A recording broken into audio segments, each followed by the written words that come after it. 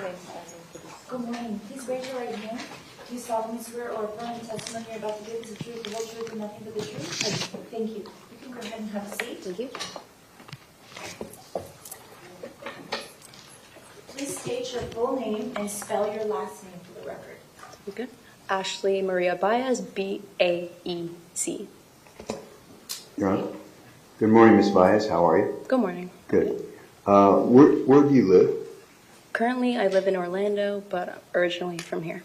Okay. Are you working, going to school? Yeah, I go to school in Orlando, and I work there too. Okay. I'd like to call your attention to Wednesday, February the 14th, 2018. Were you in school then? Correct, yes. And where did you attend school? Marjorie Stoneman Douglas. And when did you graduate? 2020. Did you spend all 4 years at Marjorie Stoneman Douglas? Correct. Okay. So on Wednesday, hold on for a second.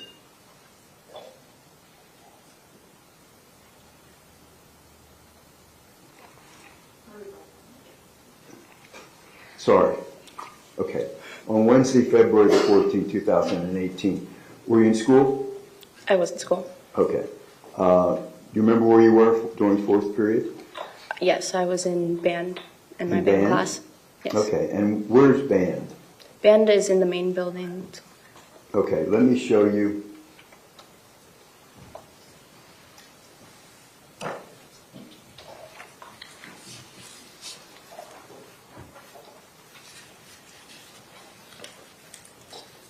And Ian, everybody can see this. Okay.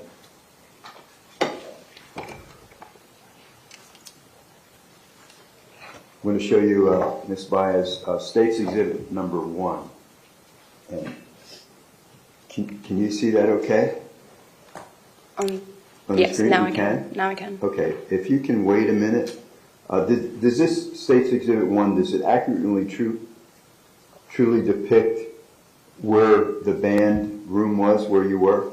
Yes, it does. Okay, so what's going to come up is a place where you can kind of mark it for us, okay? That's fine. Right. Is it showing on your? It's not. There's a row of colors that's going to come up at the bottom. They're not up yet. Oh, Now there you go. Here, right there. Okay, all right. So that's where you were, and what happened during that fourth period? During that fourth period, towards the end of the day, I decided that I had to go to the restroom, and unfortunately, we weren't able to use the restrooms in that building at that time, so I had a choice in going to the freshman building to the right or to the cafeteria building, which was farther, so I ended up going to the freshman building. Okay. Did you ever have any classes in the freshman building? Yes, I've had. All right, so you knew, the freshman building, Yeah. where the restrooms were, the bathrooms, right? Yeah, I knew the layout. Okay, so how did you get there? You can maybe just trace it for us? Traces? So I exited the building where I drew the X, and then I just walked this way directly into the building. Okay. So when you walk in the East doors, tell us what happened, if anything. As soon as I walked in, what's it called? I was headed straight to the bathroom. I realized there was obviously 2 people behind me. I don't know where they ended up going, but I directly went to the bathroom. I saw someone in front of me in the stairwell, someone higher up, an administrator or security, who looked freaked out. So I turned around because I saw him run up the stairs. And then as I turned around, I saw the shooter coming out of the stairwell.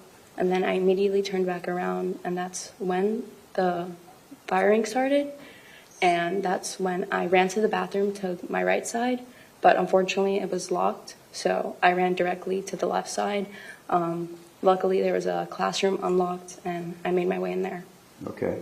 So were you injured in any way? Yes. While I was in the hallway, I didn't realize at that moment, but I had been injured in the leg. Okay.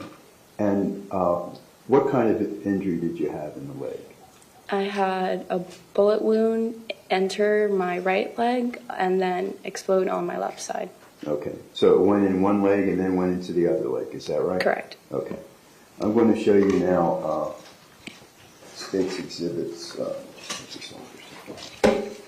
State's Exhibit 1. I've showed these in the defense round. Okay. State's Exhibit 2D, 2E, and 2F. First, let me show you 2D. Do you recognize who that is? Yes.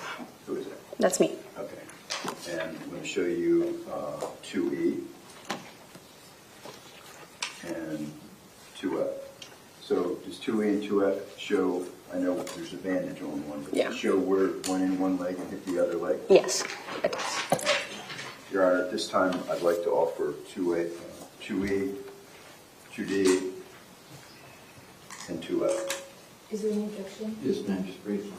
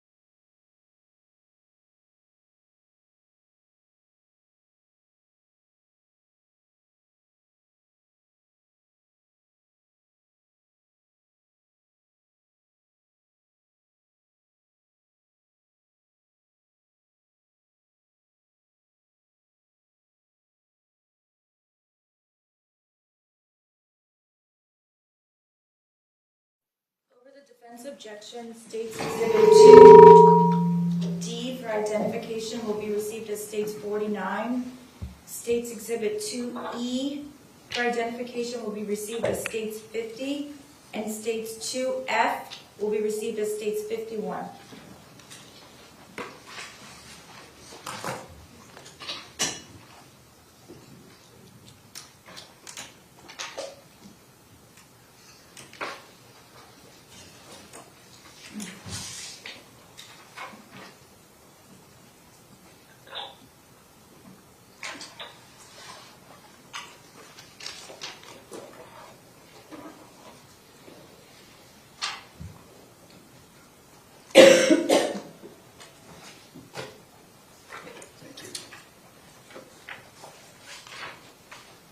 Yeah, I'm going to put this up on the screen for Biasm.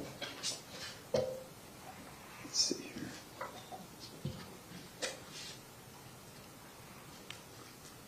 Who is that? That's me. Okay, and is that you? Where are you when this picture was taken? In the hospital. Okay. How many surgeries did you have? I ended up having 4 surgeries. Okay. And here's State's Exhibit 51. That, I'm sorry for the record, was State's Exhibit 49. This is State's Exhibit 51. Pardon? Yeah.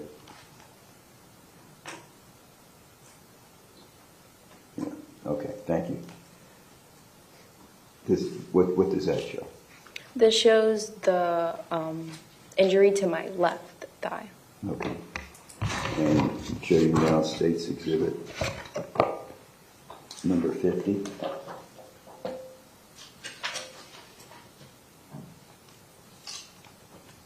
What's that show? That shows where the bullet entered on my right side. On your other leg, right? On my other leg, okay. Yes.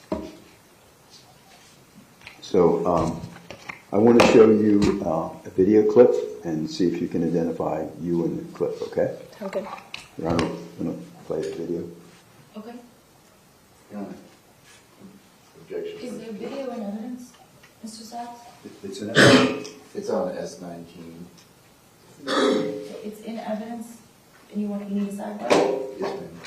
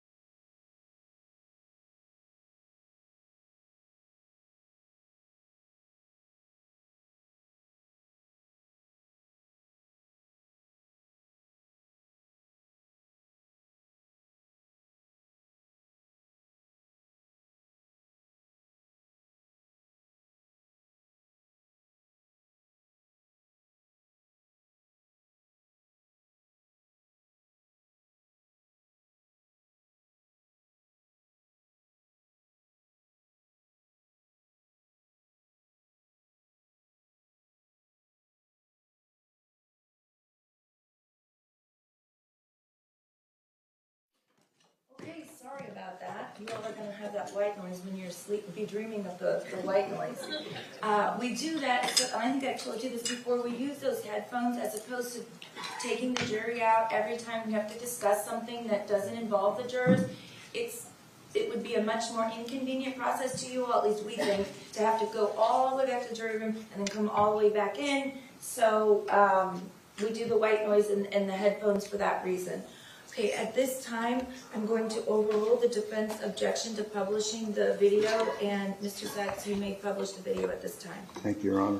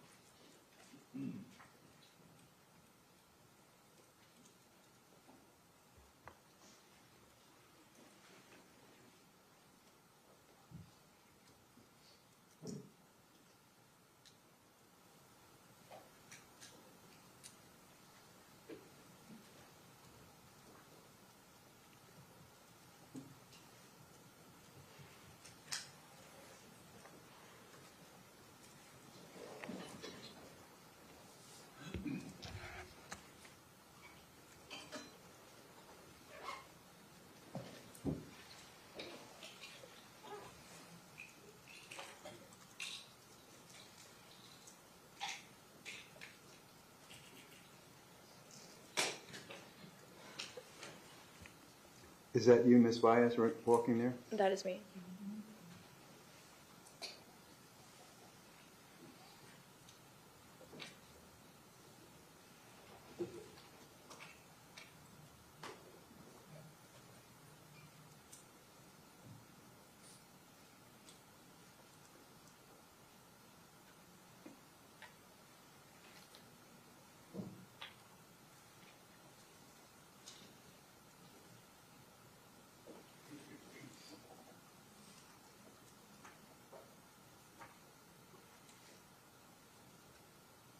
That's you, right? Yes, that's me.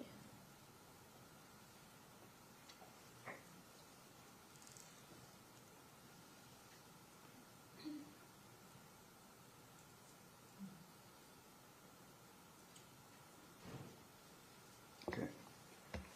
We're going to pause it here. Okay. And you guys want to Do you have cross any or anything? questions? Okay. Ms. Baez, thank you, you're excused. Thank you.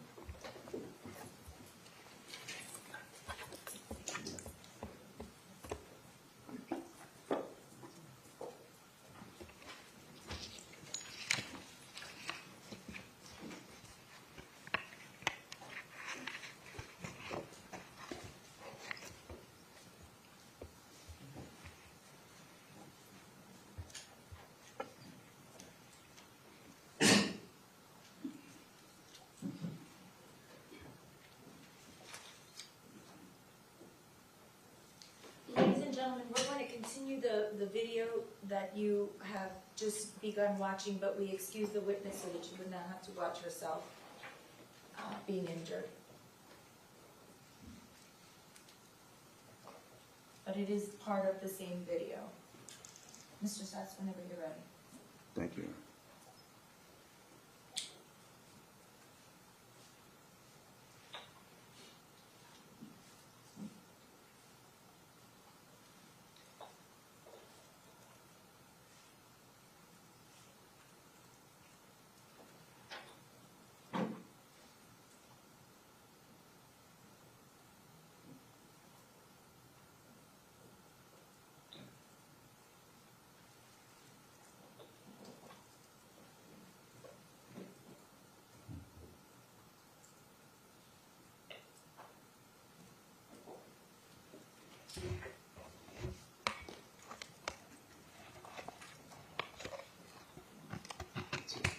Thank you, Ron.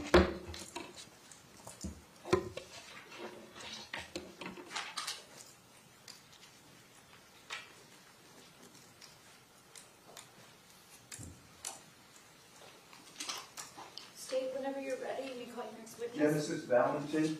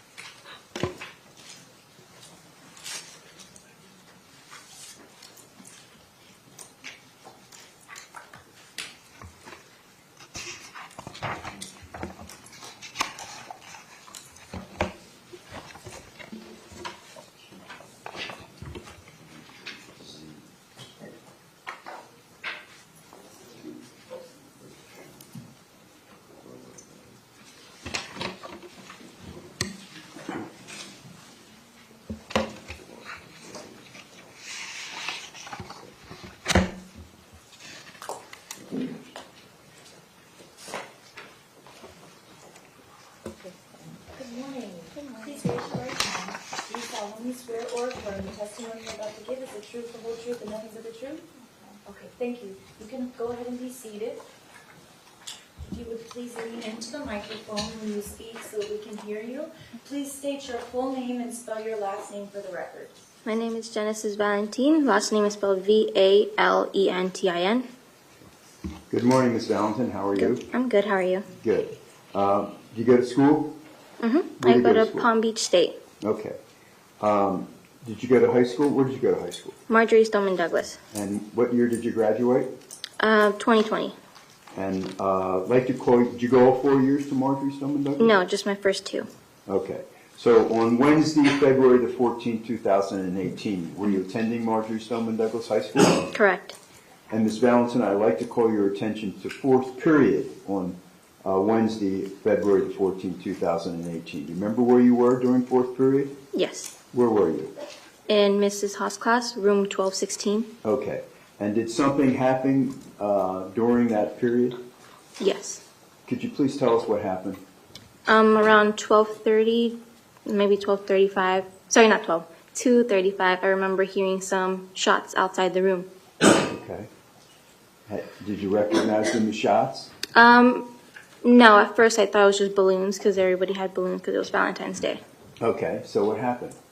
After we heard about 3 shots, we were all like, this is not normal, so we started to hide. Okay. And then after we hid, we heard more. Okay. So that's when we knew this was serious. Okay. So what happened then? At that point, we were all just hiding, trying to make sure we were all covered.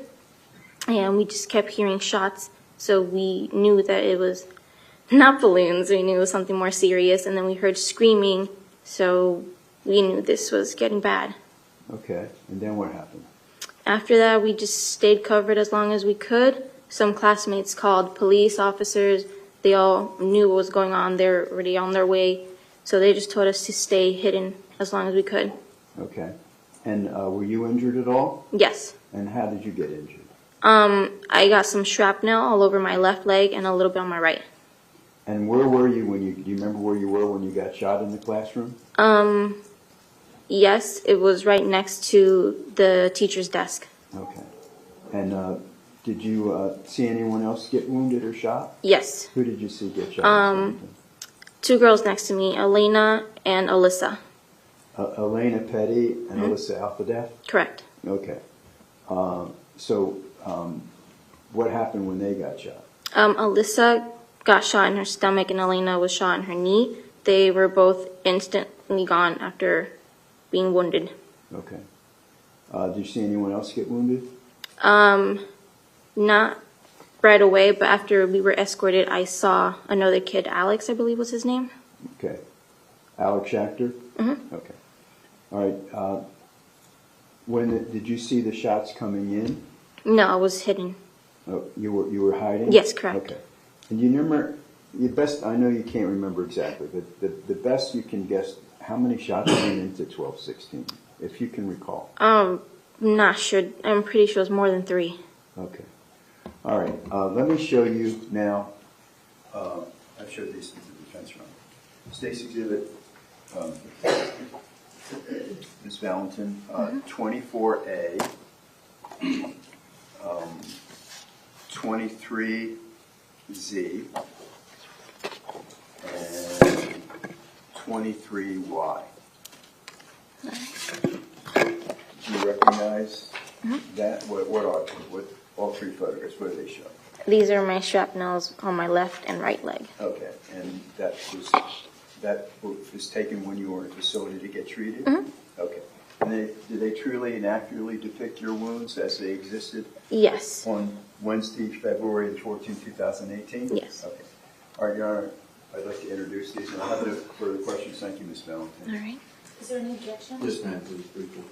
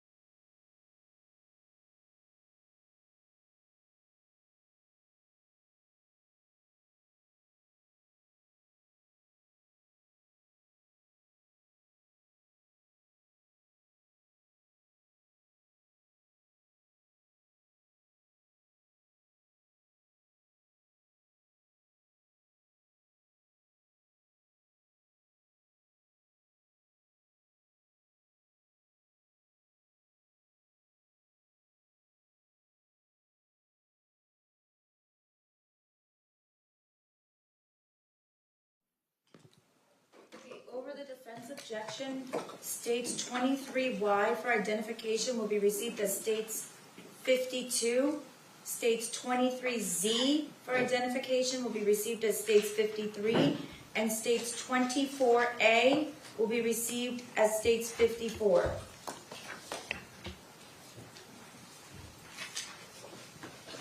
Your Honor, I have no further questions. Ms. Valentin, can she be excused? Sure. Do you have any questions? No, ma'am. Okay, Mrs. You're excused. Thank you. Thank you.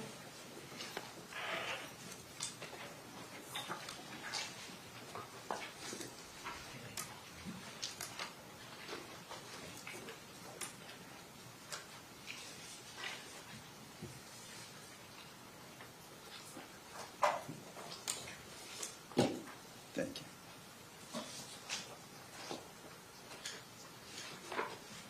May I publish these, Your Honor? You may.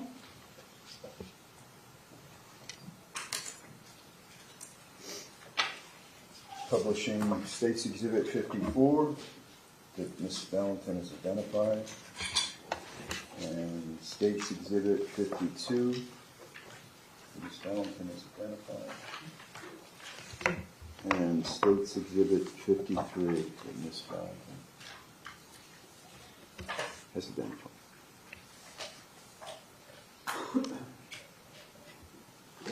Thank you, Your Honor. Thank you. Call my next witness. Yes, whenever you're ready. Ivy Schamis, please.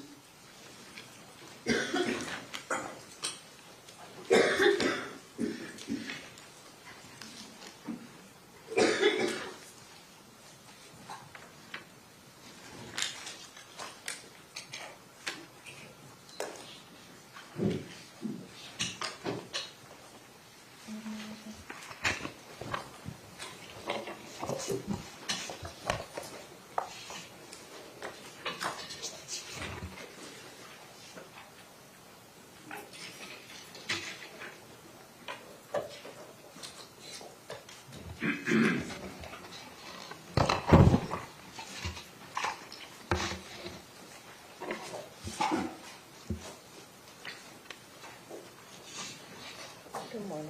Remain standing for the flag.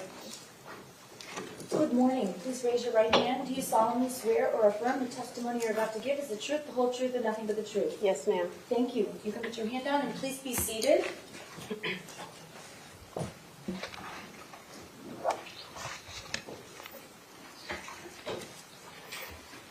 If you would please speak into the microphone and state your full name and spell your last name for the record. Sure. My name is Ivy Schamis. It's Schamis. Okay. And Ms. Schamis, Whenever you're ready. thank you. Ms. Schamis, are you employed? Yes. What do you do for a living? Well, for about 20 years, I was a social studies educator at Marjorie Stoneman Douglas High School in Parkland, but I am currently an office administrator at Milton Gottesman Jewish Day School of the nation's capital. Okay. And you were at Marjorie Stoneman Douglas from what years? From 2001, and I was employed until the beginning of 2020. Was that Marjorie Stoneman Douglas, was that your first teaching assignment? No, I taught a couple of years in Dade County and then took a break to raise my children and then started up again at Broward. Okay. And I'd like to call your attention to February the 14th, 2018. Do you remember that date? I do. Okay. And where were you teaching at that time? I know you were teaching at Marjorie Stoneman Douglas, but where in the campus? Yes, I was in room 1214 on the first floor. Okay. And how long had you been in that classroom, as assigned that classroom? Yes, that classroom was my classroom since the building was erected in 2009. So I was the only teacher in room 1214 the entire time. Okay. And what were you teaching? I was a social studies teacher. That day I taught international relations, academic elective, and history of the Holocaust, another academic elective. Okay. And 1214, the class next to you is classroom 1215? Yes, I think so. Well, let me show I you. don't remember the classroom numbers. State's Exhibit Mark 7.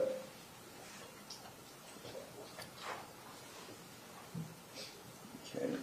Can you see that? Not yet.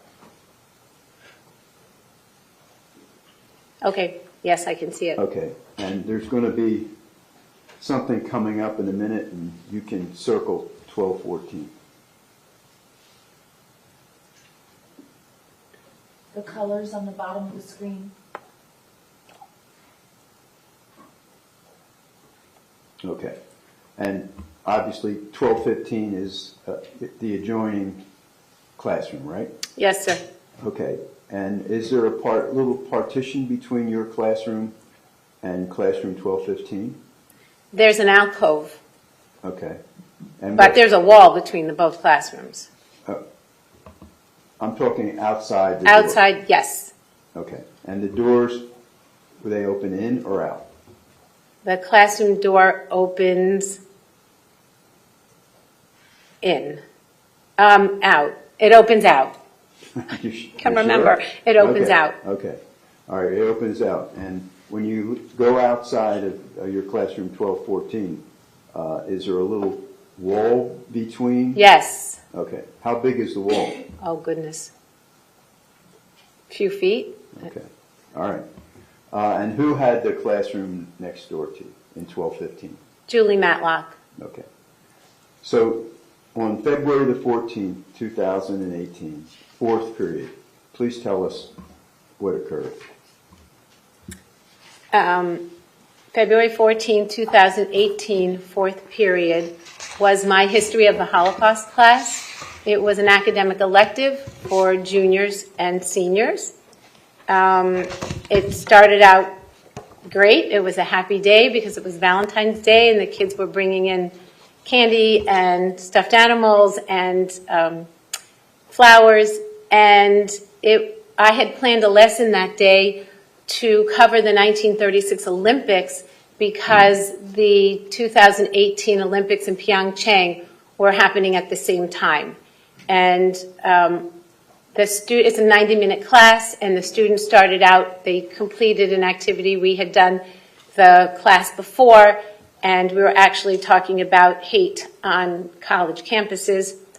And then the students had laptops on their desk. We were watching testimony from Eyewitness. It's a program online through the Shoah Foundation. And the students were doing that activity and watching testimony. And when they completed it, there was about maybe 20, 25 minutes left of class.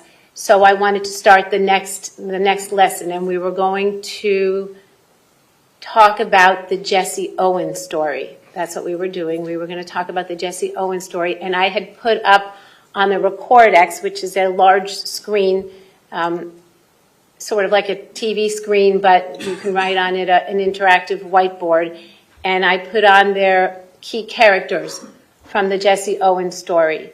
And I asked the students, it was sort of a discussion about who they might have already known and what they knew about Jesse Owens. And I asked the students if they knew who Adi Dassler was, because he was up on the board, and most students got a kick out of that because it sounded familiar. And Nicholas Dworet in my class raised his hand and he got excited. He said, I know who Adi Dassler is. He was the German shoemaker he owned a shoe factory who started the Adidas company, and he was up there because he made the shoes for the track shoes that Jesse Owens wore when he won his 4 gold medals. And the class was super excited because he knew the answer, and we were so happy for him. And then he also stated that Rudy Dassler was his brother, who started the Puma shoe factory, and we were not totally surprised because Nick was an athlete and he knew these things. And it was at that very moment when he had that aha moment that he knew the answer to that, we heard very loud shots going off in the hallway right outside the classroom door. Okay, and then what happened? And so it was just for maybe a second, the students just, it was almost like we stopped in our tracks, and they flew out of their seats and tried to find cover. I mean, in my mind, it was unmistakable that was gunshots. Again, I obviously didn't know, but so the students flew out of their seats trying to find cover in a very small room that had a wall full of windows. There was a front door with a large window, to me it was large, going down the center. That was not bulletproof. There was a lot of furniture in the classroom, and there were a lot of students in that classroom. So how many students were in your classroom? There was, I believe, 30 that day. Okay. There were a few absent. But it's a small room to have, many students. I had about, I want to say 35 or 37 desks in there, something like that, because some of my other electives were larger. And they tried to find cover wherever they could. We didn't have much time, but they scrambled to different parts of the room, sort of along the perimeter, and some tried to get behind the laptop cart, and some tried to get behind a file cabinet and the Recordex board. Hannah and Shannon went under the well of the teacher desk. So I stood there for a second while they all tried to get cover. We had never had a drill or anything to tell us what to do or where to go. But a young lady named Kelly Plore looked up and she called me over. So I ran to her. She said that she was thinking of her mom and what her mom would do in this situation. So we all were sort of down on the ground. We were on the floor trying to hide behind whatever we could. And it was really seconds later that the barrel of that AR-15 just ambushed our classroom. It came right through that glass door, the glass panel in the door, and was just shooting everywhere. It was extremely loud. It was very frightening. And I kept thinking about these kids that should not be experiencing this at all. Okay, and did you see anyone wounded? I did not see, we were all close to the ground, like laying on the ground. I did not see anything at that time, no. All right, so what happened next? So from where I was laying on the floor with Kelly, I could see the handle of the door. The door was locked, but it really wouldn't have mattered because whoever was out there, shooter or shooters, which we didn't know at the time, could have easily put their hand through the panel of the door and opened the door. And then I thought, well, that was it.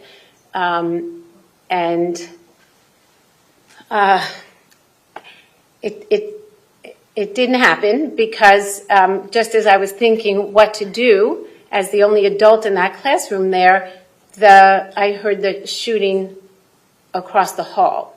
Okay. And how long did you hear the shooting? You heard it down the hall? Did you hear it anywhere else? Yes. And at some point a fire alarm went off, so it was hard to hear everything that was going on. We heard it down the hall, and then we heard it further. But nobody moved. Nobody moved because, and again, I found out later, I think from some of the he did come back. We were worried that whoever it was, that the killer or shooter would come back, and so and the students were quite mature. I was unbelievably proud, and they were incredibly brave. Just shh. They shh, shh. No one said anything. Very, very quiet.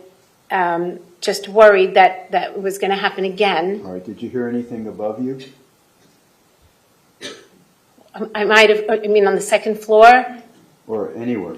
We might have heard, but then again, the fire alarm at one point went on, so it muffled sounds of the shooting. Okay. And how long did you wait before there was a police response?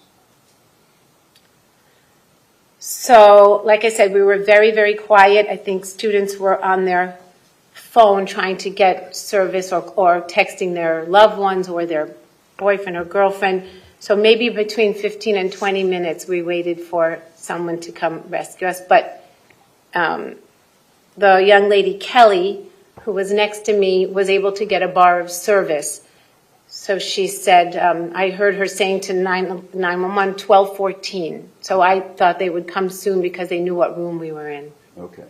And when the police came, did you see anyone who was injured?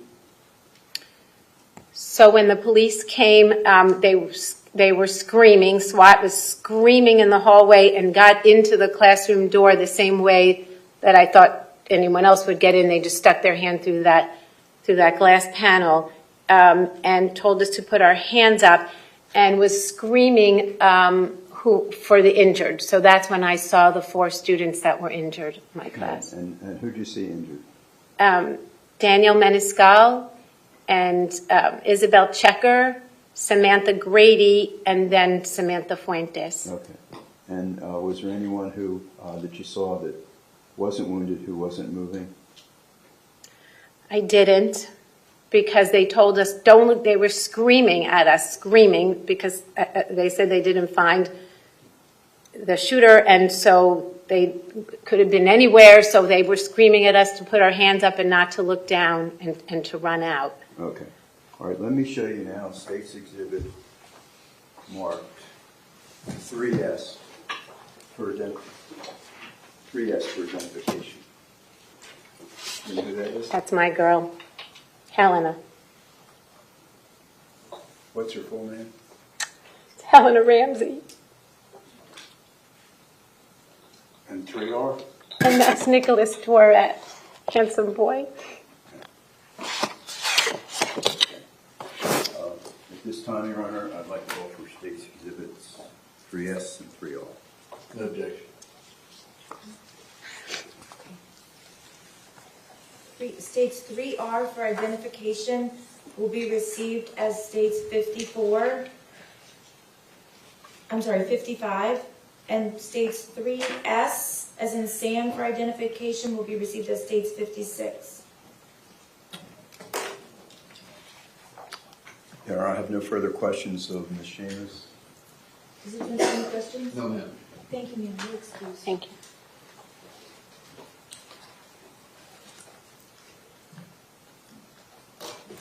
May I soon as she leaves me a post. Sure.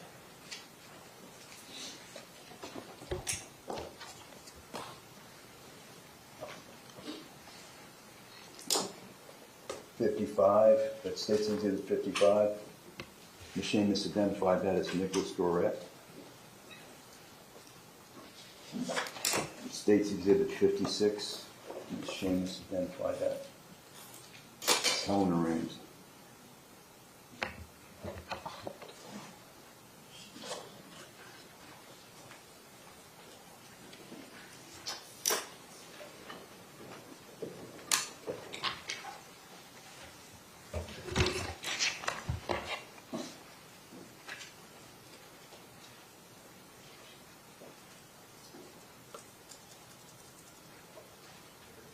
Can we take a break, Ron? Sure. Okay, ladies and gentlemen, at this time, we're going to take our morning break. Please do not discuss the case among yourselves. Please do not begin deliberating or have any discussion about the facts of the case or what's gone on in here. Thank you very much.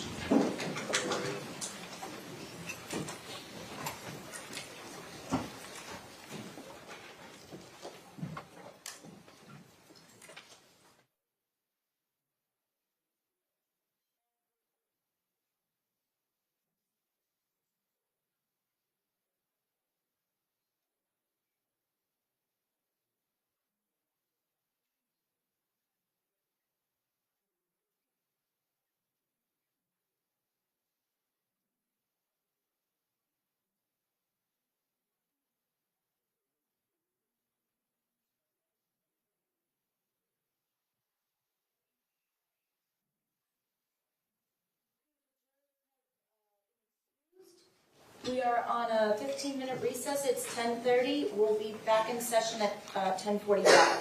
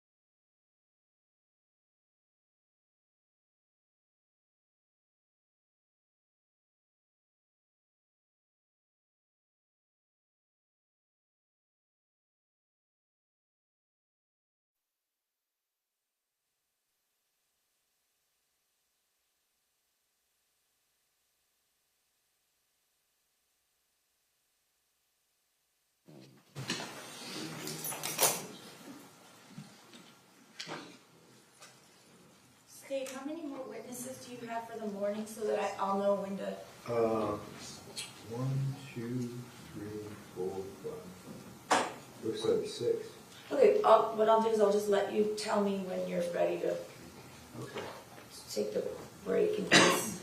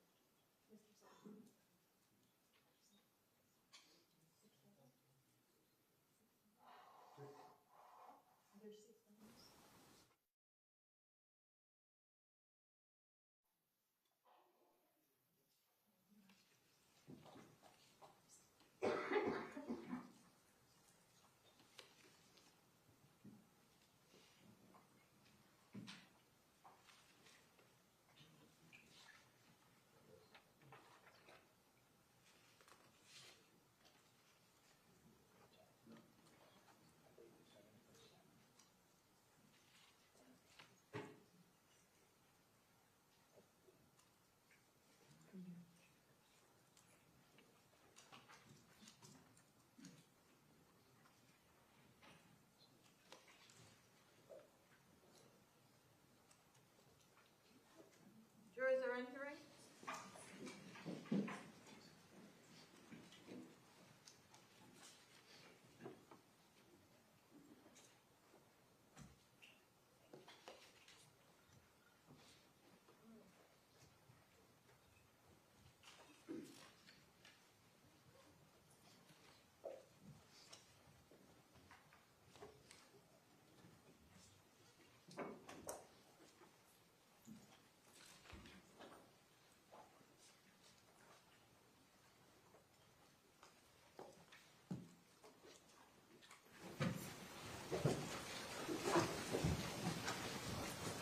Okay, the jurors are present. Everyone else may be seated. State, go ahead and call your next witness. Thank you. Joletta Matlock.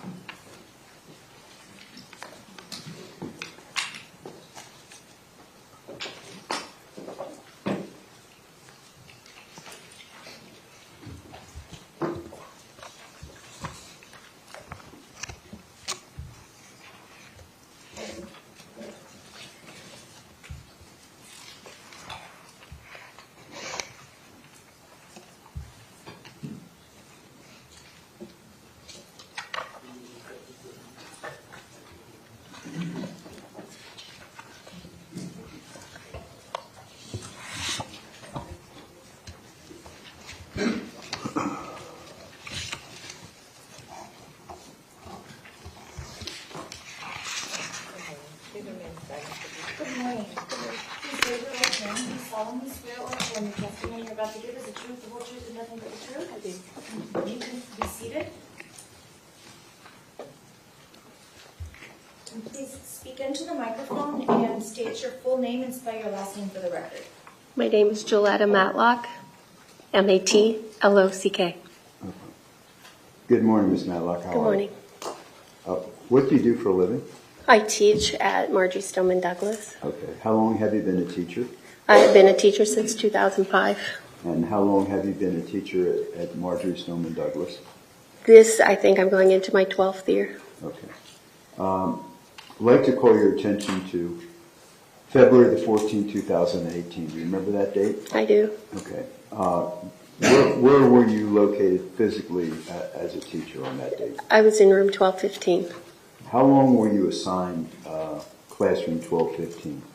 I had been in room 1215 probably the last 5 or 6 years. Before that, I was on the 3rd floor in room 1257. Okay. And do you remember who was in classroom? What teacher was in classroom 1214? Miss Schamis. Okay, and she was right next to you, right? Correct. Do you remember who was in your classroom in 1218 on the other side of you? Miss Sinich. Brittany Sinich? Yes. Okay, good. All right, so let me take you to the 4th period on February the 14th, 2018, okay? Yeah. So tell us what you remember happening, please. Well, it was 4th period, of course. It was Valentine's Day. That I had personalization, which is study hall. I had a big group, and I would often... When you say a big group, how many students would you say? Normally it would be 24 to 25. I think if I'm not mistaken, I had 28, 29.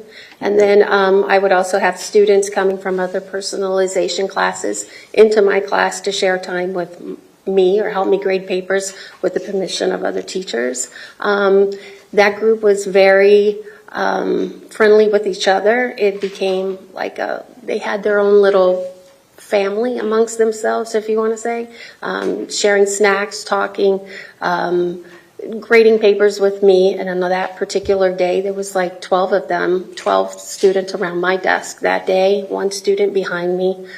Some were out on passes. But it was a group, like I said, that it was very friendly with each other, and they would do their work and laugh, and it was just a good group of kids. Okay. So what happened? Kids were working together. Like I said, I had kids around my desk, like 12 kids around my desk. Some were out. It was my desk. When you walk into my classroom, you go to the left, and there's a little small space, and then there's a closet or a cabinet, if you want to call it.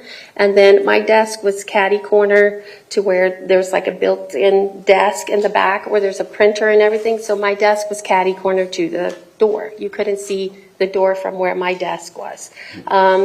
So it was almost at the end of the day, and Before you continue, Yes. let me show you Stacy Exhibit 3Y and ask you if you can identify that. That's my classroom. Is that your class? Does that accurately depict your classroom as it existed on February the 14th, 2018? Mm-hmm. Does it accurately depict where your desk was and where the door is?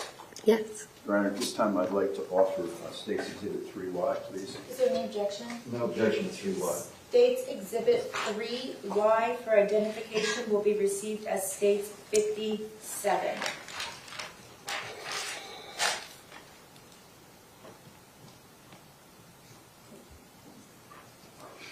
Thank you, ma'am. Okay, Ms. Matlock, I want to show you Stacy Exhibit 57. Good. All right, can you see that okay? Yes. All right, there's something will come up that you can tell us straighter. See the colors? Yes. Okay, so can you put an X where your desk was?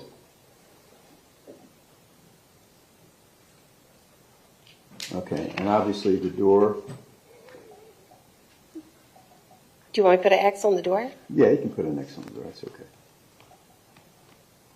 And that's the window in the door, right? Correct. Okay. All right, so go ahead. Tell us what happened. So it was towards the end of the day, and I heard like 3 loud bangs, and I stood up, and I don't even remember part of saying to get down, but I was told by students, I said, how did you know to just run so quickly to my side of the room? And they said, I told them to do that. But part of my memory doesn't even I know I said, to get down, but part of me doesn't remember saying all that I said. Okay. So they got down. I stood up, pushed my chair back, and the students got up underneath my desk and all the way as far as they could in the corner and up against where the closet was towards the desk. And then I walked to that little piece of the wall that was by the closet, in between the closet and the door, and I stood there by that door. Thinking that it was the drill that they had told us that we would be having, since we had a training in the auditorium in January, and they said there would be a drill forthcoming of an active shooter, or a code red, some type of code red drill. I thought it was that drill. I said, this is it. They're trying to catch us off guard. And what day then? Valentine's Day. So I stood by the door in that little piece of space that was there, and the kids were nervous, of course, and I was telling them to be calm, that it's okay, it's just a drill, that it's going to all be fine. And then the sounds just kept coming, and I moved towards the front of the door, and when I was in front of the door, the glass fell out on my feet, and all I could think of, and I didn't have a phone with me, I always kept my... When you say the glass fell out, you talking about the glass in the door? Yeah, the glass in the door. I was standing in front of that door when the glass fell in front of on my feet, and I remember I walked towards the student's desk, and I was still in front of the door. I walked in front of the student's desk, and I looked at the students hiding behind my desk and in that corner, and I told them, I said, oh boy, now this is really bad. Whoever's conducting this drill, somebody could have gotten hurt through the glass. And then I walked back towards the students, and I told them, it's okay, just relax. I kept thinking that it was a drill. Okay, then what happened?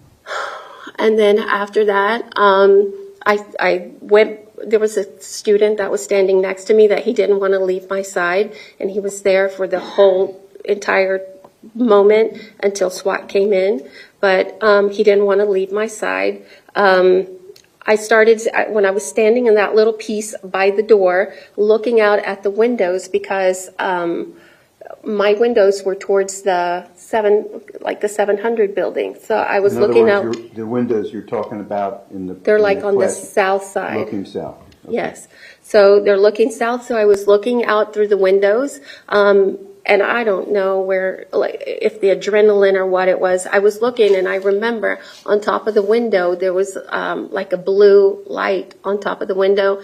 And then my senses started coming in, and I started smelling, like when you light a match, like the smell of, I guess it's sulfur. I started smelling that. And then I looked at a student desk, and I saw like some debris, and I thought, well, that's weird that would be there like that. And then I kept addressing the kids that it would be okay, that it's a drill, and it kept coming in and out of my mind. Is it a drill? Is it not a drill? Is it a drill? Is it not a drill? And then I stayed with the kids until what seemed like forever, and you could hear what were gunshots, but we thought it was... How many gunshots did you hear? Oh, there was a lot. I couldn't even tell you. From I don't know. your classroom, were you able to tell where they were coming from? They were coming from the hallway and from the room next to me. Okay. And then we heard screaming next door. Okay. And did those gunshots dissipate? Did you ever hear them above you? You could still hear things, but it was a little less, that you couldn't hear them as loud. Okay. So prior to this happening, did anyone ask permission to leave your classroom? They did. Okay. Who asked permission to leave your classroom? Martin and Luke. Luke Hoyer. Martin, Luke. Is it Martin Duque and Luke Hoyer asked to go out on a pass to the media center. Okay. And where's the media center? The media center is over by the main 100 building. Okay. It's in the 200 building, but it's on the Okay. other Did you give side. them a pass? I did. Okay. And did they leave? They did. Okay, let me show you State's Exhibit marked 24B for identification.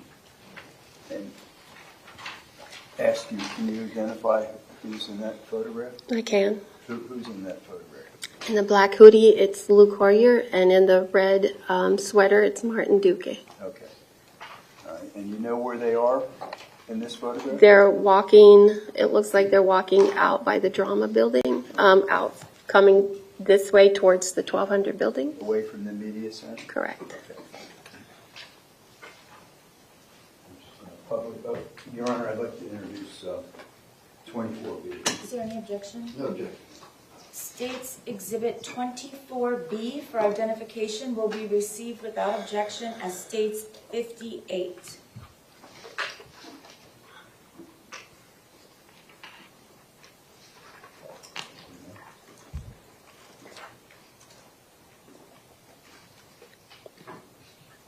Okay, could you just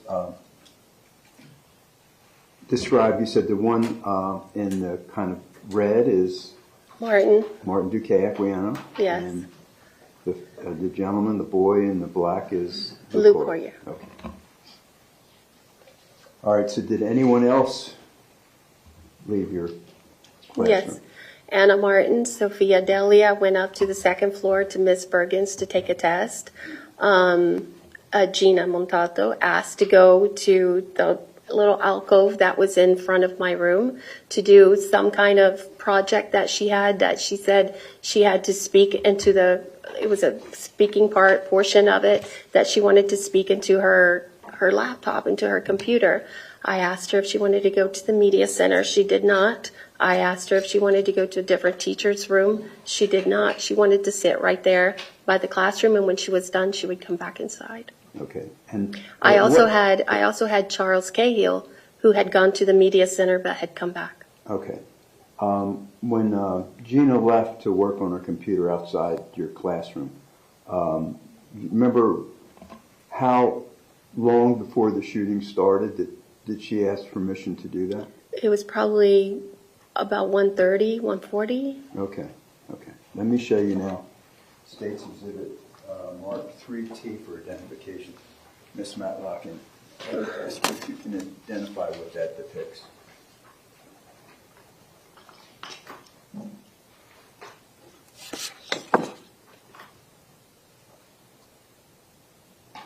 Okay, that's my room. And is that your room in 1214? Yes. Okay. And does that photograph truly and accurately depict the doorways, how they existed on February the 14th, 2018? Yes. And there's a little partition between your two classrooms, right? Yes. And that's accurately depicted in this photograph? Yes, that's Okay. the little alcoves. Okay. Your Honor, I'd like to offer State's Exhibit 3T. Is there any objection? Yes, ma'am, please. Mr. Sessom, may I see the photo? Oh, absolutely.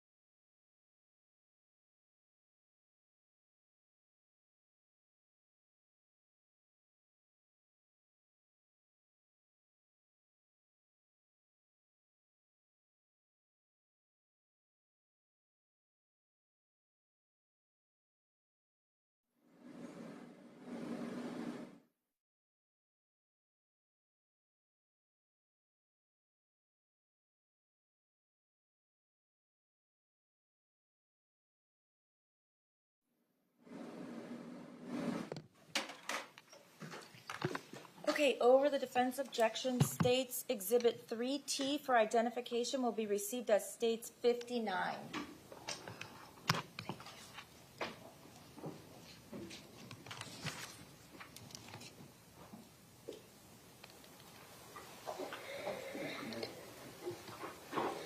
And Ms. Matlock, now it states 59. I want to show you that. And I want you, can you see that okay? I can. All right, and that shows your classroom at 1215 and Ms. Schamis' classroom 1214, right? It does. And that's the little partition I'm talking about in between, is that correct?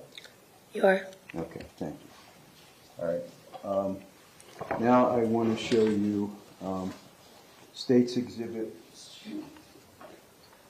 marked first 3X. 3X, you know who that is? Yes. Who is that? Martin Duque. Martin Duque Aquino. Yes. And 3W? Who is that? Gina Montalto. And 3V? Luke Hoyer. Okay, Your Honor, I'd like to introduce States Exhibit 3V, 3W, and 3X. Is there any objection? No, no.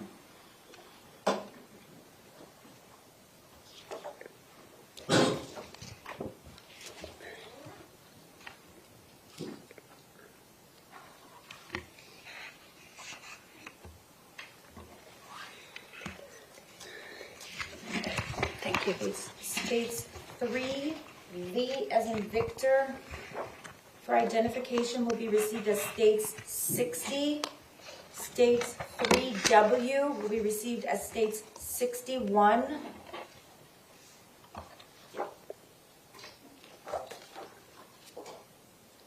And States 3X for identification will be received as States 62.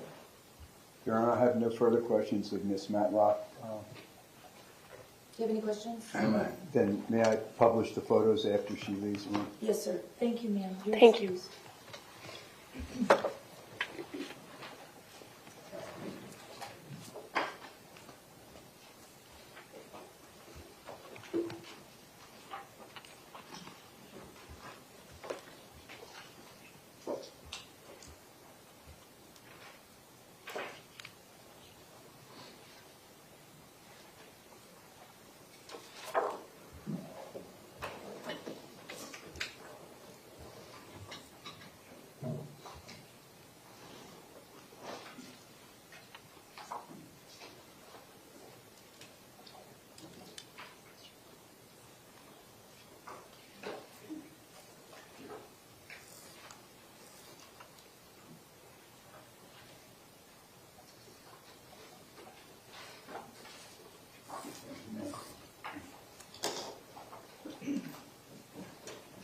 States Exhibit 62, Martin Duque Aquino.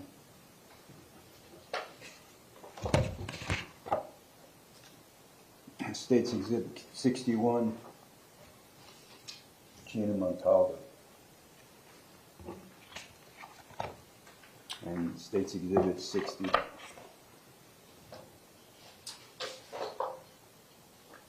Luke Hoyer.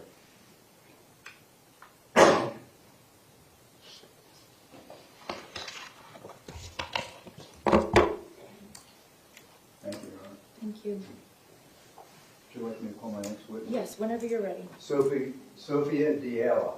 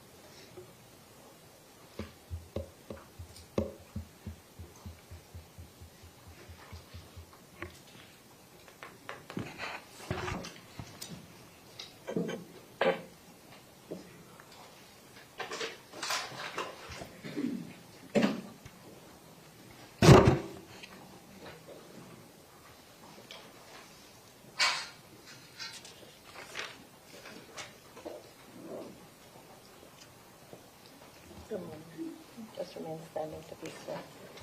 Please raise your right hand. Do you solemnly swear or affirm the testimony you're about to give is the truth, the whole truth, and nothing but the truth? Yes. Thank you. You can go ahead and have a seat. If you would, please lean in and speak into the microphone and state your full name and spell your last name for the record. Sophia Delia, Delia. Whenever you're ready. Thank you, Ron. Good morning, Miss Delia. How are you? Okay, Good. Do you go to school? I do. Where do you go to school? I'm going to be a transfer student at the University of Tennessee. Okay. And did you go to high school somewhere here in Broward County? Yes, Where'd you go to high school? Marjorie Stoneman Douglas High School, And when did you graduate? 2021. I'd like to call your attention to February the 14th, 2018. Do you remember that date? I do. Okay. Fourth period, do you remember where you were? Yes, I was in personalization with Miss Matlock, room 1215. Okay. Tell us what happened during fourth period, please. I walked into the class, and then shortly after, I had to go upstairs to the second floor with Miss Bergen to make up a test that I had missed previously. I went with my friend Anna. She had also missed the test. Is that Anna Martin's? Yes. Okay. After we finished the test, we walked to the second floor bathroom because I was the only one unlocked. And we got stopped by a staff member who asked for our hall pass. Okay. And we showed it to him. It was fine. We went back down the opposite stairs, walked back to our class, and knocked on the door. And as we were waiting, we made small talk with Gina. Okay, where was Gina? You talked about Gina Montalto? Yes. And was she in your class in 1215 too? She was, but she was outside working on her computer. Okay. And you spoke to her? We made small talk. Hey. Okay. What position was she in? She was sitting down. I think maybe her legs were outstretched, and she was working on her laptop. Okay. And that was where in reference to 1215's door? I believe there's a little indent in the door, and she was sitting in that indent by the door. Okay. And you had small talk with Gina, and then what happened? And then we got let in the door. We took our seats, which were the closest ones to the door. I was in front of Anna, and she was right behind me. I noticed that Luke and Martin weren't in the class anymore. When you say Luke, you talking about Luke Coyer? Yes. And Martin Duque Aquiana? They Yes. weren't in the class? Okay. I just assumed they had to go make something up.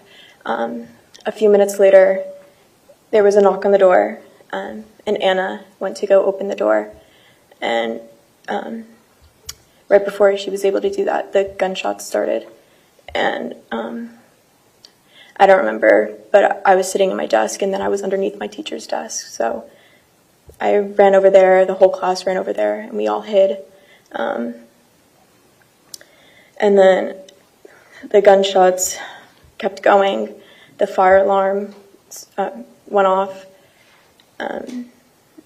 It kept going. It got a little bit distant, but it was still very, very loud. And then law enforcement came into the room, told us they were clearing our room, not to look around, that they didn't want us to see what was in the hallways. So I was looking down at the ground, and I stepped on class. And then when I got out the door of my classroom, that's when I saw the blood everywhere and 2 bodies, and then we ran out of the building. Okay. And when Anna was going to answer the knock at the door, did you get a chance to see who was at the door?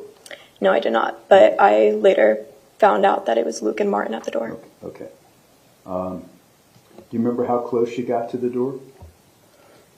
I believe fairly close, Okay. but there just wasn't enough time. Okay. And did you go to the same place where Anna went to, after you heard the shots? Yeah, the whole class was by our teacher's desk. All right. Thank you, Sophia. Your Honor, I have no further questions. Do you have any questions? No. All right, thank you, Miss. You're excused. Thank you.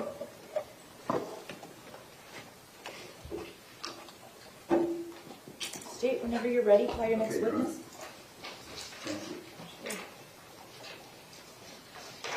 Ronit Reoven.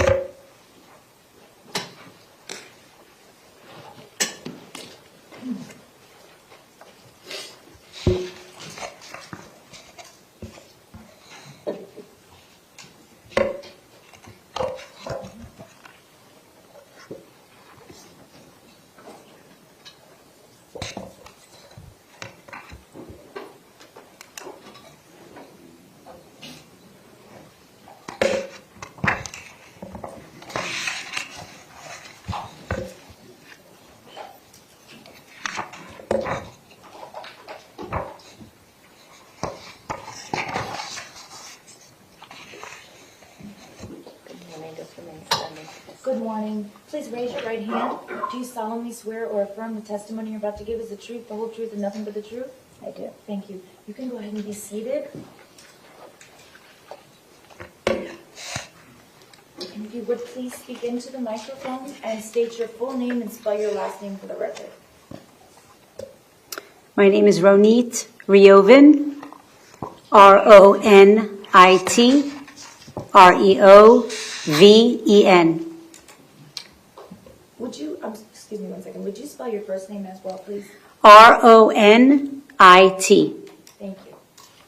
You may inquire. Thank you, Honor. Good morning, Mr. Reoven. How are you? Good. What do you do for a living? I'm a high school teacher, Okay. And how long have you been a teacher? going on 23 years, And where do you teach now? Stoneman Douglas High School. How long have you taught at Marjorie Stoneman Douglas High School? This will be my 23rd year. And what do you teach?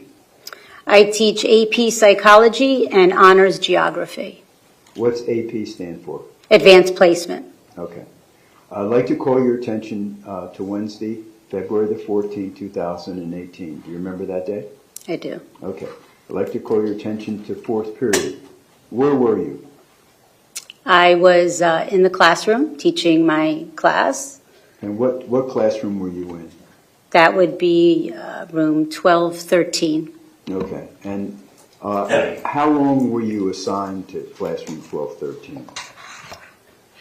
Since the building's inception, which I believe was 2009. Okay.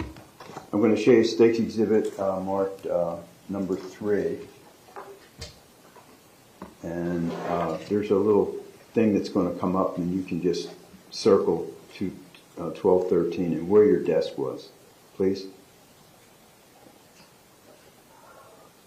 Okay, and how about your desk? Where was your desk? Right there? Okay, all right. Great, all right, thank you. And so it's fourth period, right? Yes. Okay, what happens? So we begin class like any other class. We go over a couple things as far as what we're going to be talking about. I get the class started with the lesson. It's a lecture-based course, so it's mostly me in front of the class going over things, explaining things. I have things up on the board. We have demonstrations. I'm going through the lesson with them. Students are sitting and taking notes, asking questions when needed. And we go through the period as normal. I tend to kind of look at my notes and the clock every now and then to just gauge where I'm at with the lesson and the time. And I remember a little later into the period, I glanced up at the clock to see the time and how much more I wanted to cover and to think about where I felt was a good stopping point for that day. And it was 2:15. And I walked over to the podium to see, how far along I wanted to go in the notes. And I went back in front of the class, and I continued to, finish up with some other topics that we were talking about, which was a lesson on Sigmund Freud's theory of personality. And then moments later, you hear the gunshots. And there were multiple gunshots. And they were incredibly loud. Boom, boom, boom, boom, boom. And I froze for a moment, and the students jumped out of their seats. Of course, they were startled and scared, and they tried to scurry out of their desks, and they started to run in the opposite direction of the classroom door. And in running in that direction, they were running towards the windows on the other side of the classroom, and I yelled at them. I said, no, no, not that way, not that way. Go to the other side, go to the other side, get behind the desk, get behind the furniture, go the other way. So they went from one direction of running towards the windows, which I guess they did out of instinct. You run away from where there's danger. You run away from where you hear something scary. So they ran that way towards the windows, and I yelled at them to run the opposite direction. So they, hurried themselves off to the other side and jumped over the desks and my desk and around the podium and tried to get as close as they can behind my desk and whatever furniture I had by that opposite wall of the windows, which is the wall that is on the same, which is the wall where the classroom door, the side of the classroom door. And in doing that, they would be out of the line of vision. Okay, away from the door. Away. They'd be on the side of the door, but away from where they would be seen. We had a glass panel. In the door? Yes, there was a glass panel or glass window in the door. So if they were to be on the opposite side of the room, they'd be in clear vision. So I had them all run to the opposite side and hide as best as they could on that wall. And then what happened? And then the gunshots continued, and they got louder and louder. We were trying to keep each other quiet. The kids were on top of each other and hugging each other and holding each other, and we were trying to hush each other, shh, and calm. There was some whimpering and try to calm them down and keep each other quiet and calm as best as we could. And the shots got louder and louder, and then you hear the piercing sounds. You hear the piercing sounds of the fire alarm going off, and you feel the vibrations in your chest as the gunshots were getting closer and louder. You could feel the vibrations in your chest and in your body. And dust and debris fell from the ceilings, from the vibrations of the gunshots. It was like extremely loud, like in a tunnel because of the hallway. And then they got to the point where they were loud because the bullets had just shot through the glass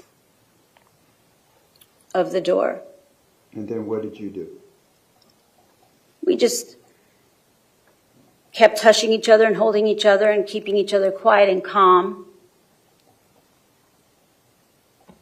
And did you hear, did the sound seem to dissipate, or what happened to the gunshots? After a little bit of time, the gunshots started to get a little more faint. They seemed to be in the distance. And do you know where they were coming from, or do you have any idea where they were coming from? I didn't know exactly where they were coming from, but I knew it was in the hallway. I didn't know exactly where, but it was in the hallway. Okay. So they started, the gunshots sounded more distant, more faint, and when I noticed that it seemed a little further away, that's when I got up and I kind of peeked over my desk, around my desk to see, what had happened and kind of assess the situation, because at that point I started to hear, the whimpering and the moans and groans from the kids that were shot. And were kids shot in your room? Yes. Who was shot in your room? Ben Wakander, Samantha Mayer, Madeline Wilford, and Carmen Shentrup. Okay. And so what else did you do? Did you when you got up from your desk, Ms. Reoven, did you do anything? When I first got up, when the gunshots were a little further away, I took my keys and I went over to the door and I felt it was a safe time, so I carefully opened the door just a little bit with my left hand and took the key in my right hand and kind of worked my little arm around to just unlock the door and closed the door, went back to where the kids were all huddled and hiding, dropped the keys down and looked again to see the kids, and it was confirmed to me that the moans and the groans and the crying were from the kids that were shot. And at that point, I knew that I had to try to do something to help the kids that were injured. So Okay, and did you? I did. Who did you help? Well, initially, Ben Wakander was crying and begging for water. Please, please, I need water. Please, give me water. So I had my water bottle on my desk, and I gave him the rest of my water to drink from. The water bottle, he drank whatever was in there. And then I had another student that was beside me, Logan Mitchell, who was pretty much next to me the entire time. And he was beside me and helping me, kind of guiding me through, giving me that extra, yeah, it's okay to do, yeah, it's safe, da-da-da, I don't hear anything. He was kind of listening and also checking. And I had a baby blanket that I used to cover my coffee maker. I had a mini Keurig in the corner. So whenever I wasn't using the Keurig, I had a baby blanket that I covered it with when it wasn't in use. So I had a student that was hiding next to the Keurig throw the baby blanket over to me, and I used that baby blanket to make a tourniquet for Ben's arm because he was bleeding out. So I just made a makeshift tourniquet and I put it on his arm, made it on his arm. And then Logan was looking over Madeline. Madeline Wilford. And I believe he got a denim jacket from another student and covered Maddie with a denim jacket. I saw Samantha, Sam Mayer, that she looked pretty stable, looked like she was shot in the knee. So when I saw it looked like she was shot in the knee, I figured she was pretty stable. She's all right. I noticed Carmen beside Ben. I noticed Carmen beside Ben, and I went close to just kind of get a better gauge, and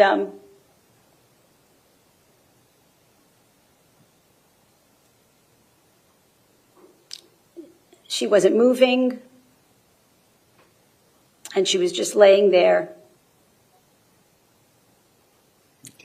Just laying there still, and there was no response. She was just moving. She wasn't moving, and she was just laying there still, no response, face down, her head to the side, and hair just covered her face. And I knew that she was probably gone. And then I went over to Maddie, and I took a look at her, and it was hard to tell where exactly she was shot. I knew she had multiple gunshots, but I couldn't tell exactly where, but I wasn't clear as to where. So because I wasn't clear as to where the shots hit her, and I knew there were multiple ones. I was afraid to really move her because of the position that she was in. She was propped.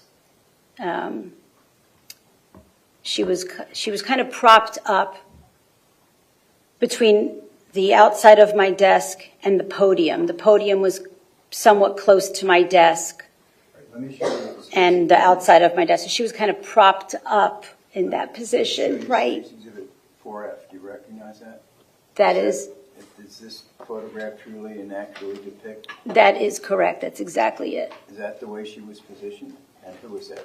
That's Madeline Wilford. And that's the position you were just describing? Correct. And I couldn't tell where she was shot, so I left her like that because I was afraid if I moved her, it may have made it worse if I flattened her.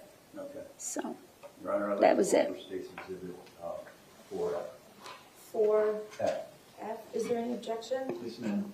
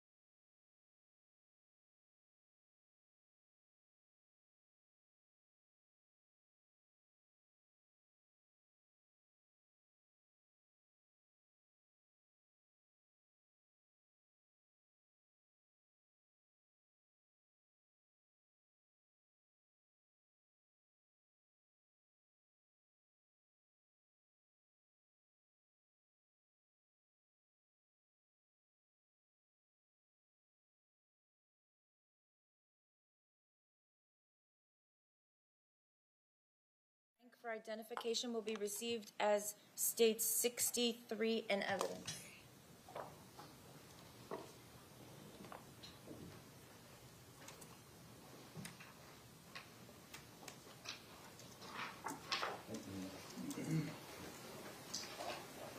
And now I'm going to show you, Ms. Reoven, State's Exhibit 63, the photograph you just identified. That's the position you described as Madeline Wilford in? That's correct. And was Danielle Gilbert in your classroom? Yes, she was. Okay. And had you ever had an opportunity to watch her cell phone videos? I have. And is that you in it? That is? That was you, right? Going to the door? Yes. Okay. All right. So did the police come? How soon after? Well, it seemed like forever, but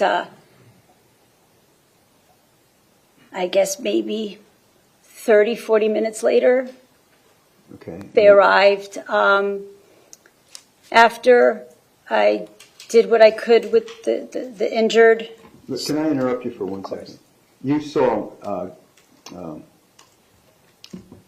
the video, Danielle Gilbert's video, right? Was that accurate as to when the police came? Because the police came, right? Yes. Okay. Yes. All right. Oh, yes. So whatever that video shows is that's how quickly the police came, correctly? Yes. Whatever Okay. time was on. Yes. Okay. Okay, good. All right. So when the police came, what did they do? So when the police, we heard the police arrive at the building, and you could hear them start going through the hallways and calling all kinds of code numbers and whatnot, going through the classrooms. And I went over to the door and tried to get their attention as soon as I could get them to our classroom because we were hit. And I went over to the broken glass in the window, or the broken window, and just tried to get their attention with me, calling for help, psst, psst, help, help, come here, come here. And moments later they came and, opened the door for them, and they hurried in and they started to, shout, how many down? Who's down? How many down? And how many injured? And the kids just shouted out answers, and of course then they saw, and they started to take out the injured students first. Okay. And let me show you State's Exhibit 4B for identification and ask you, who is this?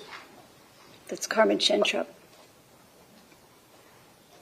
I'd like to offer 4B, Your Honor. Is there any objection? No, ma'am.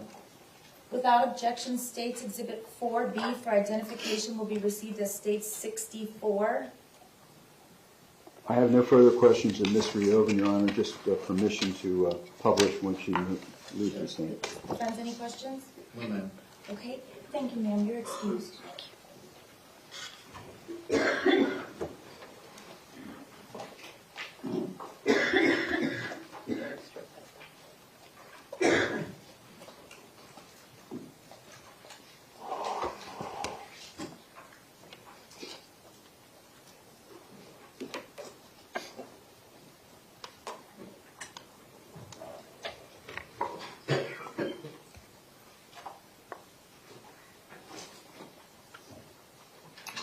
Here is Carmen Shentrup.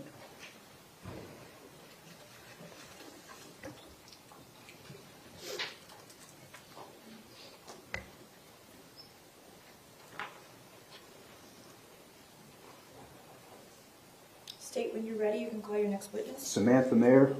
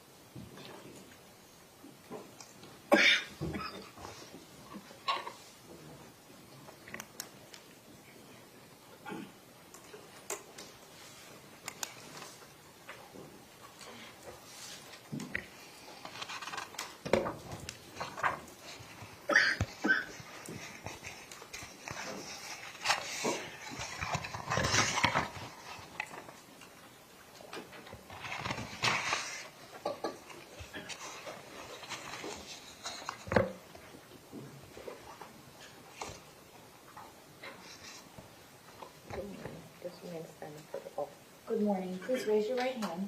Do you solemnly swear or affirm the testimony you're about to give is the truth, the whole truth, and nothing but the truth? Yes. Okay, thank you. You can go ahead and have a seat. And if you would please lean into the microphone when you're speaking and state your full name and spell your last name for the record. Samantha Mayer, Mayor. Yeah. Okay. Good morning, Ms. Mayer. How are you? I'm okay. How are Okay, you? I'm good. So do you go to school?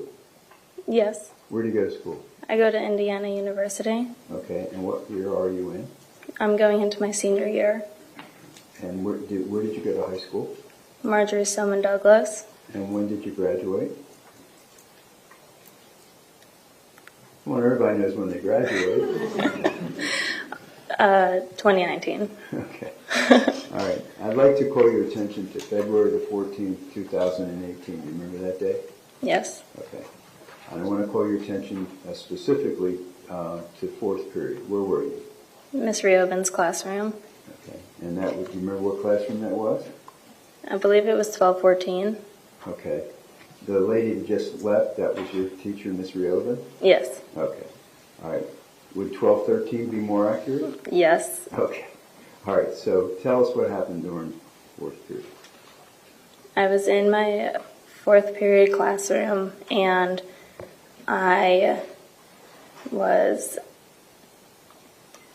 we were learning some sort of psychology lesson, and I was sitting in my desk, which was about the middle of the room, and during the middle of the lesson, we started to hear gunshots. Okay. And I didn't really know what was happening. I didn't know where they were coming from or anything. And everyone kind of looked around and then got out of their seats and started going to the corner of the classroom that was on the door, away from the windows. And we were all sitting on the floor, and I wasn't on the side with the door. I was on the ball that touched both the window and the door ball. And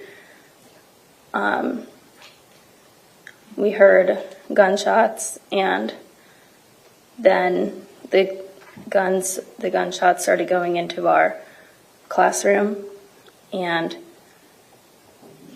I remember closing my eyes and not looking and still not knowing what was going on. And then they stopped, and my classmates started screaming and moaning, the ones who were hurt. And then I realized that I couldn't really move my leg, and I didn't know why. Ben was kind of falling on me, so I couldn't tell if that was why it was hurting. And then was that Benjamin Wickander? Yes. Falling? Okay. And I knew that he was in a lot of pain, and I asked someone next to me why my knee was hurting. I couldn't really tell, and then they let me know that I had been shot in the knee. And then I heard someone on the phone with 911, and they then said that I had also been shot. And I remember Miss Reoven taking clothes or anything that she could find and coming over and helping to wrap people's wounds. And then I remember someone knocking on the door and trying to get into the door. And that's when I started saying, don't open it, don't, because I couldn't see anything. Right. So I was saying, don't open it. I was terrified for who was going to be let in. And then it was police officers who were letting us out. And I got lifted up, or at first I didn't really understand why they were helping me still. I was very, very upset that they weren't helping someone next to me. And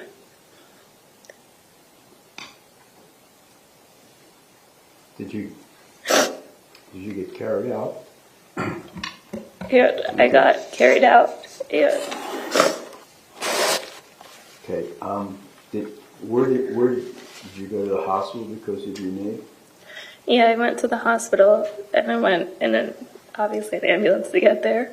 Okay. And what was wrong with your knee? I mean, I know you got shot, but what happened to you? I believe that it shattered my kneecap. Okay. And did you have surgery? Yes. And do you have any after effects from that? Yeah. What are some of the things?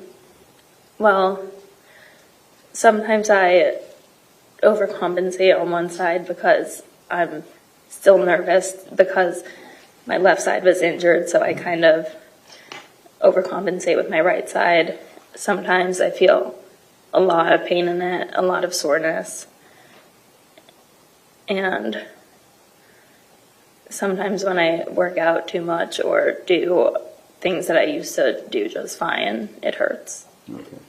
Let me show you State's exhibit 4D.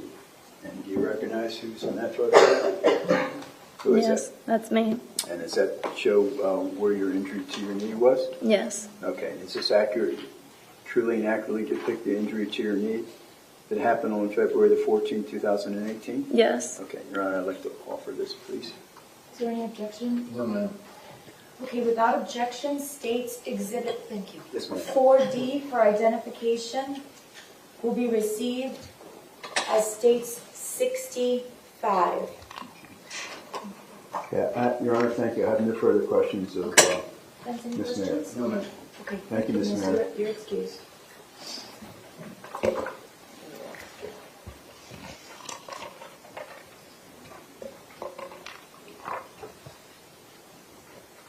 Next witness. Sure. Madeline Wilford.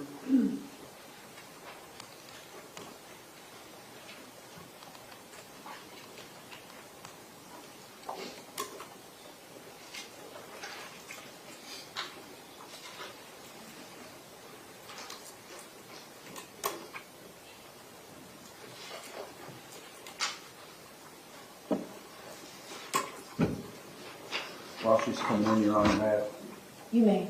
public disclosure.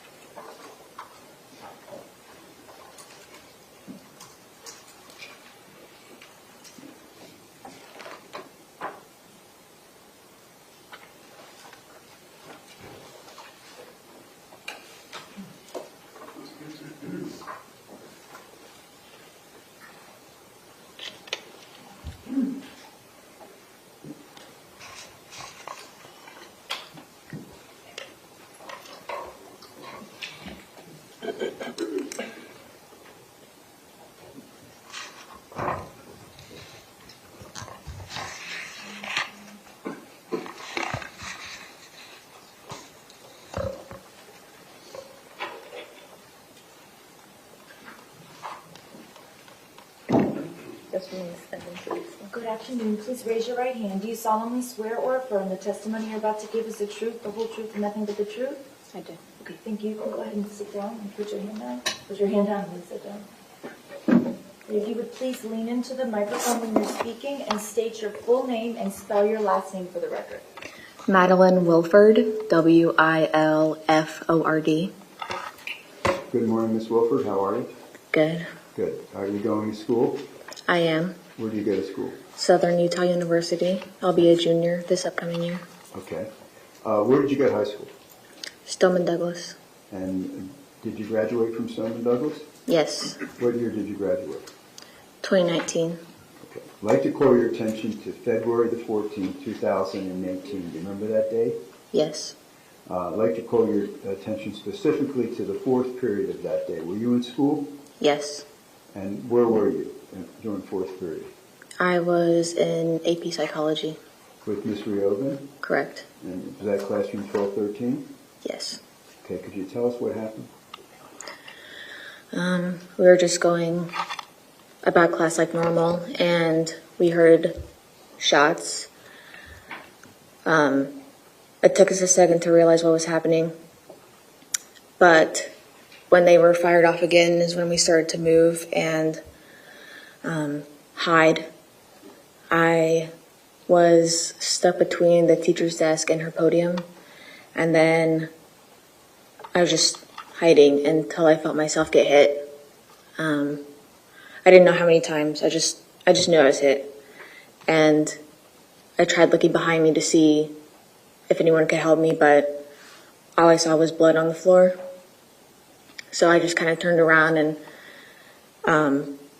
when the fire alarm went off, I also thought that hopefully, like, they knew what was going on and so that they were coming soon, but I ended up passing out. Okay. And then What's the next thing you remember after you passed out?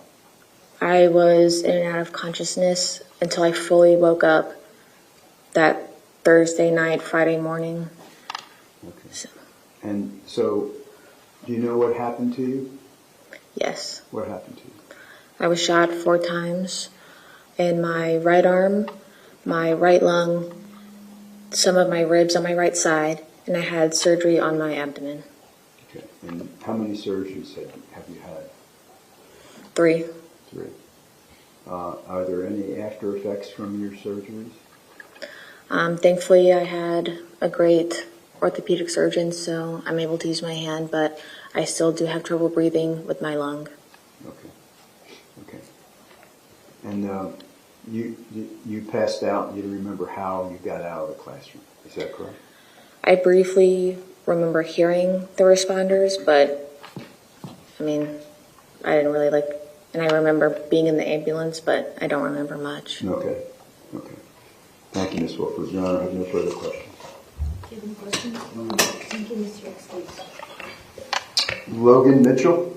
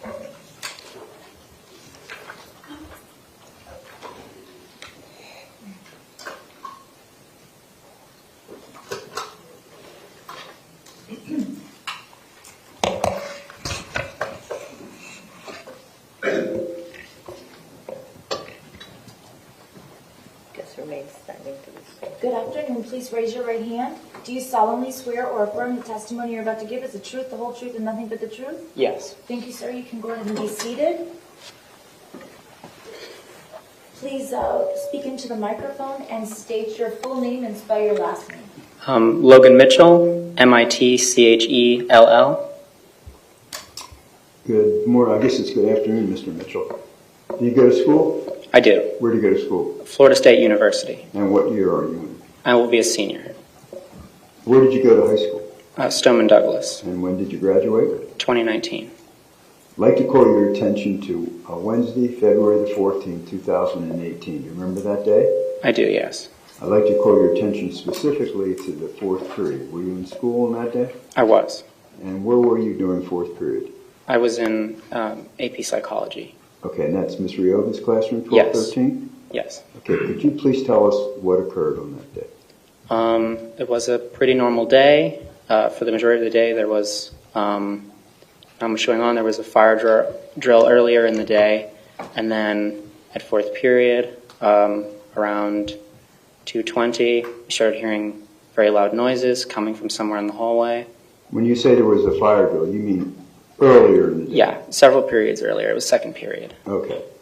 All right. So there were 2 fire drills that day? Yes. 2 fire alarms?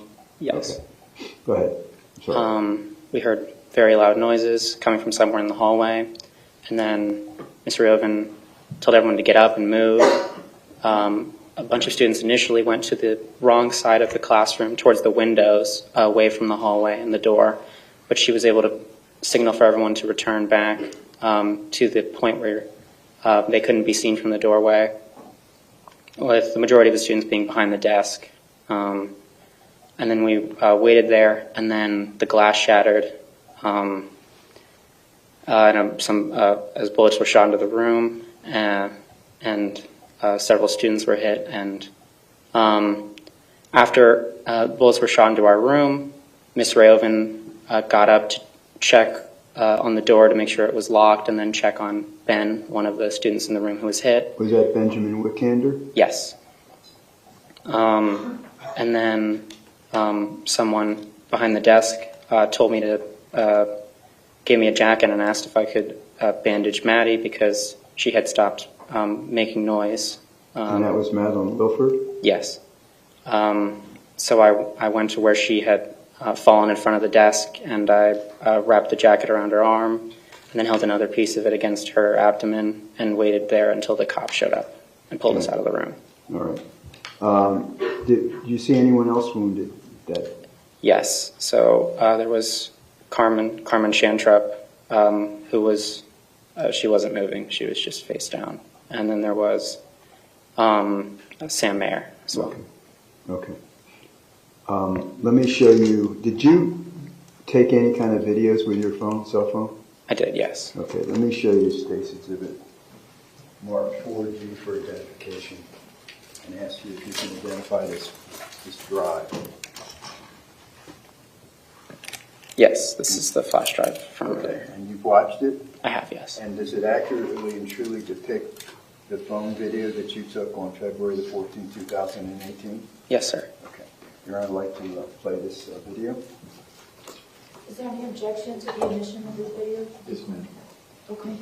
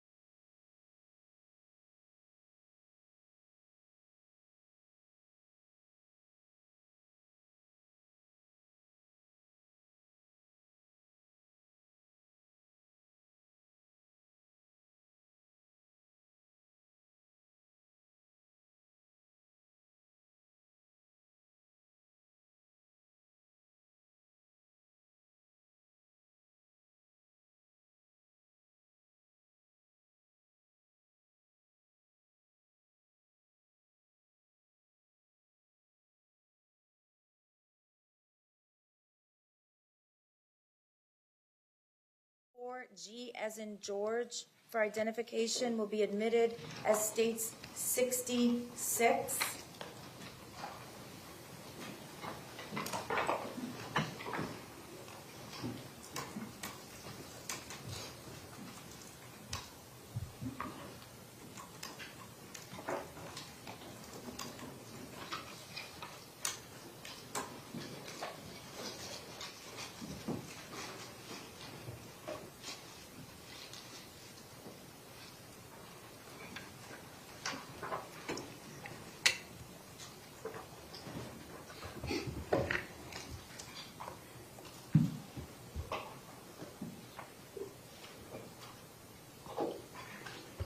Your Honor, I don't have any further questions of Mr. Mitchell. If there's no cross-examination, we can play it while he's... Okay, thank you, sir. You're excused.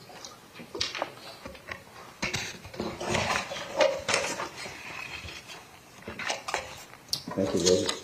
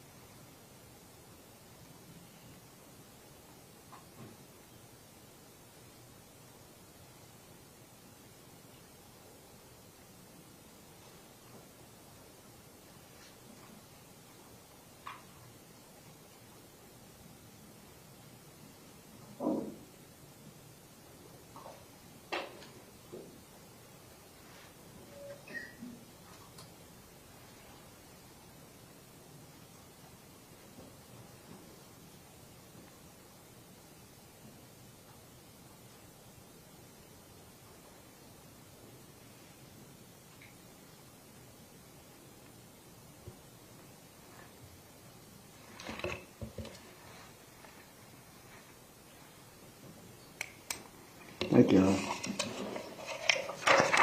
And that's for this morning. Ladies and gentlemen, we're going to recess for lunch. We're going to follow the same procedure that we did yesterday.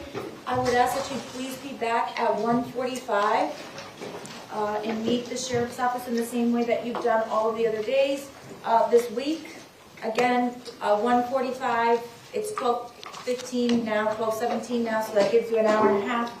I hope that's enough to get in and out of security and all the way up to the 17th floor. If it isn't, the sheriff's office will let me know and we'll adjust the time again tomorrow until we get it, not tomorrow, but Friday, until we get it down to the sufficient amount of time for you all. Please remember, do not discuss the case, do not begin deliberating, do not have any discussions of any sort about the facts of the case, about what's gone on in the courtroom while you are on recess. Other than that, I hope you enjoy your lunch, and I'll see you at 1:45. Thank you.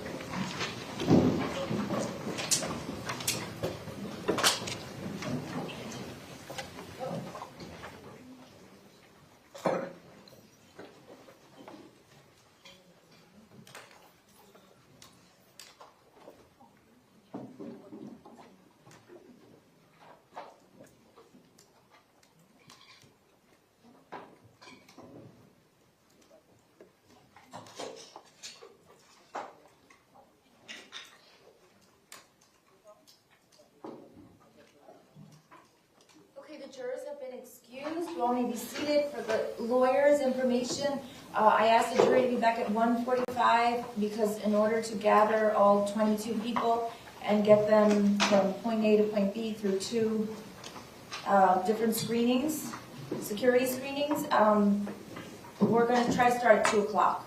I've asked them to be back 15 minutes early so that we can get them through everything that they need to get through.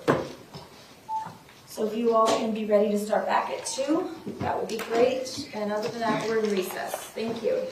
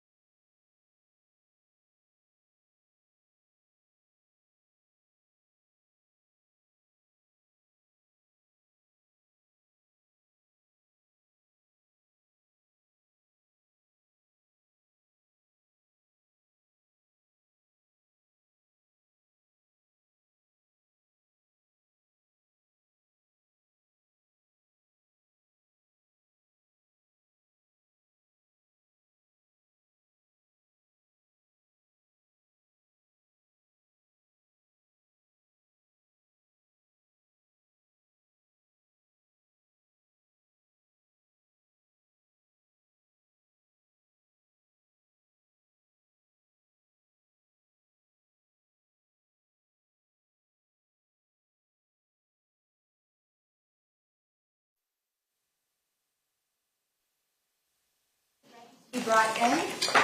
Are both sides ready to bring in the jury? No, Judge, we have a couple of motions over there that pertain to upcoming witnesses.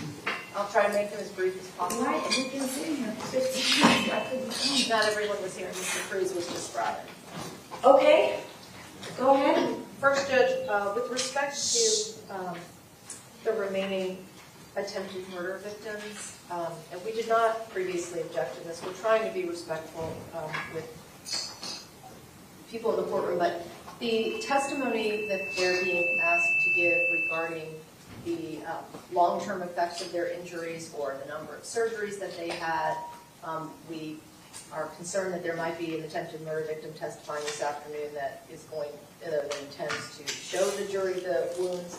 That is not relevant to put the crime in context or prove an aggravating factor.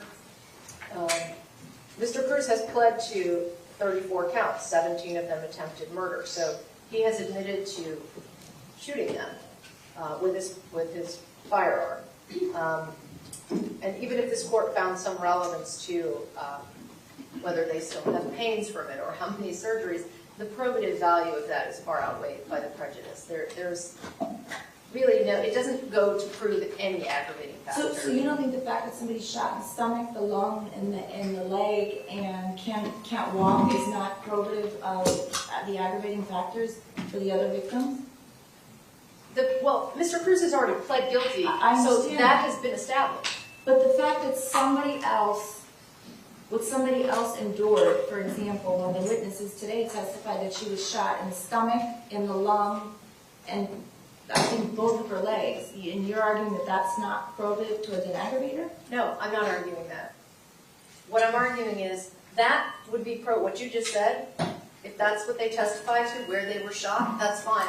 But then to go further into what they still feel today, sometimes I still have pain from it, or showing the jury their injuries. Those things are not probative to prove any aggravating factor. The aggravating factor is that it was a contemporaneous felony, which he has already pled to, and they have testified to in simply saying, I was shot with his firearms. So it's not relevant, it's not probative, and any prejudice far outweighs that. Your Honor, I understand Ms. Curtis's argument. However, it's not just the aggravating factor that the jury has to consider. It's the weight. It's the weight that the jury will give to each of these aggravating factors. These were not graze wounds. These were gunshot wounds. And in the matter of Ms. Wilford, she was, as you correctly pointed out, Your Honor, she was shot 4 times. They were not graze wounds. And yes, she had long-term effects from those, not just injuries, but gunshot wounds. And so it goes to weight as to these aggravating factors. We don't have to just show that there is an aggravating factor. We have to prove it beyond a reasonable doubt. And we have to show that there's weight, significant weight that's attached to it, because we are limited by statute as to how many aggravating factors, and in this case there are 7. Ian, there's some feedback. Try again. Sorry, that's like a dog whistle or something. Okay. We are limited by statute as to how many aggravating factors we can prove. There are 7 in this case. And after we prove those beyond a reasonable doubt, the jury has to attach weight. Not just look at how many aggravating factors there are in relation to how many mitigating circumstances that only have to be proven by the greater weight of the evidence. We have to prove ours beyond a reasonable doubt, and the jury has to weigh them. These are weighty. We are showing the weight that should be accorded these aggravating factors. And yes, it is relevant for the jury to know that these aren't just graze wounds. Some of these people escaped within an inch of their lives, Your Honor, and it is entirely relevant for those questions to be asked. And I would point out that the record will speak for itself, because there has not been an inordinate amount of questions or time devoted to that topic. The questions and the record will reflect that these witnesses have been put on, quickly asked questions, and gotten off the stand We have not belabored any of these points. We're merely putting on these witnesses and going to their injuries and if they've had any long-term effects, to go to the weight of their injuries, the weight of the aggravators for the jury to consider. And there should be no restriction on the state's ability to bring out that evidence in a penalty phase proceeding where the whole ball game is about aggravation and what the defense can put on in mitigation.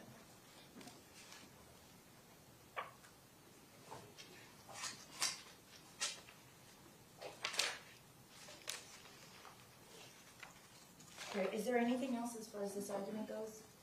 Judges, I would say that the fact that he pled guilty has already proven that aggravator beyond a reasonable doubt. That may be your point of view, but that doesn't, there's no, you can't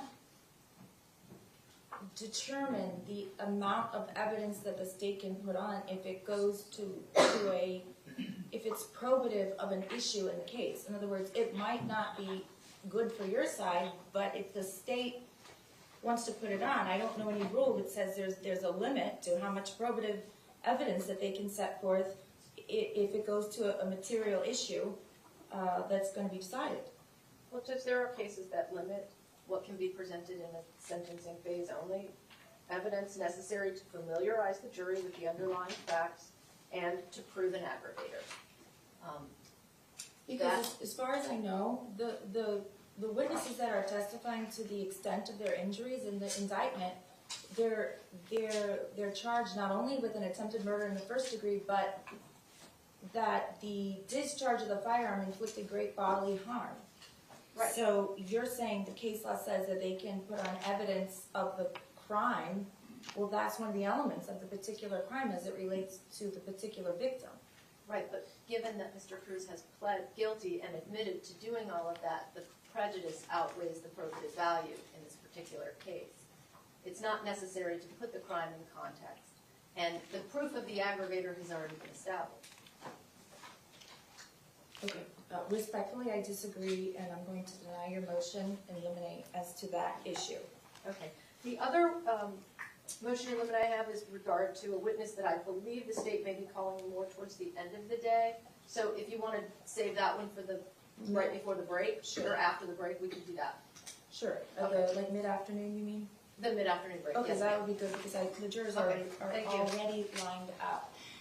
Mr. Sachs, as opposed to me telling you to call your next witness, I'm just going to have you call the next witness so that when you run out of witnesses for the morning or the afternoon, or then you can let me know, as opposed to me telling you to call your next witness and then you saying, we don't have any more for the day. I'll be happy to do that. I just didn't want to be rude. No, I know. Normally, I say state, call your next witness, Right. but under these circumstances, because there's so many witnesses and you know how many you're calling and I don't. I don't mind. I just Okay. didn't want to No, it's not, usurp the court's ability to say what's going to happen next. not a problem at all. Okay.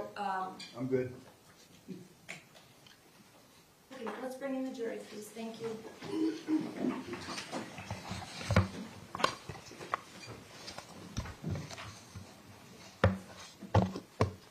Juries are entering.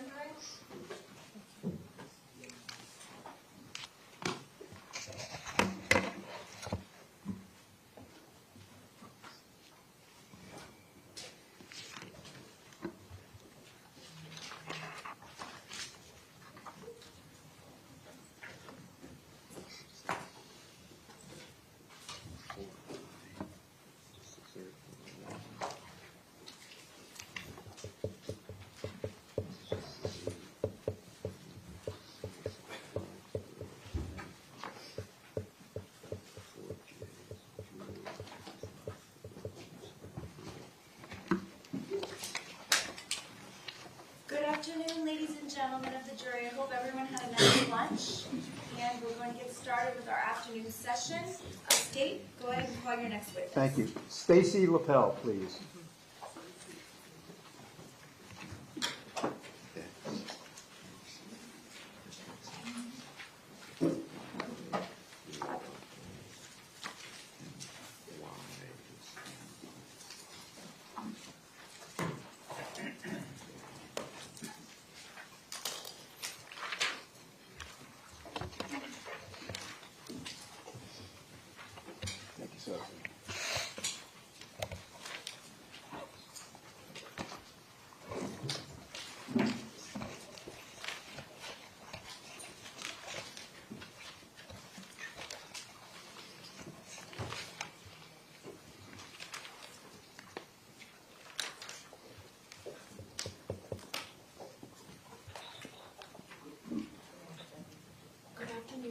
raise your right hand. Do you solemnly swear or affirm the testimony you will give is the truth, the whole truth, and nothing but the truth? I do. Thank you. You can put your hand on and be seated, please.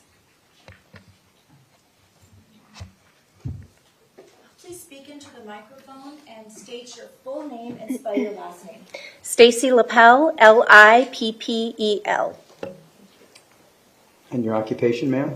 I'm a teacher, And how long have you been a teacher? 16 years, And where do you presently teach? Stoneman Douglas High School, And how long have you taught at Marjorie Stoneman Douglas High School? 10 years. Okay. Where is Marjorie Stoneman Douglas High School? It's in Parkland, And where? Where? Do you know the address? 5901 Pine Island Road. Okay. And it's bordered by the Sawgrass and Homburg, right? Correct. And Carl Ridge Drive to the west. Right. Okay. So were you assigned to a particular classroom? Yes, I was in room 1255. So on Wednesday, February the 14th, 2018, you were in classroom 1255. I right? was. Prior to Wednesday, February the 14th, 2018, how long have you been in that class? I almost said courtroom, that classroom. That was my second year in that classroom. Okay. So I'm going to show you State's Exhibit marked 4I for identification. It's a diagram. And Mr. Fell, take a look at that and see if you recognize that as the third floor of the 1200 building. I do. Okay. And does it show your classroom? Yes. Okay. Your Honor, at this time I'd like to offer State's Exhibit 4I. Is there any objection? No, ma'am. Okay. Without objection, State's Exhibit 4I for identification will be received as State's 67.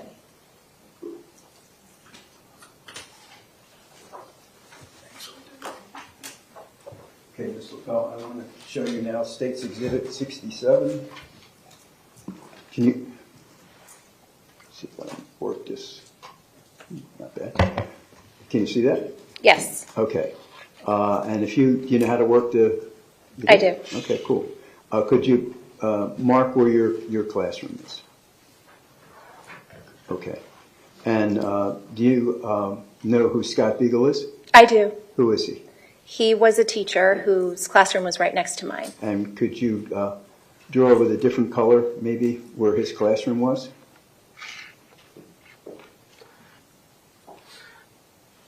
And do you know who Ernest Rospirsky is? I do. And do you know who is he? He's also a teacher at Stoneman Douglas High School. Okay, do you remember where his classroom was? I'm not sure. Okay. It was either 1249 or 1250. Okay. All right, that's fine. Okay. Just take that off.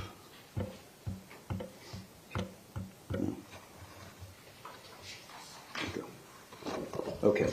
So let me take you to Wednesday, February the 14th, 2018. Fourth period. Would you please tell us what happened? We were almost finished with our fourth period class. I was teaching creative writing, which is a mixed class, 9th through 12th graders.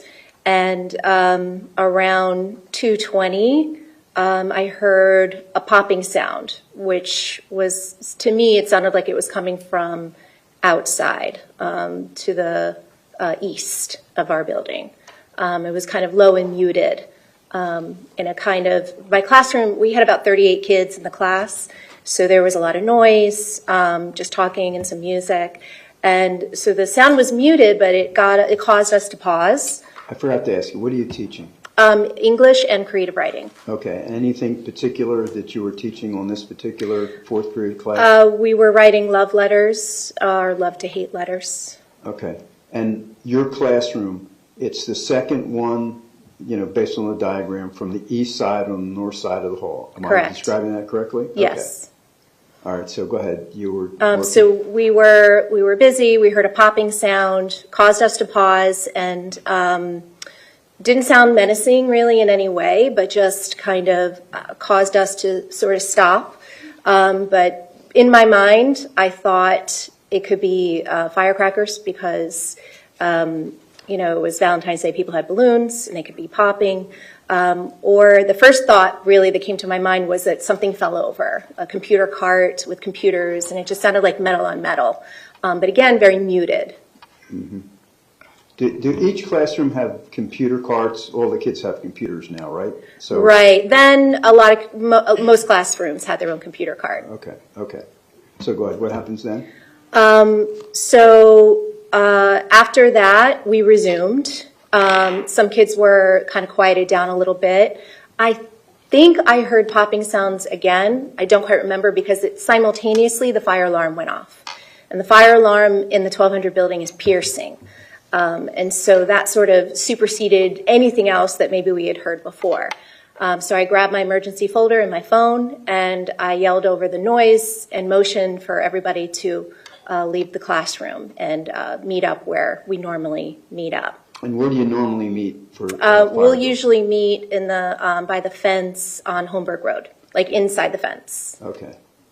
We're all assigned to different spaces. So when you go, when you leave for a fire drill, you go out the east stairwell? Right, so every classroom goes a different route. In our classroom, we would go to the east. Because you're 2 classrooms from the stairwell, right? Correct. Okay.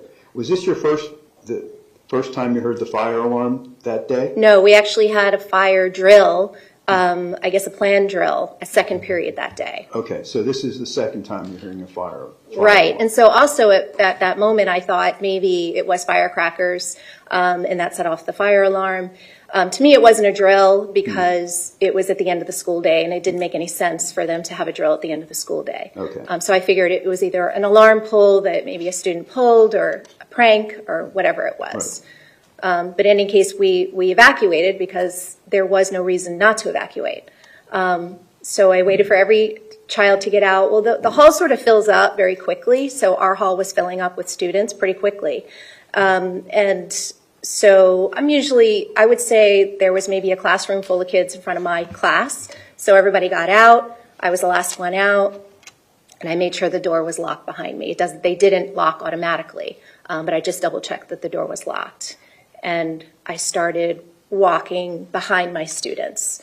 And so kind of like neck and neck with me was Scott Beagle. He was on one side, and then another teacher was on the other side. And I can't remember his name now. I'm sorry. So we start walking towards the stairwell, which is about 20 feet from my classroom. Maybe I walked about 2 feet, and I heard the screams before I heard anything else. So all of a sudden, I hear kids screaming, and then there was a log jam right before the stairwell. No one was moving. The crowd started moving backwards towards me.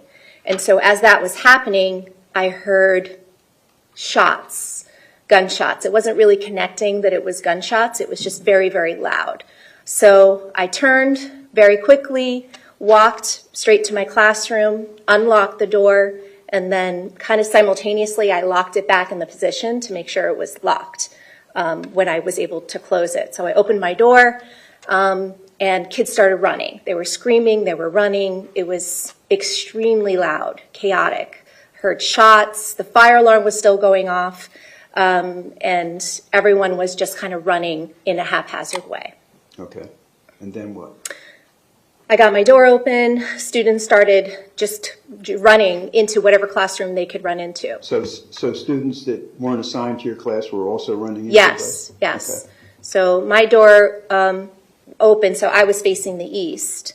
And then I saw Scott right in front of me. His door opens the opposite way. Is there anything between, you're on the north side, is there anything between your classrooms, like on the south side, there's a partition between? No partition. There's no partition like it exists? Right. No. Oh, okay. We're in an alcove together. Right, so it's just flush doors, right? Right. Okay. So after what seemed like a long time, but it really wasn't, I saw the shooter emerge from the stairwell. So I just sort of saw him walk, and my memory is that he was standing in front of the stairwell, sort of splaying the rifle back and forth. And it was just shot after shot after shot. It just never stopped. Kids were running. Kids kept coming into my classroom. My door was open. And there was a point where I don't remember why or when or how I decided to close my door. But I grabbed the handles of my door to pull it closed. And when I did that, I felt like a ping and like a heat brush against my arm. And as I'm doing that, I know I could see Scott from my peripheral, and so I yelled at him to close his door. And so as I'm closing my door, I'm just kind of hanging on to that handle really, really tight, hung on to it as it closed, waited there a couple of beats, and then I ran over to the corner where my students were hiding. Okay. Did any students still outside your door, or did you get them all in? I got them all in. Okay. And what did you see about Scott? Did you, after you yelled, close your door, Scott, anything? No idea. How close did you get to the shooter? He was about 20 feet from me, but moving in. And- He was and what did walking the- towards me. And what did the rifle, if you had a chance to look, what did the rifle look like? It was long and black. Okay. All right. So you go into your classroom and you run to where the kids are hiding, right? Right. So then what happens? Soon as I got there, within seconds, I heard shots next door, very loud, in succession, and then immediately shots were fired through the glass panel of my door. Okay. Maybe 3 or 4. Anybody hit in your classroom? No. Okay. Then what happened? We were all adjacent to the door, so it was adjacent to the hallway, I should say, so out of the line of sight of the door. But the glass was shot out, and so I was kind of peering over, kind of waiting for his hand to come in and open the handle, because it could have been done very easily. So we were sort of backed up against the wall, and when I saw the glass shatter, I was just looking at the ground, and I saw bullet casings there. Then I looked around the room to see if anyone was hit in my room, and everyone was over by me. Okay. Then I heard shots go down the hallway, more than I can even count or tell you. But they started getting more faint and more faint as he was shooting down the hallway. Okay. And then what?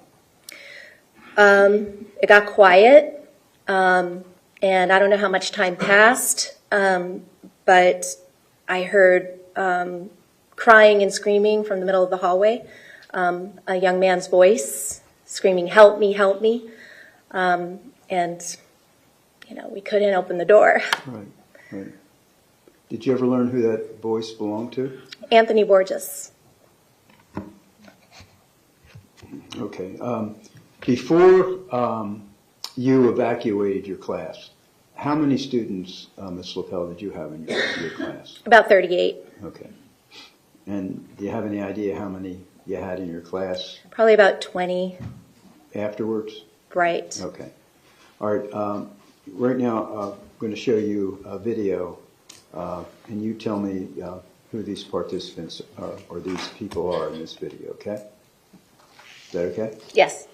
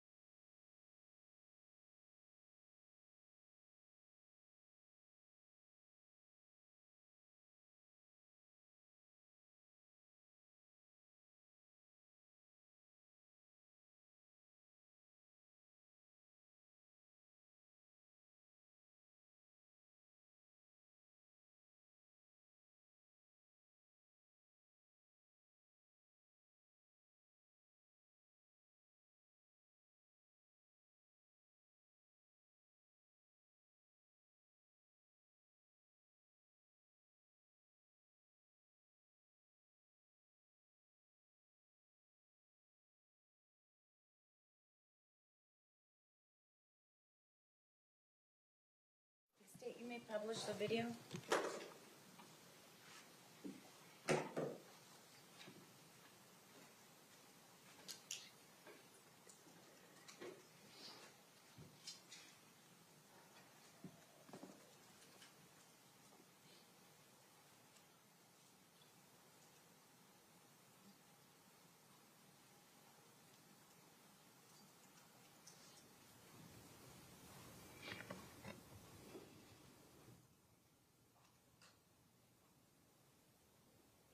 Just stop it for a second.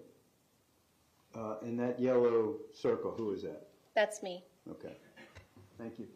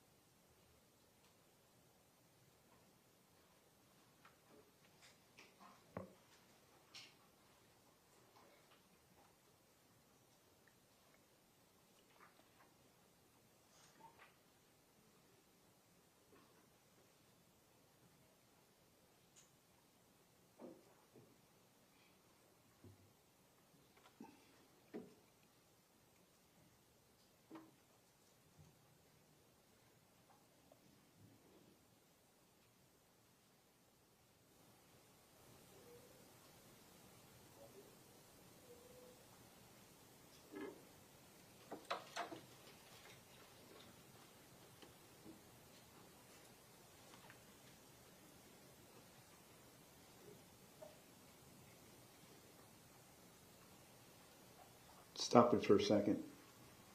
See the yellow circle now? Yes, Who is that? that's Scott Beagle. Okay.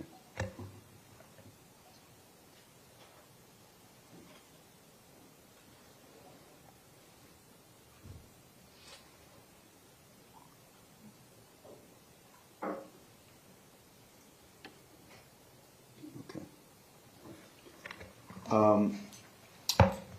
Do you know who Meadow Pollock was? Or is? Yes, Who is she? she was my student. Okay. Was she in your classroom during the fourth period of February 14, 2018? Yes, she was. Okay. Your Honor, I'd like to play the video for Meadow Pollock. Okay. This someone, please.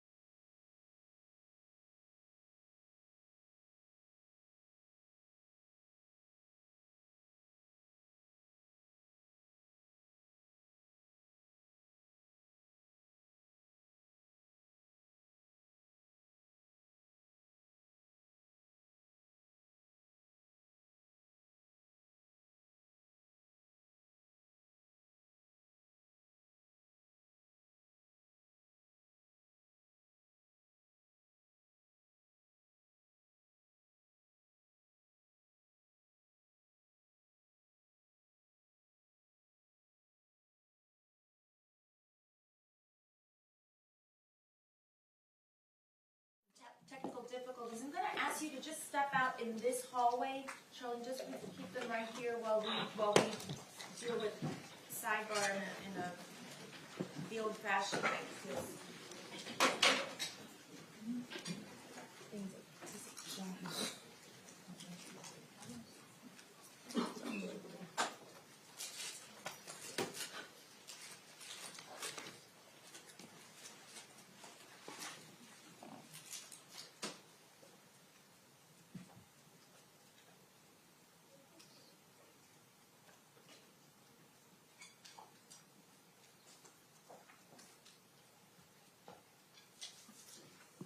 Okay, the jurors have exited. Mr. Secor, I'm going to ask that you make all of your objections now so that we don't have to keep stopping before each, because they're renewed objections, but a lot of the substance you're having to repeat, or you are repeating for each one. So if you can just make a general objection to each video as far as the 9403 and the cumulative, and then if you want to say the specific amount of times that you believe things are shown, why don't you go ahead and do that now for each video so that we don't have to keep breaking up every witness testimony. Okay. Hang on just 1 second, please.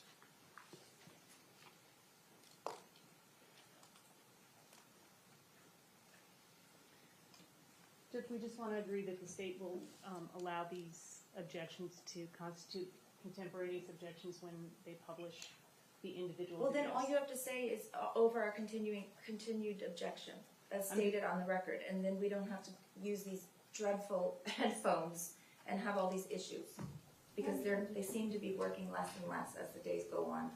We don't have to go sidebar for every time they want to object. They just put it on the record because that's what they're doing.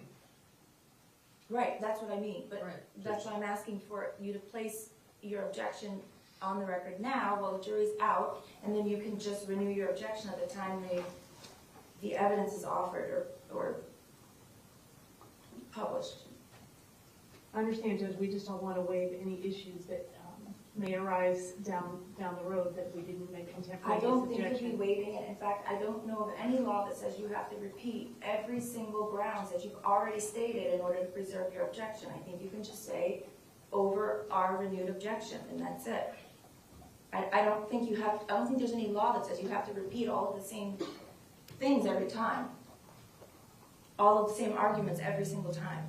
If you are, I'm happy to review the law, but I think that what you're doing is plenty to preserve your objection. Dave, do you agree? No, for this, I agree with what you said, but what Mr. Secor is doing, and I'm not, laying any blame on anybody or saying they shouldn't do it, but he's also doing anticipatory objections that may come true or may not come true. I agree. Because, we're not necessarily going to show Ms. Lippel everything that he says we're going to, or any other witness. So, we don't have any objection to obviously what you said, but the objection should be for what's going on, not what may happen in the future. That's my only concern. And I just want to, I understand Mr. Seth's concern, and I just want the court to understand that I'm not at all trying to expand my objection improperly. I've received from the state what they say are the videos that they intend to introduce, and I have no way to base my objection on anything other than that. So I understand the concern, but I'm just operating under what I have, which is the only thing that I can operate on. But if your objection is that by publishing a certain clip of a video to a jury, they will have seen person A being shot and person B being shot multiple times when there's not been any video of person A and person B being shot, then you're essentially making an objection to evidence is not even evidence. So, and the state is saying they may not even show that evidence. And I'm using the example of person A and person B because I understand. And the reason that I'm renewing the objection is because the cumulative character of the evidence only arises when it's offered. And so that's why I feel the need to put on the record the amount of times that these scenes are shown, because before a video is put before the jury, then the cumulative argument is not the same. It changes every time. And so I'm not trying to interfere with the state's presentation of their case. I'm simply trying to preserve the record accurately as best as I possibly can. So I'm not trying to, again, somehow impede the state's presentation of their case. And Your Honor, the defense, we have no problem if the defense wants to make a continuing objection without raising the number of times that they believe, not that the state believes, that they believe a victim has been shot. If they want to add the numbers up, if the defendant is sentenced to death and there's a brief in the Florida Supreme Court, the defense will have plenty of time to tally up those numbers from the record on appeal and put it in their initial brief. There's no reason to do it here. They can have an objection that they've already made and just raise it again. I do want to add also that they bring up the video of Ashley Baez as an objection to Meadow Pollock video. Ashley Baez is on the first floor. It has nothing to do with accumulating Meadow Pollock's video. These are separate victims, separate floors. And the defense brought up Coyer, Martin Duque. Those are first floor victims. We're on the third floor now. There's no cumulative other than the timeline that was presented. I guess the point that I'm trying to make is I've already denied the defense motion to eliminate, so I did say that you could go sidebar to preserve your objection, but what you're doing is you're repeating and continuing the objection, and it's taking, I don't think it's necessary. I've already denied the motion. The video is in evidence. So what's in evidence can be published to the jury. If you want to have a continuous objection, that's fine. You can state that on the record, but to go sidebar and have you make the argument over and over and over again, I just don't think it's necessary. And believe me, I certainly don't enjoy making the argument over and over again. I just want to make clear the reason that I'm doing it is because the cumulative argument changes when a video is shown to the jury. That's the reason that I understand what you're saying, but you're not just limiting it to that. You are making the entire argument over again, each and every time. And we have 17 videos. I don't need to hear all of the other arguments. You said you were simply going to go sidebar and tell me what you thought exactly was different and that what would be shown to the jury on multiple occasions, but we're going way beyond that. Yeah, and my understanding was that the court wanted me to make all of my objections, so I was going to go through each of the videos, but I have it in a document, and I can submit it in writing if the court would prefer, and that way... Didn't you already do that in your motion limiting? No, the motion limit did not actually have the descriptions in the way that I have them in this document. It had some brief descriptions that were non-specific because I didn't want to file them publicly, but for purposes of judicial economy, I can put these descriptions and the counts as the defense perceives them in a document, and I can simply reference that when the state wants to show a video, and Your Honor can rule based on that. And I think that would speed up the process. I think it preserves the issue. I just believe that I need to contemporaneously raise that briefly and have Your Honor rule on it before the video is shown. And Your Honor, the state objects to the defense filing a pleading in writing as to their supposedly contemporaneous objections. It's not contemporaneous if they're going to file an after-the-fact pleading that maybe you give them a week or 2 or 3 or 4 or 6 to put something together and do it after the fact. This is a proceeding that's going on now. They've made their objections. You've ruled on it, Your Honor. All they have to do is say continuing objection. That's all that has to happen. This doesn't have to be dragged out. They don't have to do anything in writing to preserve their appellate arguments. It's preserved. I understand they don't want to object in public to every photograph that's coming in, but that's the procedure, Your Honor. If they want to preserve their arguments for appeal, just have them object. They don't have to count up how many times they believe that this court is making an error and allowing this in. There are 30 for victims in this case with numerous injuries. Yes, there's going to be a lot of photographs and there are videos. And we see the pandemonium on the 3rd floor. There's going to be videos of that. All they have to say is continuing objection.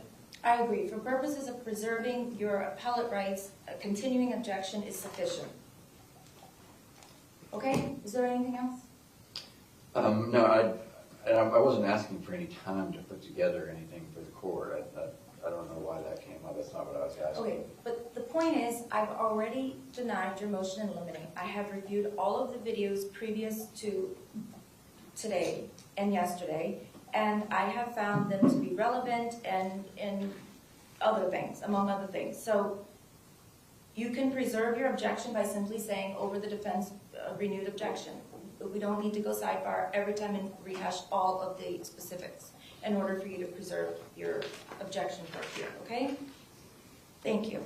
Your Honor, we'll abide by the court's ruling, but it's the defense's opinion that we should be able to preserve the appellate record the way that we believe that we should be able to do it. We believe that the court is limiting our access to the record, but we will certainly abide by the court's ruling. We'd also like to remind the court that on 2 separate occasions, we asked for a hearing outside of the presence of the jury so that we could hash through all of these issues and not have to not interrupt testimony before every witness to have to go through all of this. So we will certainly do what you want us to do, but it's the defense's position that you are limiting our access to the record for the purposes of appeal. Okay. Respectfully, I disagree. Let's bring the jury in, please. Thank you.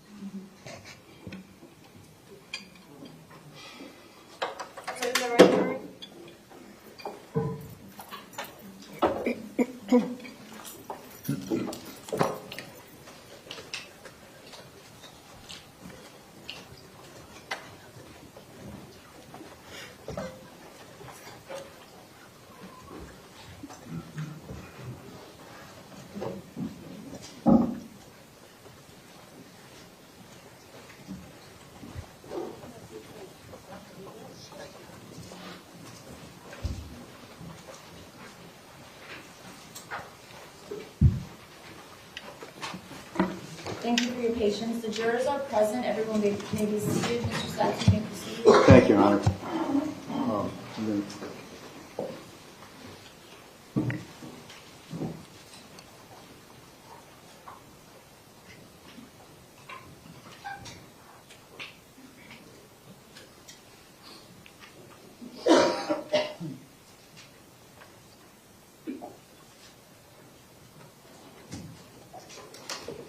Hold it for a second.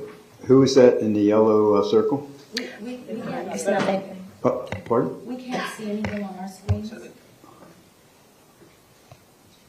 Now we can. Can you now? Can you see that? Yes. Can everybody see? That's No. black. Now it's gone again. Now we're good. You okay now? Everybody's good? You see it, Ms. Lippel? Yes. Okay. And who's in the yellow circle? That's Meadow Pollock.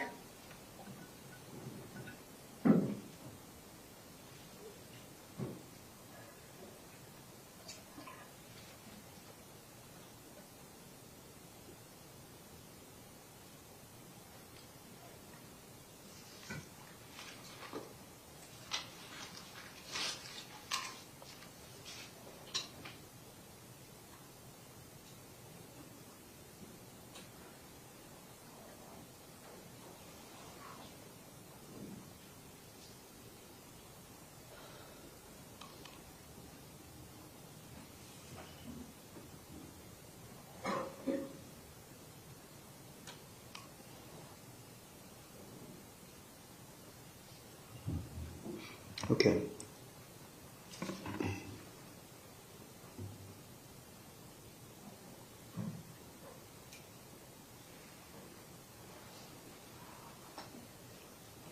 And can you see who that yellow circle was?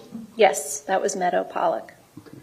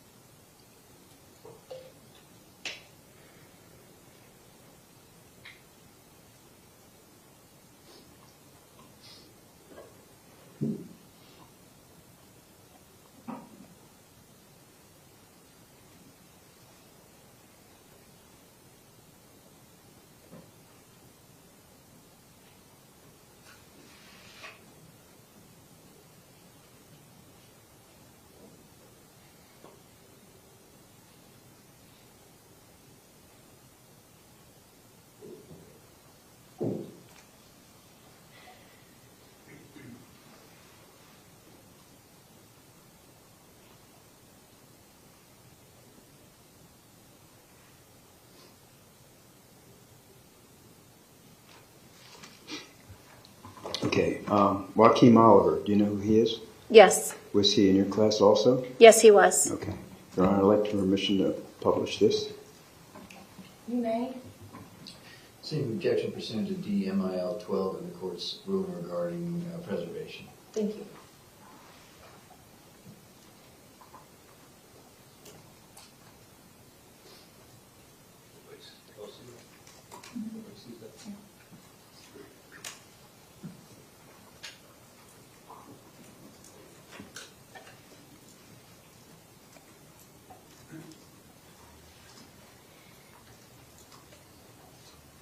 Who's in the yellow circle? That's Joaquin Oliver.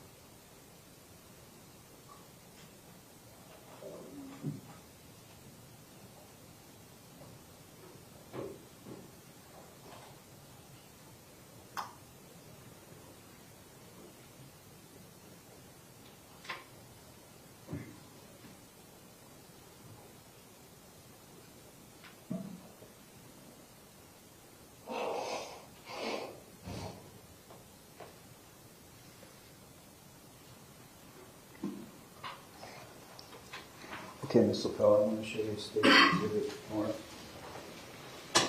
Z for identification. Can you tell me who that is? That's Meadow Pollock. And States exhibit 4J. Can you tell me who that is? That's Scott Beagle. And States exhibit 4K. That's Joaquin Oliver. And States exhibit X. That's Chris Hickson. And States exhibit Y. That's Aaron Weiss.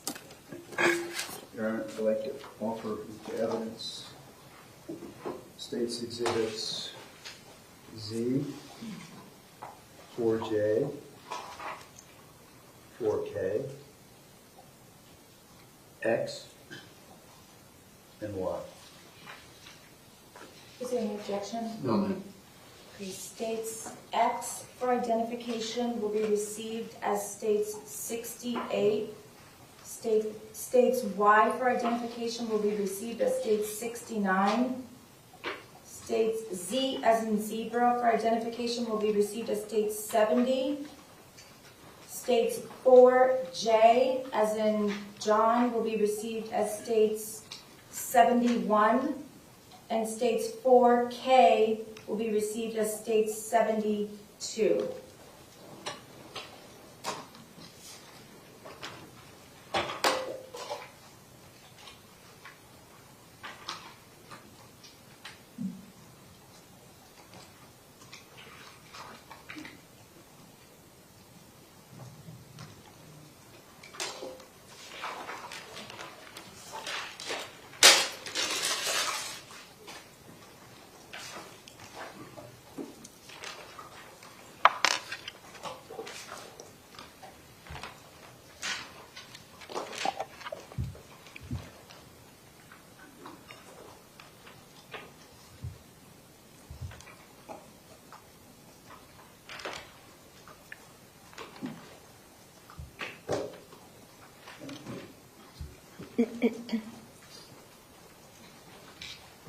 Your Honor, may I publish these photos, please? You may.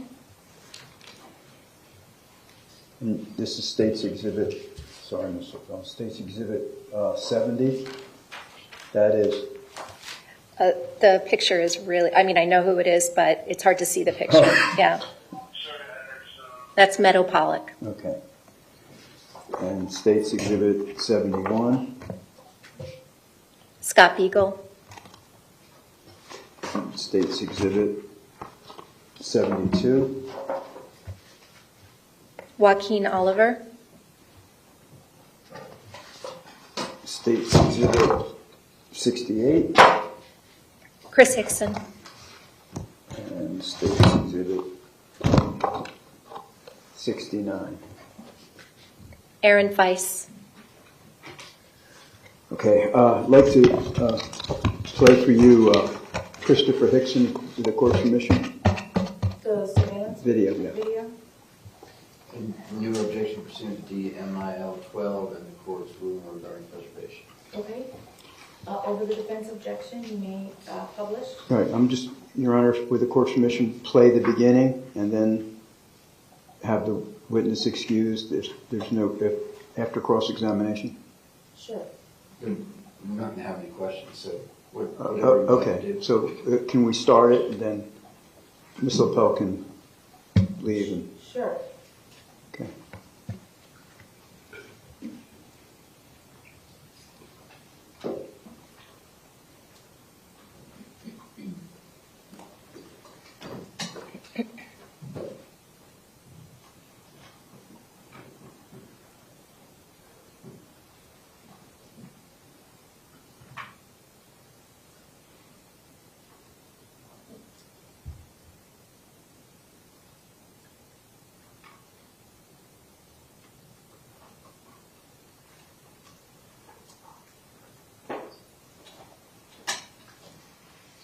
Do you know who that is? Yes, Who is that? that's Chris Hickson. Okay, can we pause it there, please? Ms. Lippel, thank you very much. Thank you. You can skip down.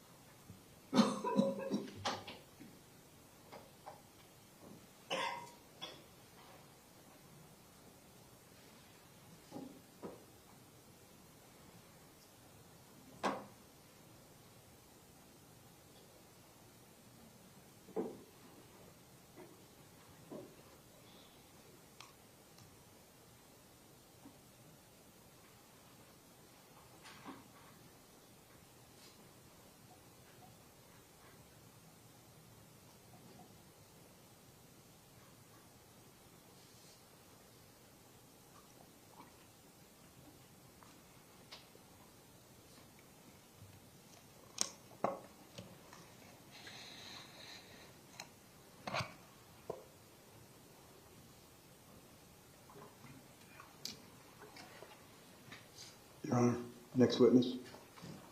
Okay, go ahead. Veronica Steele.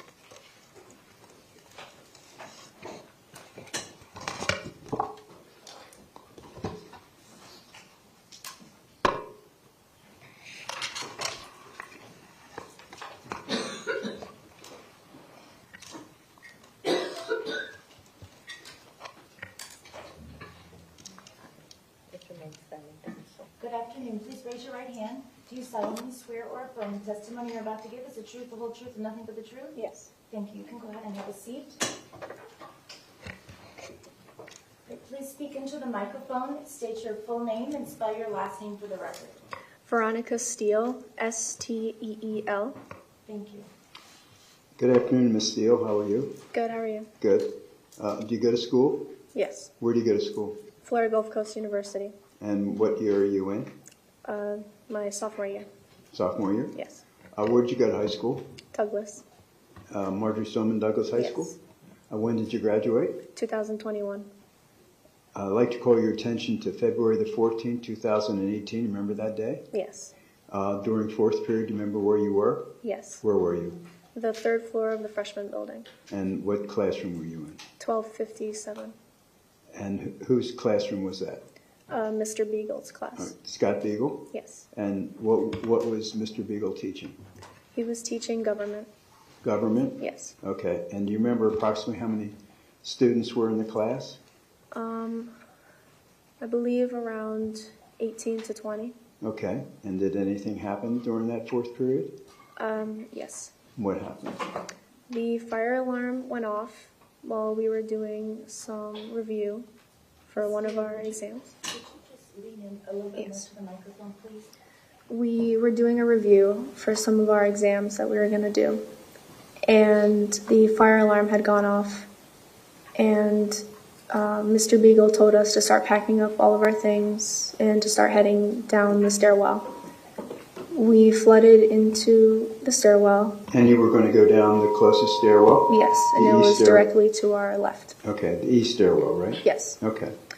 When we left the classroom, the hallway was flooded with a lot of other kids from the other classrooms. So it was very packed. And before we were heading down the stairwell, it was like a rush of students that pushed back. And everyone got pushed back onto the walls and just a whole mess. At that time, where were you? I was directly outside of the classroom. In between the two rooms that were right next to each other was Beagle's class and Miss Lippel's class. Okay. So I was pushed in between right where that wall was. And then when we all got pushed back, it was just a whole sort of emotions. We didn't know what was happening or why, we all just stopped and everything. And all of a sudden, a ton of kids started pushing backwards and running to the other side of the hallway. And you can imagine just our emotions and everything. It was just all over the place. We didn't know what was happening or anything. And there was a teacher in the hallway that was yelling at everyone to stop running and to just calm down. But when more kids started running, we heard 7 shots go off in the hallway. And it echoed from the stairwell into the hallway. And from there, I almost got pushed into Lippel's class, but I pushed my way out and went back into Beagle's class. and ran with my classmates, and we ran in front of the desk and threw ourselves on the floor and had our backpacks shielding us. We didn't know if it was a drill or not, but we just wanted to like be safe because we were panicking and we didn't know what exactly was happening. So 7 shots going off that we heard, and then it just all went quiet, and everyone from the hallway just disappeared into either classrooms or they left. And the way I was laying on the floor, I was laying on top of my 3 other classmates that were there with me. And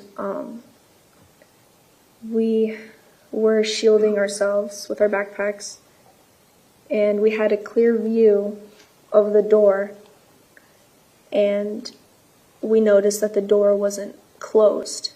It was wide open. The door, the classroom to your door? Yes. And our teacher, Beagle, his body was partially inside of the classroom, and then his torso down was outside of the classroom. And his body was blocking the door and holding it open. So it was very, scary for us because we didn't know what to do. And with all of us like crying and, whispering to each other, it was pretty loud, I can say. Especially with our door open, it kind of echoed into the hallway. Right. So it was just a whole mess. Okay, so what happened then? Then we kind of just were laying there. We were texting our friends and family saying, we don't know what's happening. We think there's a shooter in here. We heard shots going off and everything. What's it called? My classmate, one of my classmates, her phone actually rang, and, she turned it off, and randomly her phone dialed 911. We don't know how. We just started hearing on her phone, 911, what's your emergency? And we didn't know how, maybe I don't know what happened. But then she ended up hanging it up because it was really loud. And we were just all laying there. We didn't know what to do.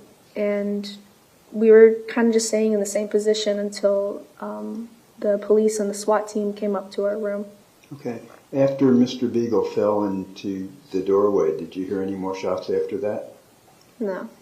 Okay, you were just hiding in the classroom? Yeah. Okay.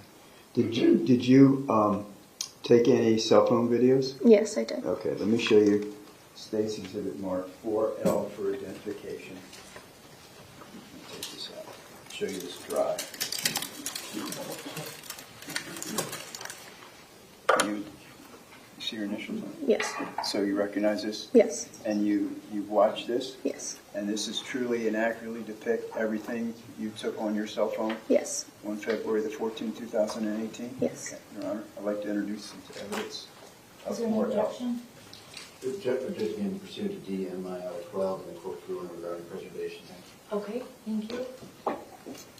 Over the defense objection states Exhibit 4L, as in Lisa, for identification will be received as states 73.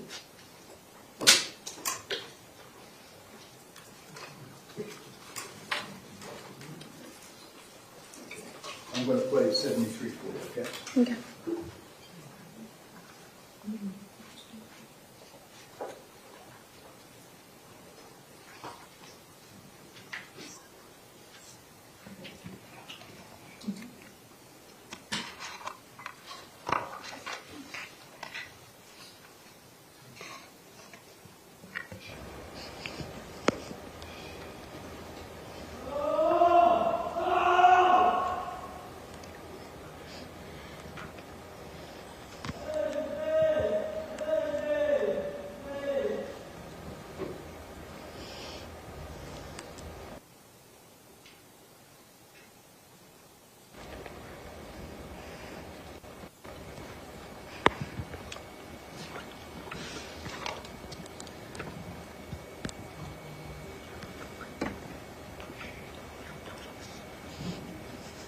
Is that the door to the classroom there? Ms. Yes. Steele?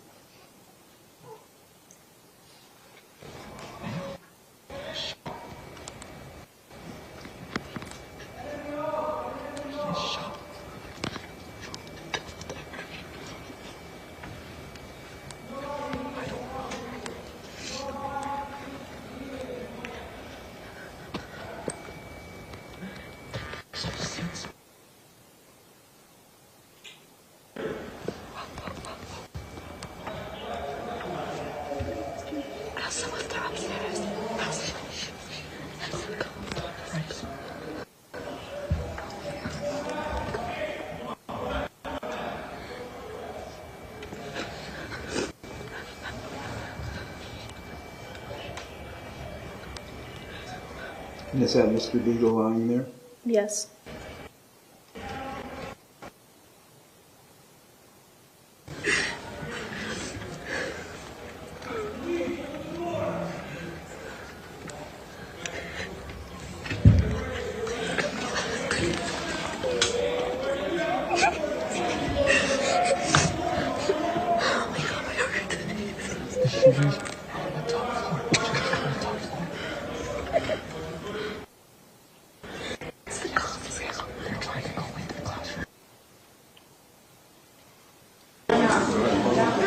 Hey, look straight, look straight. Look straight, look straight.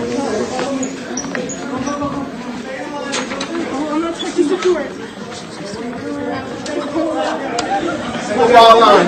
Right behind this classroom. Come on, guys. You guys are okay.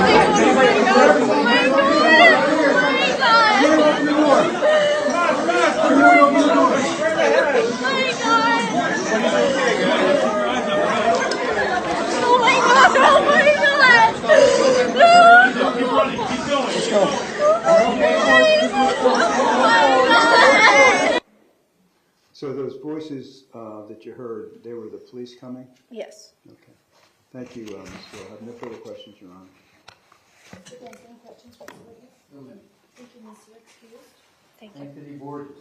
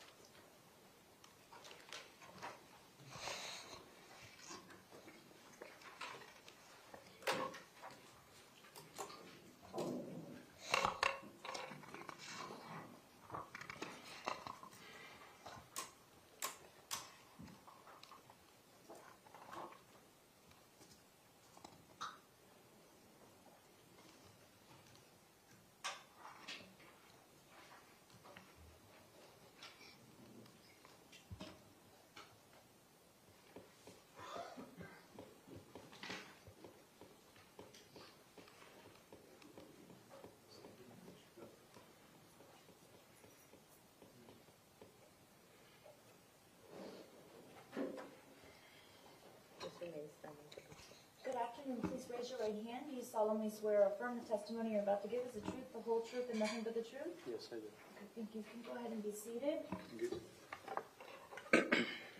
Please speak into the microphone and state your full name. Spell your last name for the record. Anthony Borges, Borges. Okay. Mr. Borges, are you working? No. Were you going to school? Yes. Where do you go to school? Atlantic Technical College on Coconut Creek, doing Okay. automobile service. Okay. Where'd you go to high school? Where did you go to high school? Oh, where? No, I'm going to college. No. But before you went to college, you went to high school, right? No, I went to, I should change the program. I went to Richard School. Okay. Did you ever go to Marjorie Stoneman Douglas High School? No. I mean, I did, yes, I did. My freshman year. I thought you did. Yeah, for sure. Scared me there for a minute, Anthony. When did you go to Marjorie Stoneman Douglas High School? I actually don't remember. You don't remember? But that was way back. Okay. All right. Do you remember February the 14th, 2018? Yes. Okay.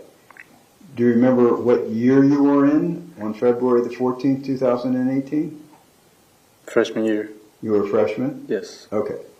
So I want to ask you about February the 14th, 2018. Fourth period. Remember that? Yes. Tell us what happened, okay? So I was in the third floor on class personalization, 1250, I think.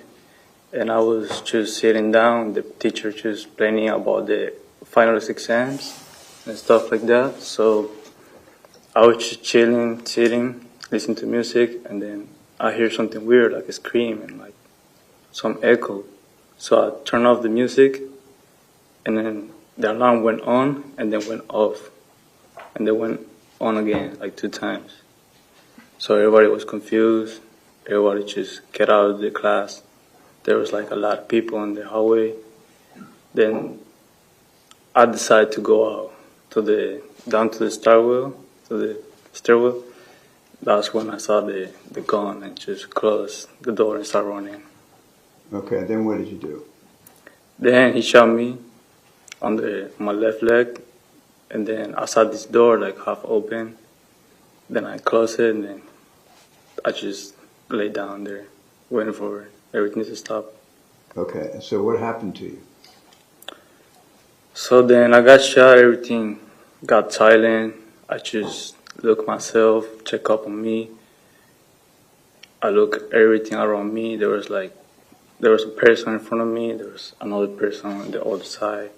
I talked to that person to reach out if it was okay or anything, and she didn't respond. That's when I stopped talking to her, I just reached out my phone and I called my mom first. She didn't answer. I called my best friend. She didn't answer, and then I called my dad. So I told him everything, like goodbye and everything. I threw my phone because I didn't want the shooter just looking at me with the phone and shoot me again. So I just threw the phone.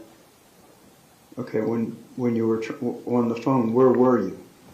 I was outside the classroom. Yeah, were you standing? No, I was shot. I was laying down in the hallway. So you were laying in the hallway? Yes. Did you call for help or anything? I did call, yeah. Did you call in Spanish and English or just both? Yes. What were you yelling? Help. Help, help? Yeah. Okay. All right, let me show you.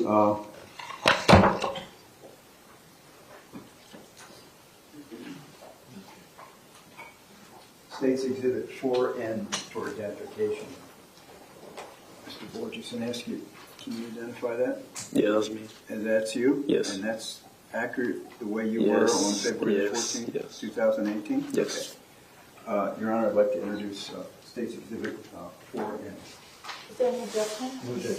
Okay, States 4N for identification will be received as States 74. And Mr. Borges, tell us what happened. You were laying in the hallway and you were shot. How many times? Do you know how many times you were shot? At that time, I didn't know. I just felt like one shot. Right. But I got 5 times. So. Pardon? 5 times. 5 times? Yes. Where were you shot? In my leg, my other leg, and the back, and over right. here in the armpit. All right. Can you show it to us? Oh yeah, for sure.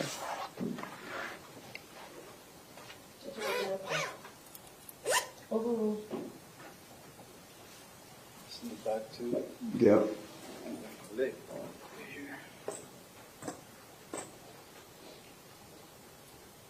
Okay. I don't know if the jurors on the other side can see. Why don't you come out in the front here, Mr. Borges? Right over here.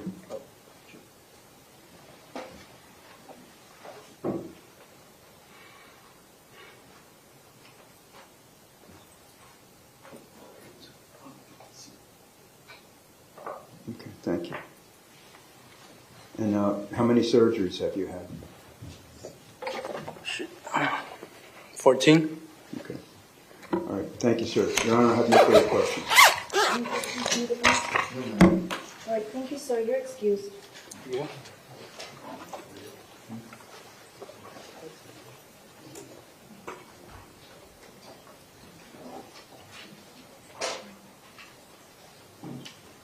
Ernest Lesniewski.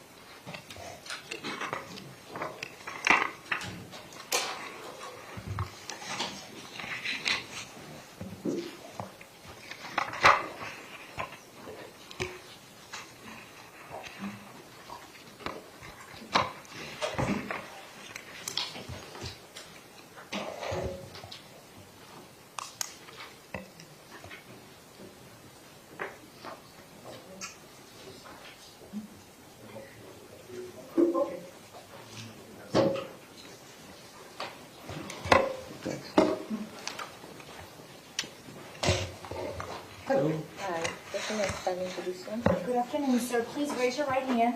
Do you solemnly swear or affirm the testimony you're about to give is the truth, the whole truth, and nothing but the truth? Yes. Thank you, sir. You can be seated. Please state your full name and spell your last name for the record. Okay. My full name is Ernest Adam Rospierski. My last name is spelled Rospierski. And what do you do for a living, sir?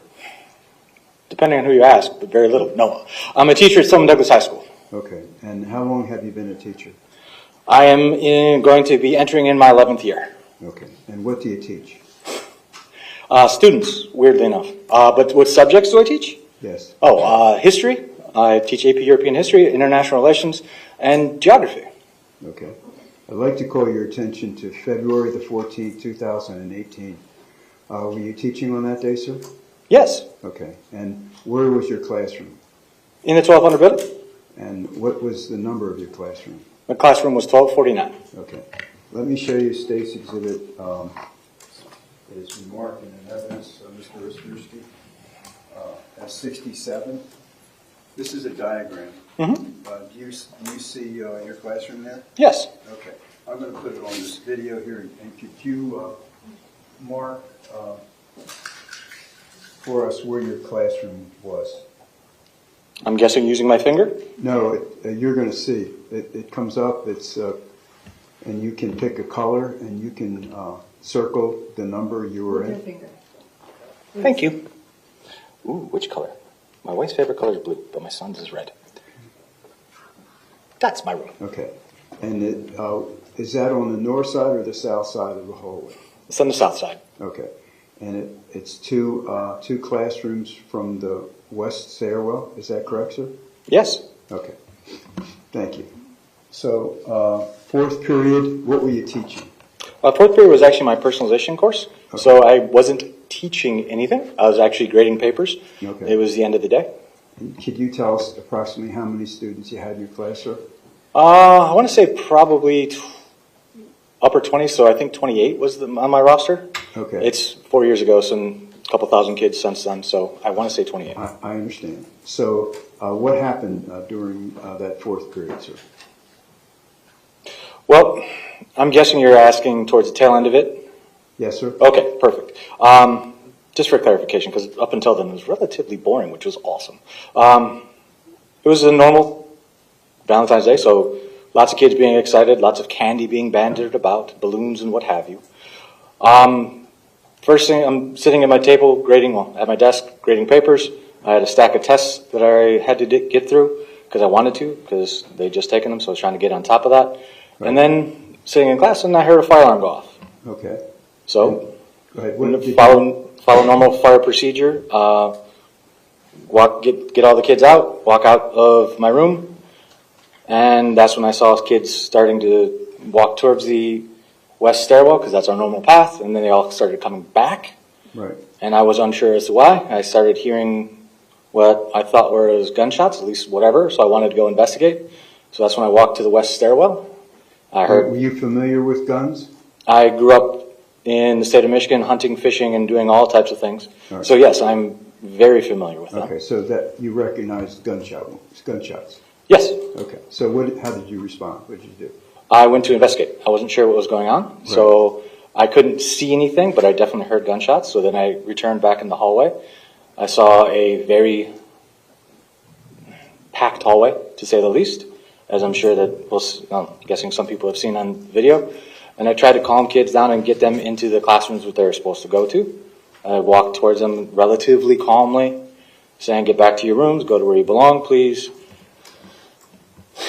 And by the time I got to roughly my room, which directly across from there is the bathroom, actually directly across is the water fountains, but both bathrooms are right there. That's when the shooter came onto the floor. And that's when everyone thankfully ducked into rooms, and I pushed a bunch of kids who were in front of me into the little alcove outside of my door. Okay, and then what happened, sir? During that, at some point, I pushed them all into the door. I think there was 12-ish kids. I then stuck my head out real quickly to see what was going on. That's when I got grazed by the first bullet. because I got a graze on my face in this general area, and then I got another one on my hip that I didn't find until the next day, actually. And I tucked my head back. This all happened very quickly. Right. And then I looked out again. I saw the shooter had the gun up and away, because he was about 25-ish feet from my guesstimation. I then tried my neighbor's door, because I couldn't get into my room because my keys were in my room, because my bag was already packed to go home, and I forgot to grab them as I left. Okay. My neighbor's door was locked, so then I came back after trying her door once. I yelled at the kids to run, and then I took off down the hallway and held open the first door for the kids as they came through. After all my kids came through, at least I thought all my kids came through, I put my foot by the door to let them have time to get down. And after a relatively short amount of time, Kyle came by and it was scrambling down, and I didn't notice at the time, but he was injured. You mean Kyle Lehman? Kyle Lehman, yes. Yeah. And then I held the door after that. I kind of froze for a minute. And then somebody tried to push through. I thought it was a kid. Thankfully, later I found out it wasn't. And then I waited, and I kind of got a hold of myself, and then I thought, okay, where can I go that I can lock a door? So I went down the second floor. There's a teacher lounge on the second floor. I know the door to the teacher lounge is usually kept unlocked, but I knew the bathroom could be locked. So that's where I went. Okay. And you stayed on the landing and held the door for a while, didn't you? Yes. Okay. And when you were doing that, did you notice anyone that was lying on the There's a girl with dark hair. I thought it was Jamie, but I wasn't sure. I reached down and shook her, trying to get some sort of reaction. I got nothing. And that's when I decided to run. I didn't try and grab because, quite frankly, I didn't think I could do anything. Okay. And that was Jamie Guttenberg? I believe so, yeah. Yeah, okay. Carol Logren, do you know who she is? Yes, of course I do. Was she in your class? She was. Okay. And how about Peter Wine? Also in my class. Also in your class. Okay. I'm going to publish this video, and you can identify yourself for us, would you? Sure. Your Honor, may we? Sure. No objection pursuant to DMIL 12 of the court's ruling regarding preservation of possession. Okay, thank you.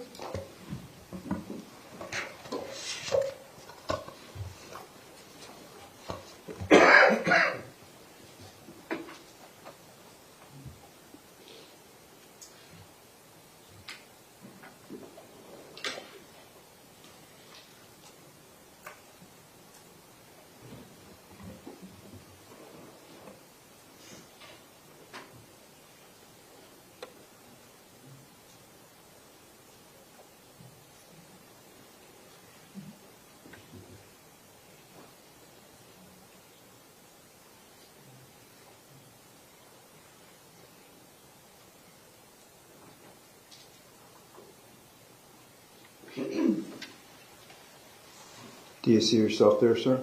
I do. I assume that's you in the maroon shirt? That's a safe assumption. Oh, there I am. Now I'm walking out the door slowly.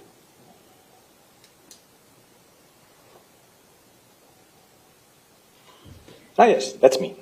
Okay. Jeans, Stillman Douglas shirt. I think you guys still have. All right. And what were you doing there, sir? That's when I said I went to the stairwell to investigate the noise. That's what I was doing. Is this you coming back? Yep. And here comes all the kitties.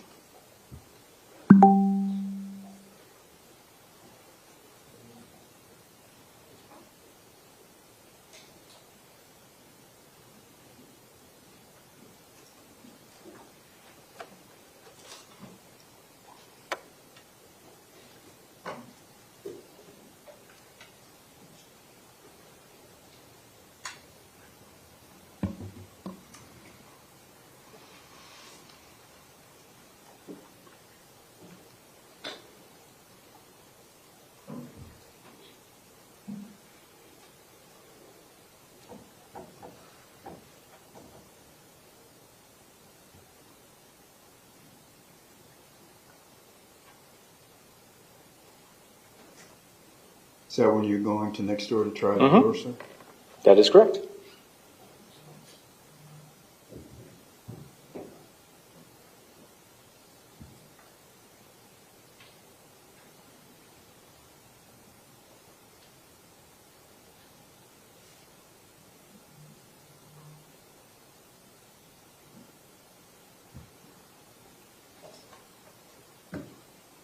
This is the other angle.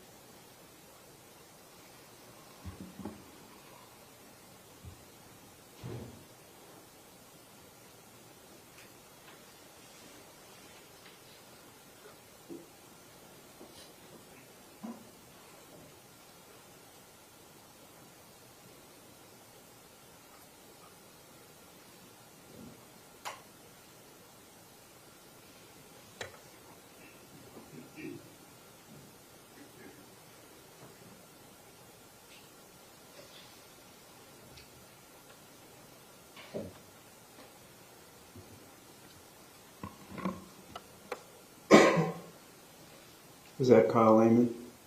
I believe so, yeah.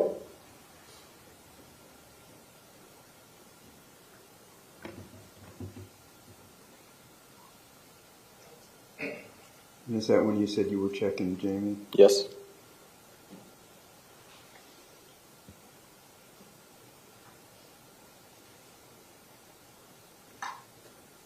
And you were standing there when he did that, right? Yes.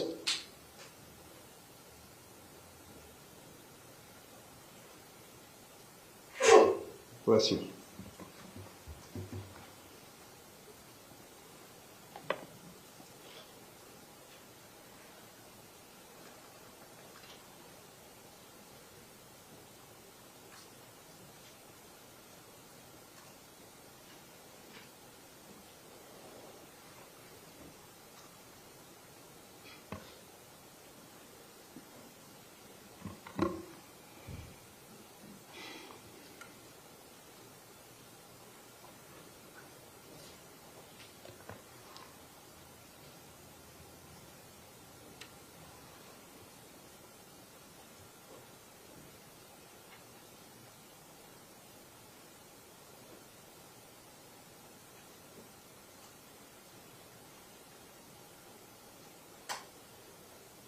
And that's when you're going to the second floor to the restroom?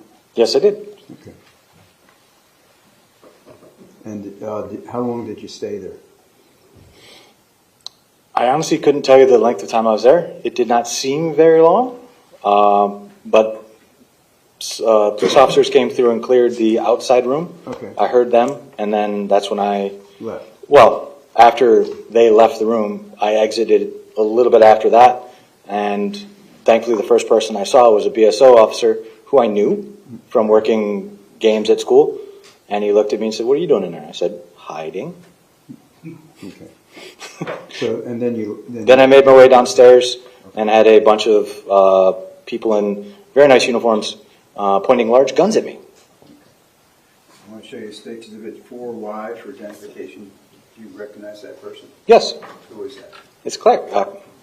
Kara. Carol Ogren? Yes. Your Honor, I'd like to offer State's Exhibit 4Y. Okay. States Exhibit 4Y for identification will be received as States 75. And I'm going to show you a video, and could you tell us if you see Carl Ogren, please? Subject to objection pursuant to D and 912 of the court for ruling regarding preservation. Okay, so noted. Thank you.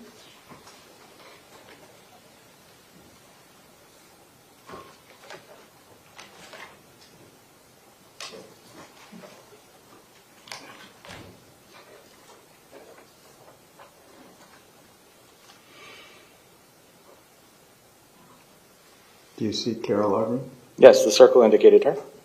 Okay.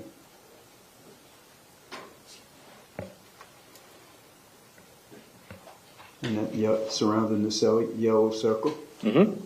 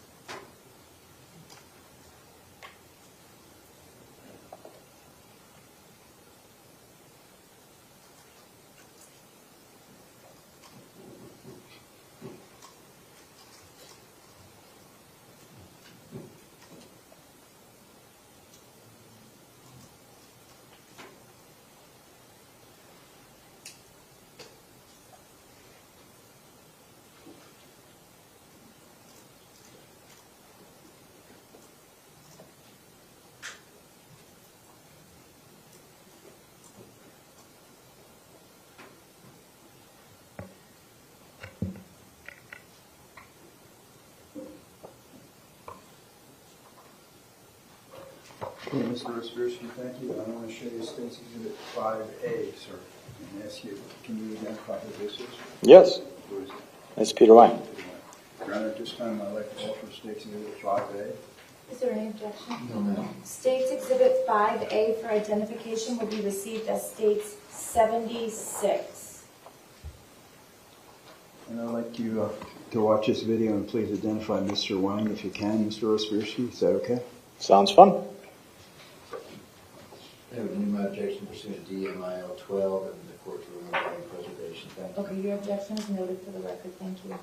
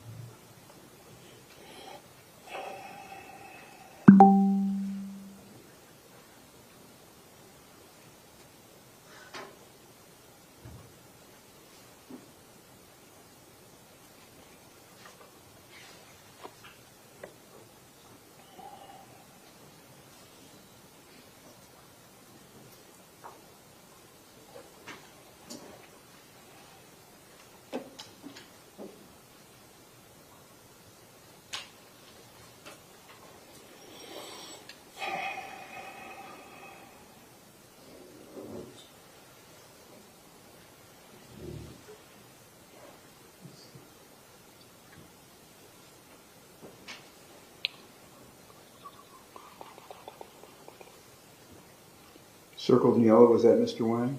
I believe so.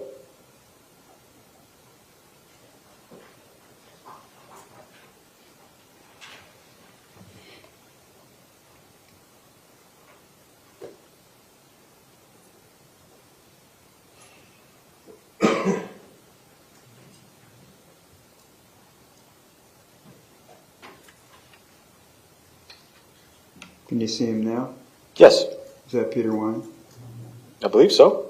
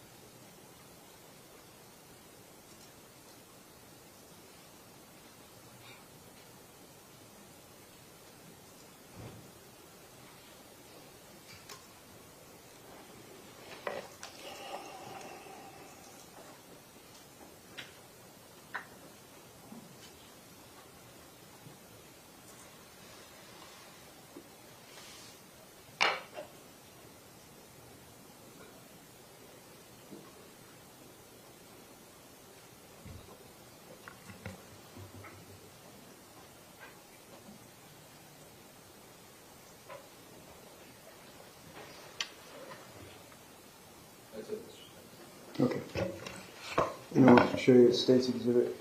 Mark 4Z. Mr. Restriction. Do you recognize who this is? Yes. Who is that? It's Jamie Guttenberg. Okay, was she in your class? She was. All right, I'd like to, Jamie Guttenberg, please, Mr. Court Commissioner. Is there any objection? Yes, and pursuant to DMIL 12, as well as the court's preservation ruling.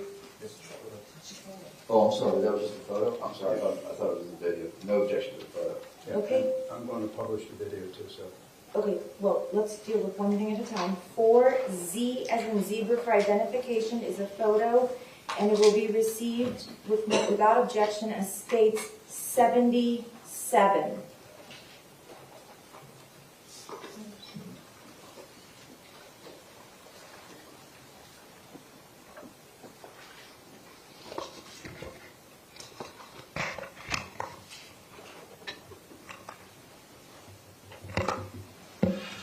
I'm going to play the video. You want to?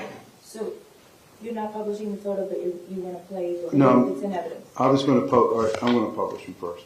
Okay, you're right. I Okay. forgot. I All was right. just asking, you can do whatever you want. No, it's okay. And you previously identified State's Exhibit 75 as Carol Logren? Mm-hmm. Sorry. Is that correct, Mr.? Yes. State's Exhibit 76, it's Peter Wang. Yes. And State's Exhibit 77,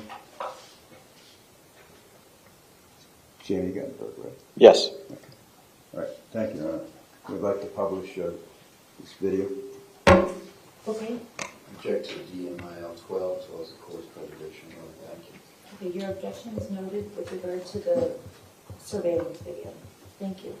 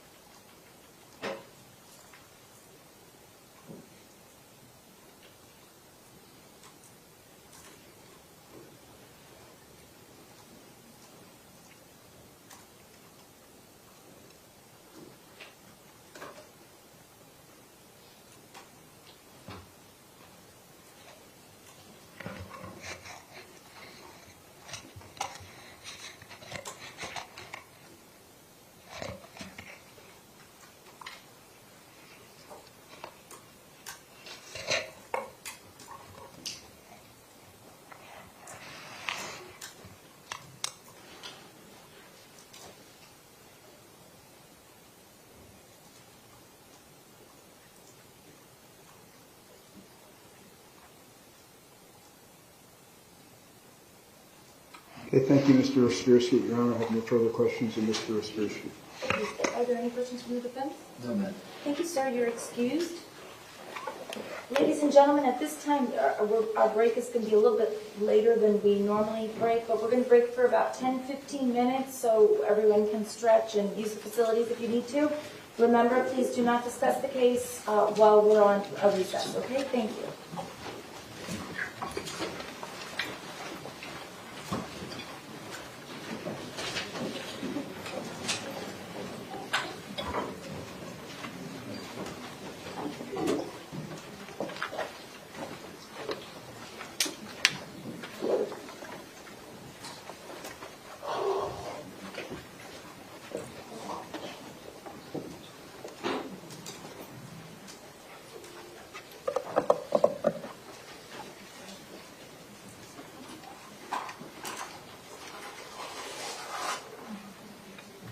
All right, the jurors have been excused.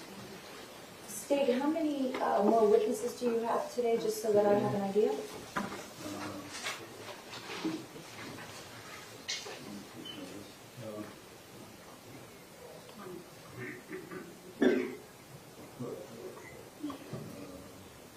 Looks like 4.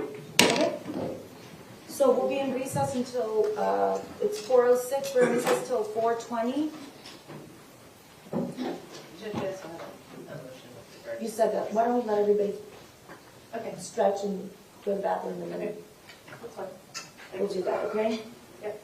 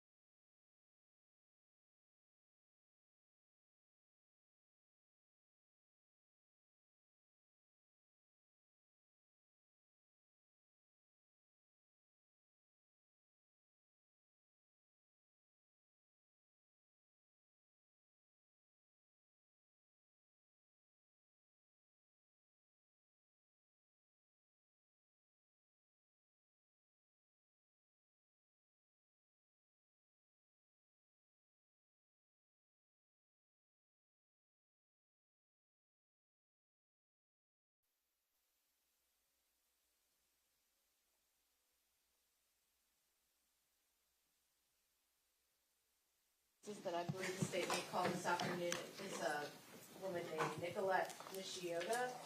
I'm sorry, did you repeat that, please? Yeah, and I'll spell it, I'm sorry.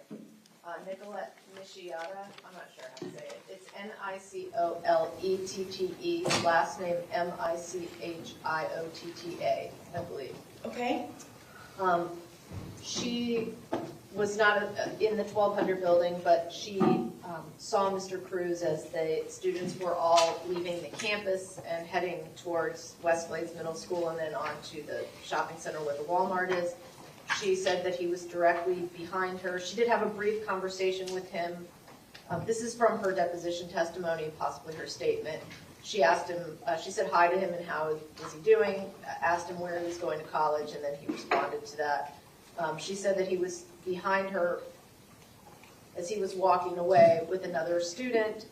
And then at one point in her deposition, she says, as he's right behind me, I'm calling my mom, hysterically crying because we can't find Meadow Pollock.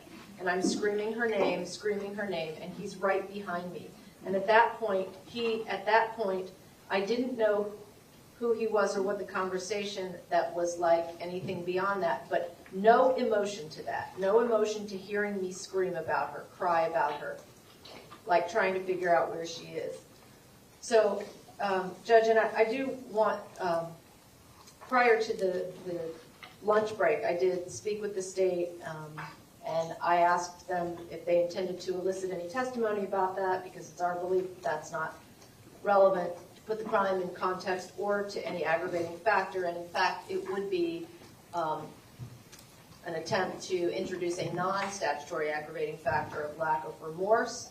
It doesn't go to any of the 7 listed aggravators. And the state's response was,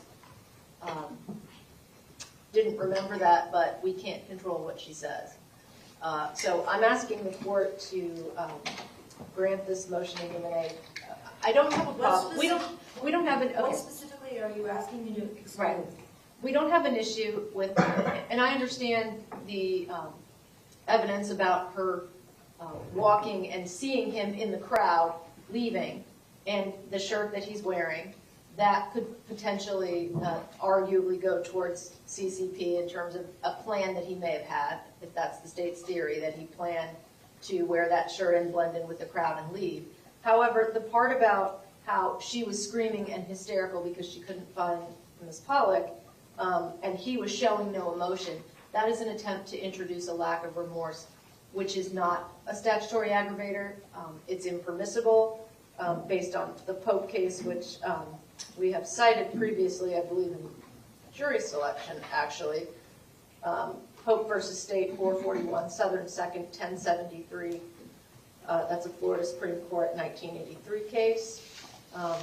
And I would cite a couple cases that, for both CCP, cold calculated and premeditated, as well as especially heinous, atrocious, and cruel, actions taken after the murders are not relevant to prove those aggravating factors. So any emotion or lack of emotion or actions that he took after would not be relevant to prove the aggravating factors. Perhaps if that something came up in the defense case, it might be relevant to rebuttal, but at this point, it's not relevant to prove any aggravating factor. And so we're asking that she not be permitted to testify to anything about that, and that the state be directed to advise her that she's limited to testifying to seeing him. She can describe what he was wearing and say that she was walking directly in front of him and he's leaving with the rest of the students. But that's, beyond that, I think that would be irrelevant. Well, she had a conversation.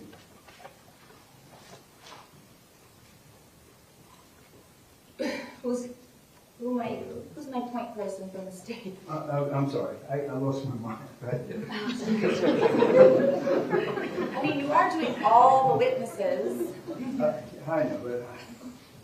Mr. Borges. Go ahead. Do something. Judge, that's a very unusual argument for lack of remorse when he is maybe a minute or 2 minutes from just committing the crime. It's not a lack of remorse. It's the context is of his mental state. So he's at this point, he hasn't even gotten to a place of safety yet. He's still in the midst of the crime that he had just committed, and he's trying to escape to a place of safety. The crime is not even over yet. So saying that there's lack of remorse is, that would be evidence of lack of remorse, really stretches it. It certainly is not. There is a conversation between them that goes to his mental state. That's clearly relevant evidence. He's confronted with some knowledge and he doesn't react to it. It would be like if he, later gives a statement and he's confronted with guilty knowledge and doesn't, react to it like that. That would be admissible evidence. There is absolutely no reason how this would be a non-statutory aggravator. It has nothing to do with that. It does have to do with this. He's still within the planning of what he was doing.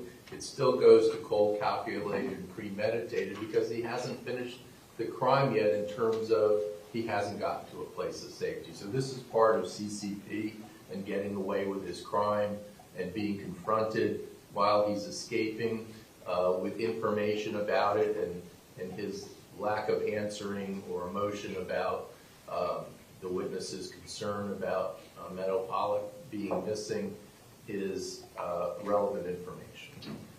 Judge, if I may just briefly, respectfully disagree with that. And I'm going to cite to Hall versus State, 107 Southern 3rd, 262. In that case, the court, and I'm quoting from that case, the trial court's reliance on Hall's actions after the murder of moving the victim's body, changing his bloody clothes, cleaning up the blood, and running from other officers as evidence that he pre-planned the murder is also speculative.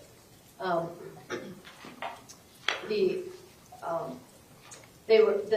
think there was a lack of evidence regarding planning prior to the murders, and the state was attempting to use some of his actions after as showing that it was cold, calculated, and premeditated, and the court held that the finding of that aggravating factor was error. There was not evidence to support that.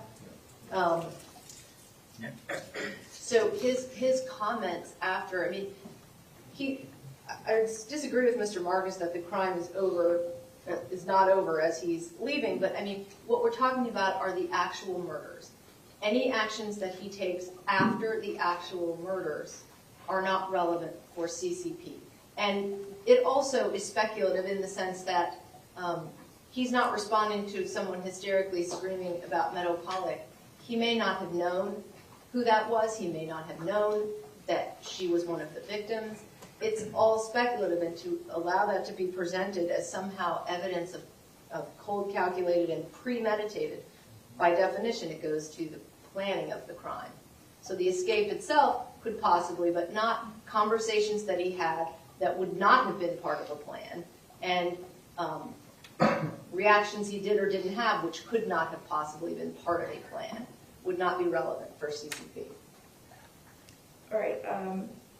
I think your argument goes to the weight, not the admissibility. I think that part of the plan in blending in and sort of concealing himself as just another student is part and parcel with the escape, and I'm going to allow the state to elicit the testimony. Is there anything else? So there were a few things. Is there anything else that you wanted to bring up? No, ma'am. Okay. Your Honor, the next witness needs an interpreter, but I just want to let the court know. You have the interpreter. You have the interpreter. Yes. Yes. We just wanted to get another chair, and I think he had setting up a microphone. We have another chair. Okay, perfect. I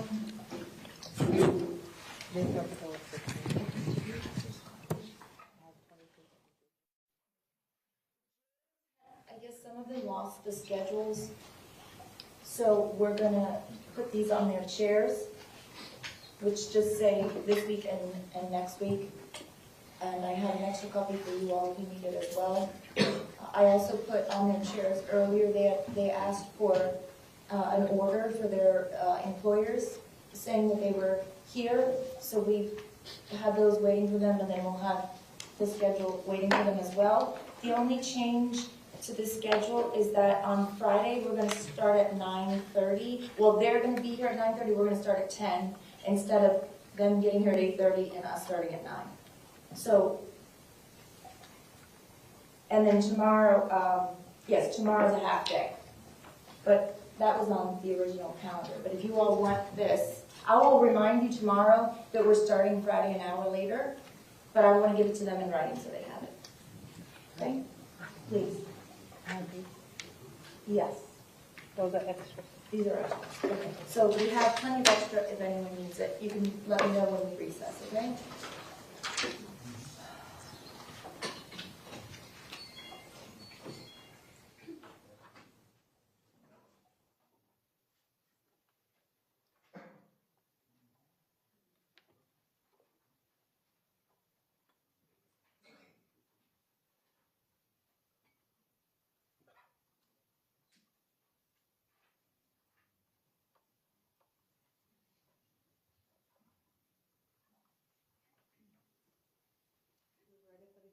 Yes, we're ready for the jurors?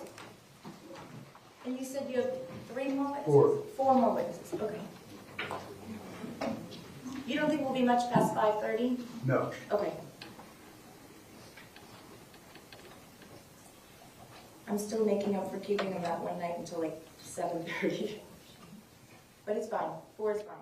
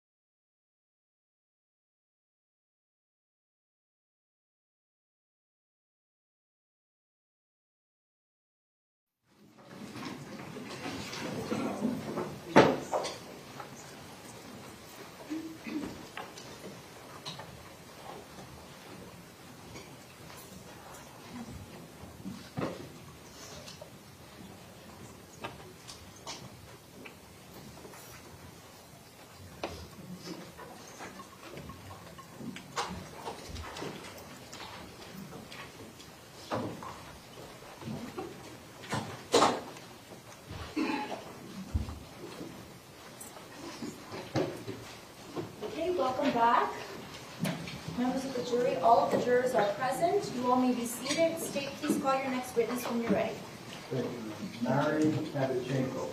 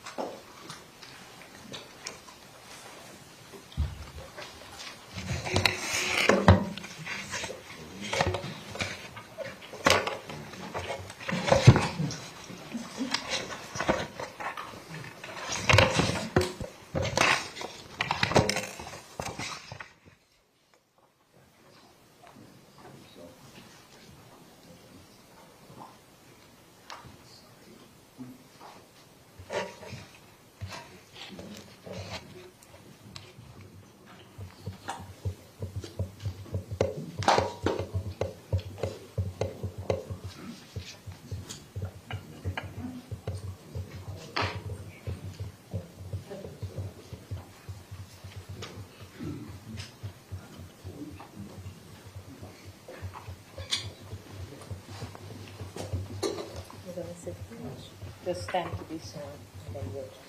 Okay, Mr. Interpreter, the state told me that we were using an interpreter, but did not tell me what language. Russian. Okay, please raise your right hand. Do you Yeah, yeah. solemnly, this is for the interpreter, do you solemnly swear to translate to the best of your ability from English to Russian, Russian to English? Yes, I do, yeah. Thank you, sir. And would the witness please raise his right hand? Пожалуйста, правую руку. Do you solemnly Вы swear or торжественно affirm клянетесь, the утверждаете, testimony что you're ваше about to показание give будет правдой, is the truth, the whole truth, только and nothing правдой, but the ничего кроме truth? правды? Да. Yes. Okay, thank you, sir. You can both be seated. Садитесь, пожалуйста. Yes, and Mr. Interpreter, would you please state your full name for the record? Yes, Michael Luria, L-U-R-Y-E. And if the witness would please state his full name and then spell it for the record. Дайте, пожалуйста, полностью ваше имя, фамилию и по буквам для протокола. Marian Kabachenko. K-A-B-A-C-H-E-N-K-O. Okay, so, no, I'm sorry, I didn't get the translation. K as in king, A as in apple, B as in boy, A as in apple, C as in Charlie, H as in Henry, E as in Edward, N as in Nancy, K as in king, O as in Oliver. Okay, just 1 second. If you would please explain, sir, that if I understand that you obviously speak some English. Я понимаю, что вы говорите по-английски. However, for the record, Ради протокола we have to have you speak only in English вы говорите только по-английски or only или in только Russian with the по-русски, use of the interpreter. через переводчика. So even if you understand, Yes. Если даже вы please понимаете, don't answer in English. не отвечайте на Answer английский, only in Russian, только по-русски, so that the record is clear. чтобы Okay? был протокол четкий. Okay? Yes. Okay. Mr. Kabachenko, are you going to school or are you working? Вы работаете или ходите, учитесь? Школа. Колледж. To a college. Okay, where do you go to college? Какой колледж? Broward. Broward. Broward College? Браурский суд. Okay, what year are you in? В какой курс? Второй год. Second. Where did you go to high school? А где вы закончили среднюю школу, high school? В Паркленде. In Parkland. Pardon? Parkland. Parkland. What's the name of the school? Как называется школа? Marjorie Stoneman Douglas. Hmm? Marjorie Stoneman Douglas. Marjorie Stoneman Douglas. Marjorie Stoneman Douglas, is that what you were saying? Это так вы говорите, да? Marjorie Stoneman Douglas. Yes. Okay. I'd like to call your attention to Wednesday, February the 14th, 2018. Я хочу привлечь ваше внимание к событиям, которые произошли в среду, 14 февраля 2018 года. Okay. What? Okay. What date? No, okay, he said. No. He said okay. Okay, okay. All right. Where were you during fourth period? Что вы делали на четвертом периоде, перемене? Был в классе географии. I was in the geography class. Whose class? Geography class. Geography class?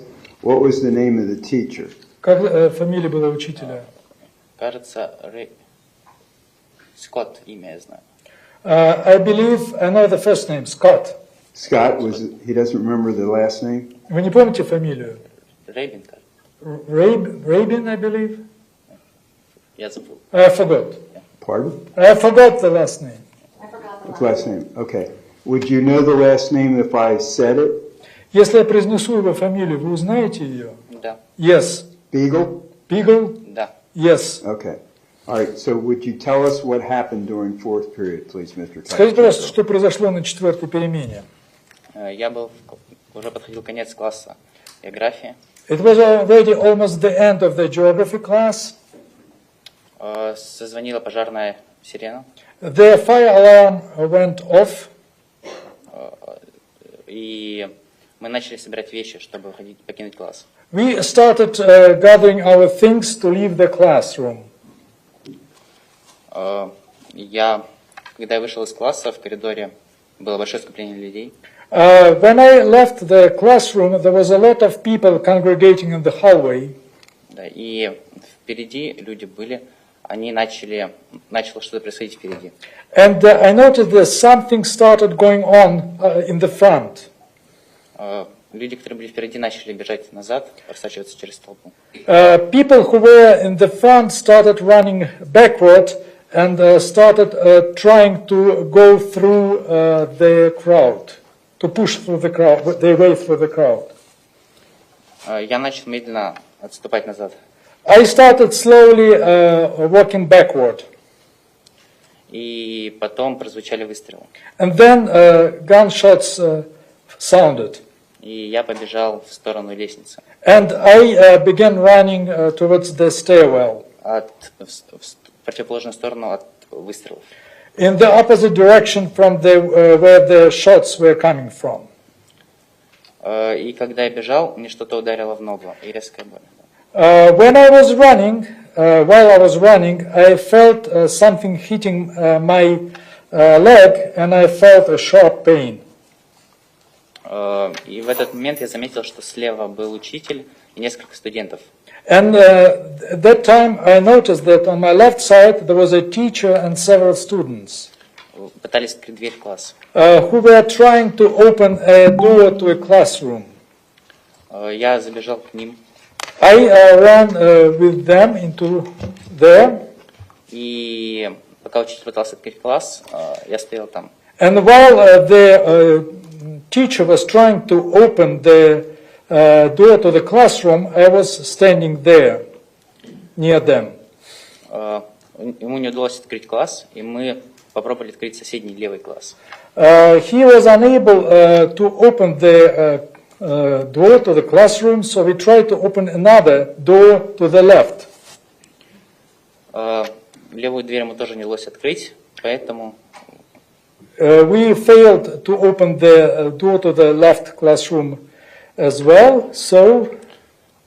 Учитель, в этот момент прекратились звуки выстрелов, и учитель выглянул из-за угла и сказал нам бежать. At that time, the gunshots stopped. The teacher glanced around the corner and told us to run. Мы побежали. We started running. И когда уже почти добежали, опять прозвучали выстрелы. And when we almost reached the place, the gunshots were heard again. И я по лестнице спустился на первый этаж. I walked the stairs down to the first floor. И в тот момент я уже обнаружил, что людей стало меньше. And at that time I noticed that there were fewer people around. Меньше стало, чем было изначально, когда бежали. Fewer than initially when we were starting running. Насколько я помню, я первым открыл уличную дверь. As far as I remember, I was the first to open the door to outside door. Там лежал мертвый мужчина. There was a body of a dead male lying there. И мы оббежали его и побежали в правую сторону, в сторону парковки. We ran around him and ran to the right towards their parking lot. Мы отбежали достаточно далеко от здания. We ran pretty far away from the building. Но были еще на территории школы. But we are still inside the premises of the territory of the school. После этого мы уже начали идти более-менее спокойно. After that, we slowed down and started walking more calmly. И опять прозвучали выстрелы. And then the shots rang again. И нам показалось, будто опять стреляет нас из окна. And it seems to us that somebody is shooting at us from a window с того здания. И мы of the building. И мы опять побежали. And we started running again.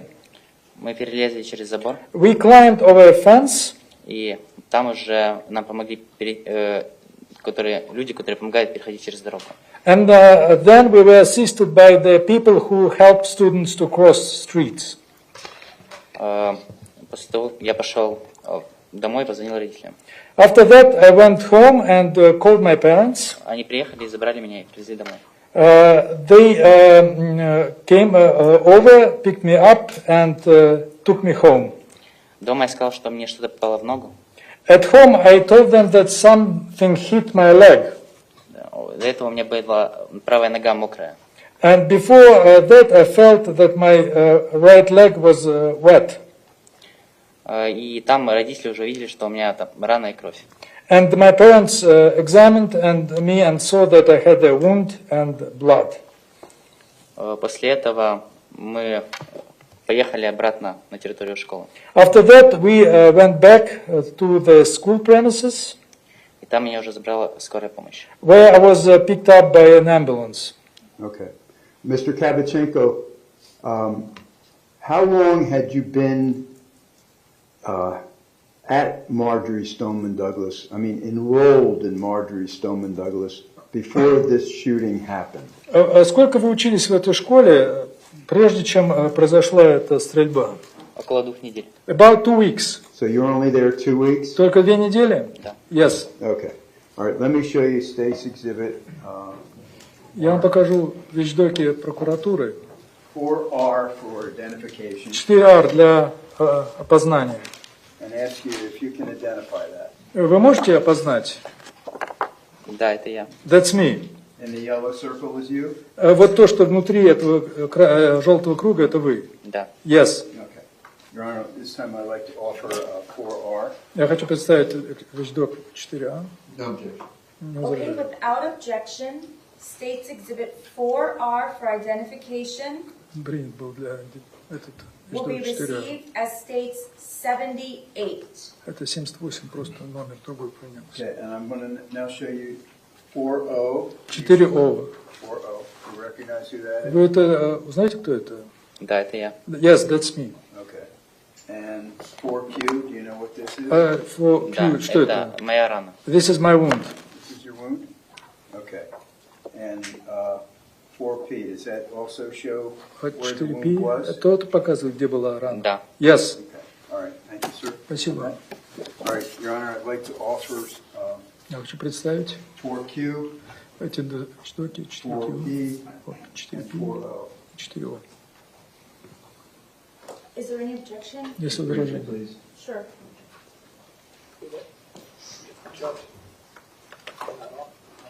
I'm sorry? We never rectify that. Oh, okay, can you turn them on? We have to turn the headphones back on, I'll just take a second.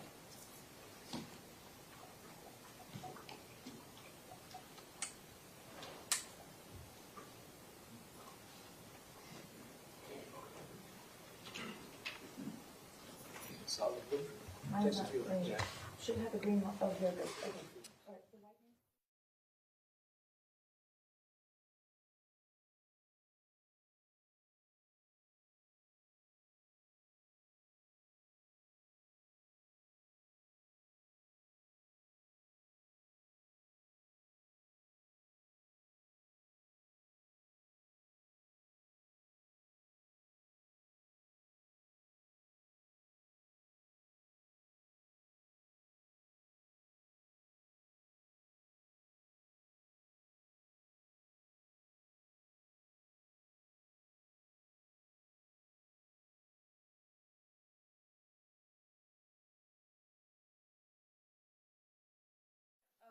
Will be Несмотря на received as возражения States защиты, 79. мы принимаем эти вещдоки. For P will be received as States Эти новые 80. номера сообщаются. For Q will be received as States 81.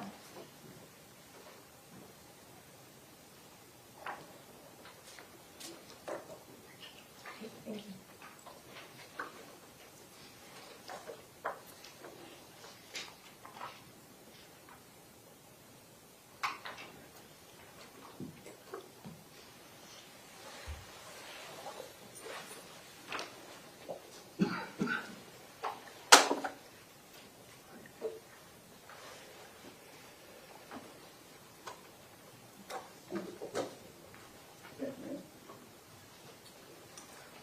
Okay, Mr. Kavichenko, I'm going to now show you, it's been introduced in the evidence, States 78. 78, это покажу, это номер.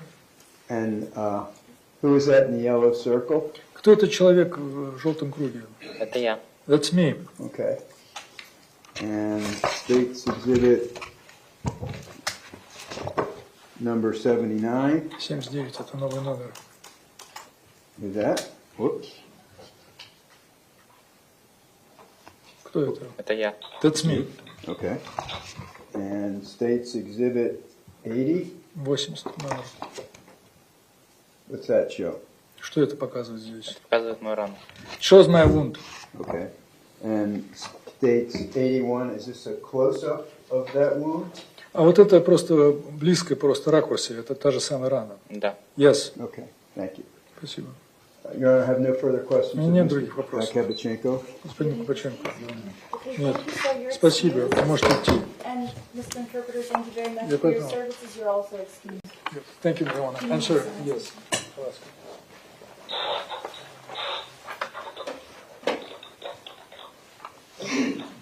Thank you.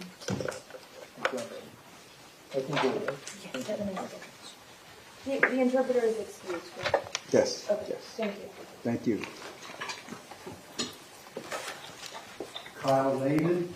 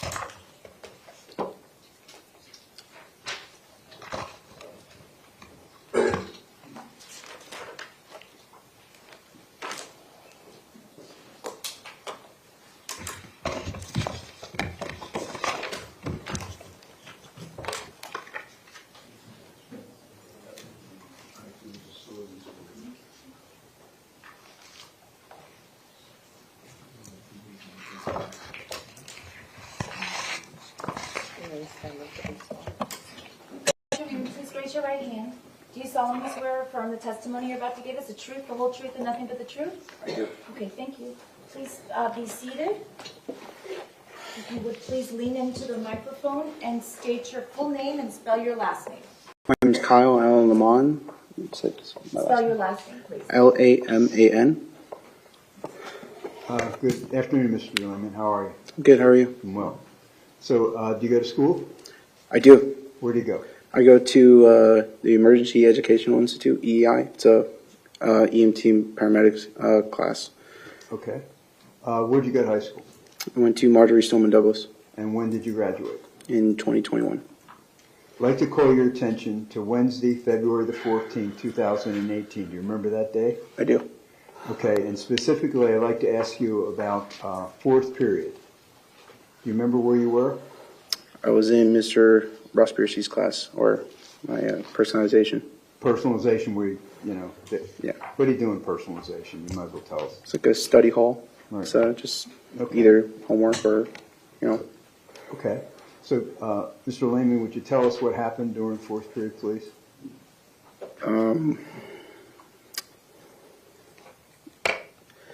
During fourth period was just started off as a normal period till the time hit where the fire alarm went off. Okay. As soon as the fire alarm went off, we all did normal fire alarm procedures. We all go into the hallway where all the classes were.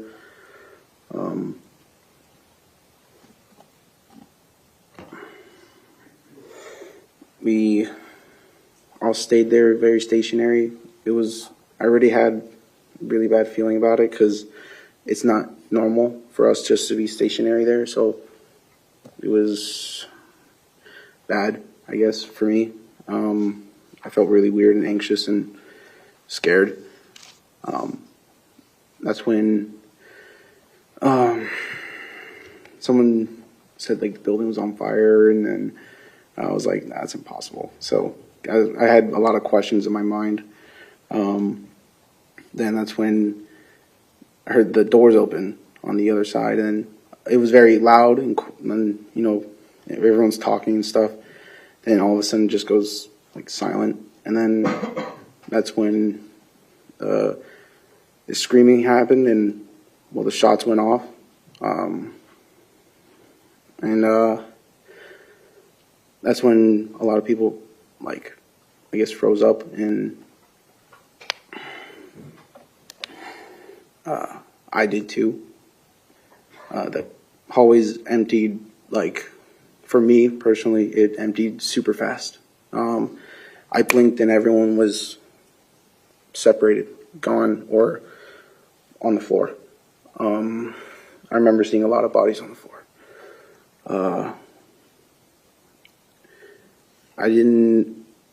I saw the gunman come out.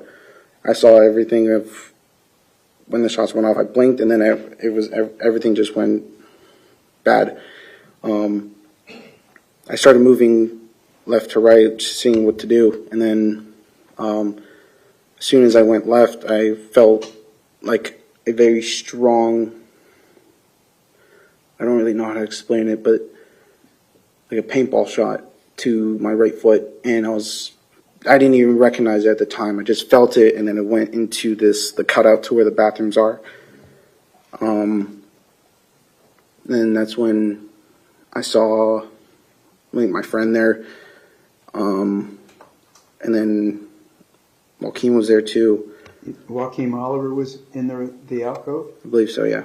And who was your other friend? Tyler West. Tyler West. So it was the three of you in the alcove? Yes. Okay. Then what happened?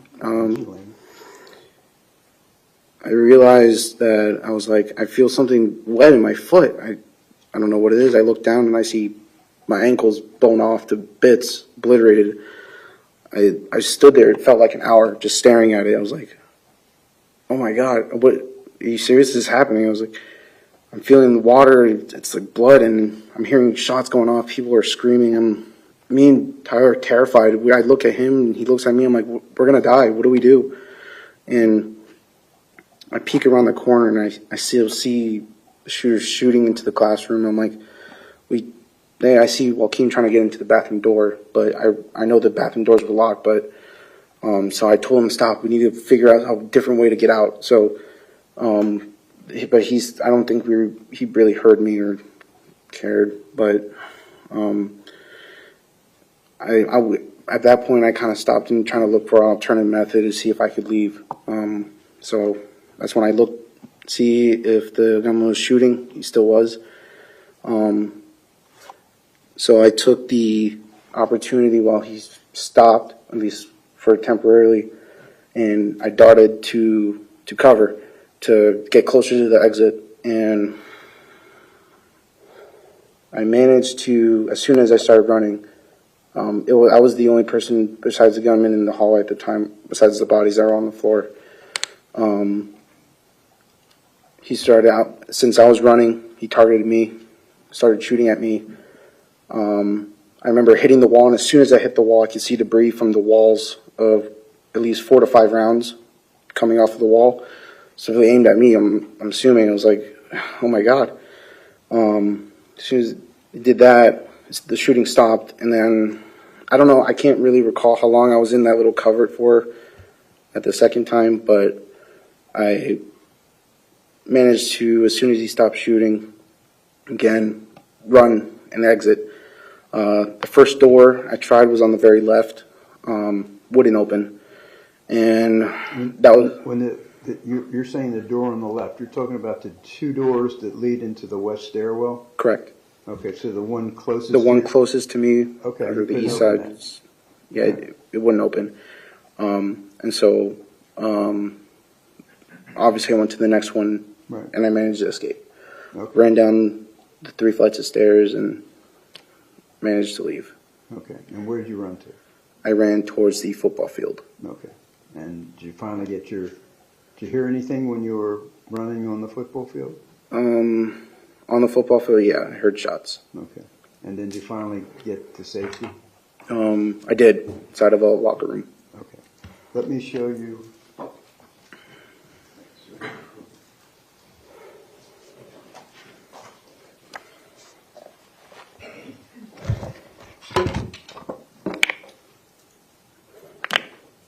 States 24C for identification. That's me. Is that you in the yellow circle? Yeah. Okay. Your Honor, I'd like to offer 24 state. Is there any objection? No, ma'am. States 24C as in Charlie for identification will be received as states 82.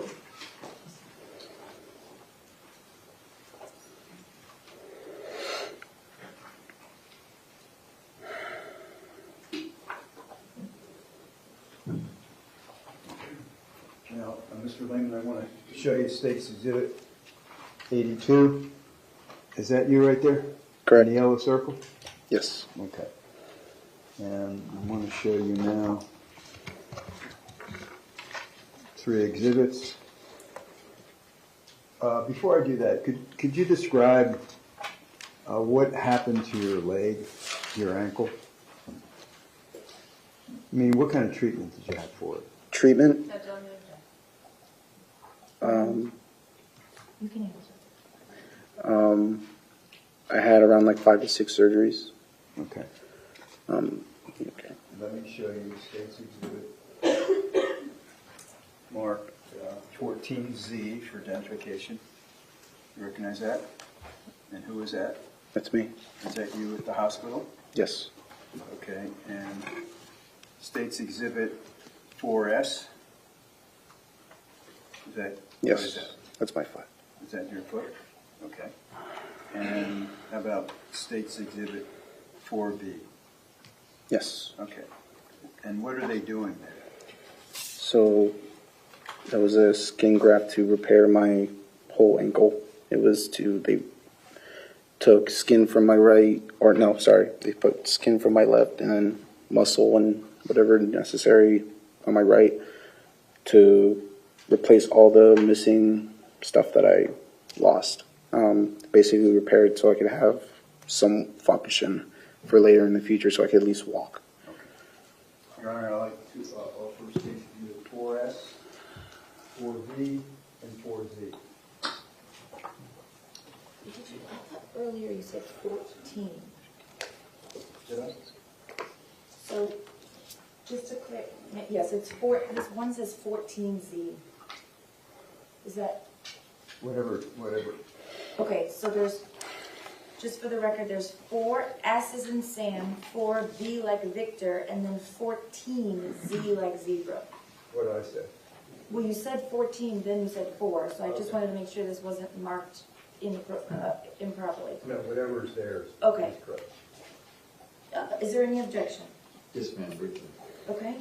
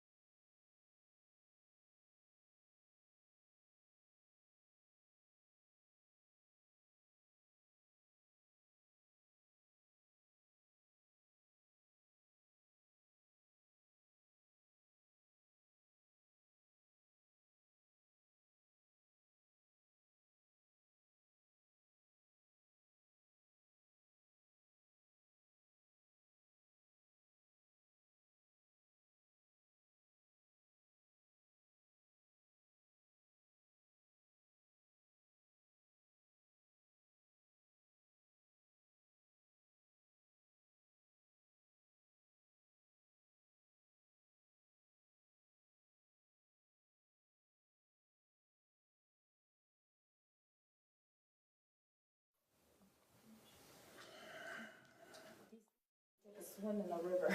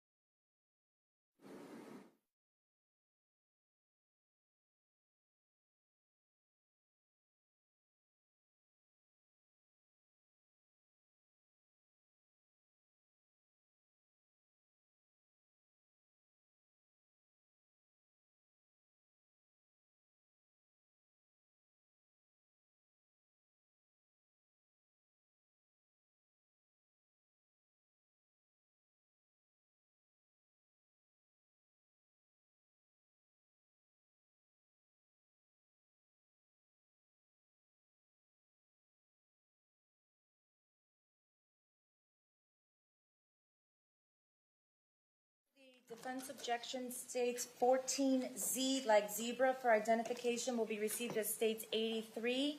States 4S like Sam for identification will be received as states 84. And states 4V like Victor will be received as states 85.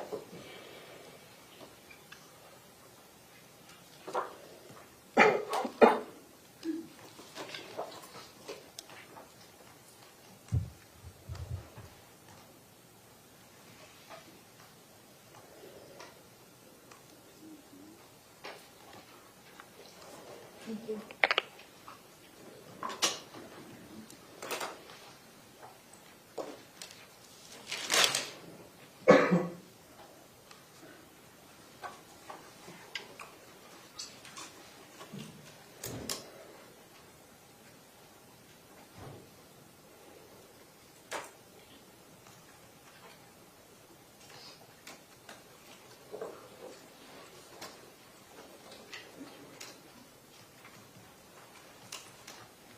Okay, Mr. Lane and I want to show you Stacy Exhibit 83, and I think you said that's you in the hospital?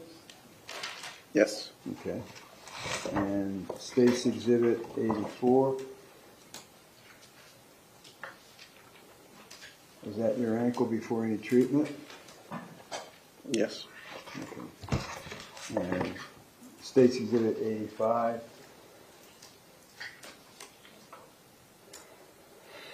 Is that when they're doing the skin grafting? Yes.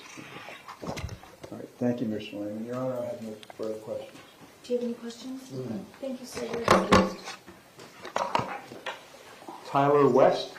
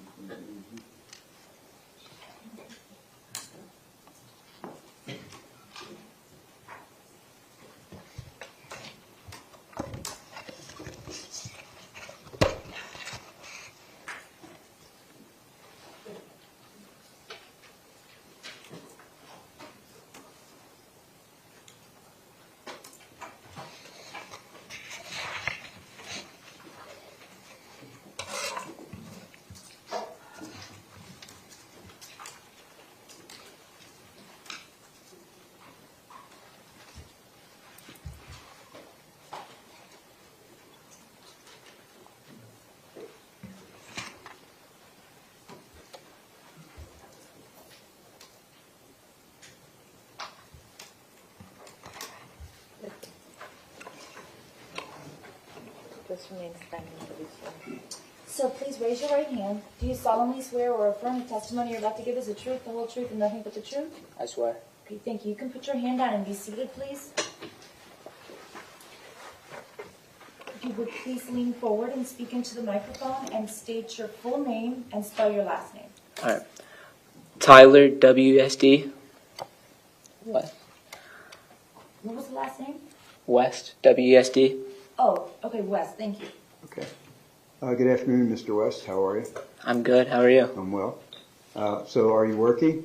I am, yes. I'm working at Publix. Okay. I'd like, where'd you go to high school?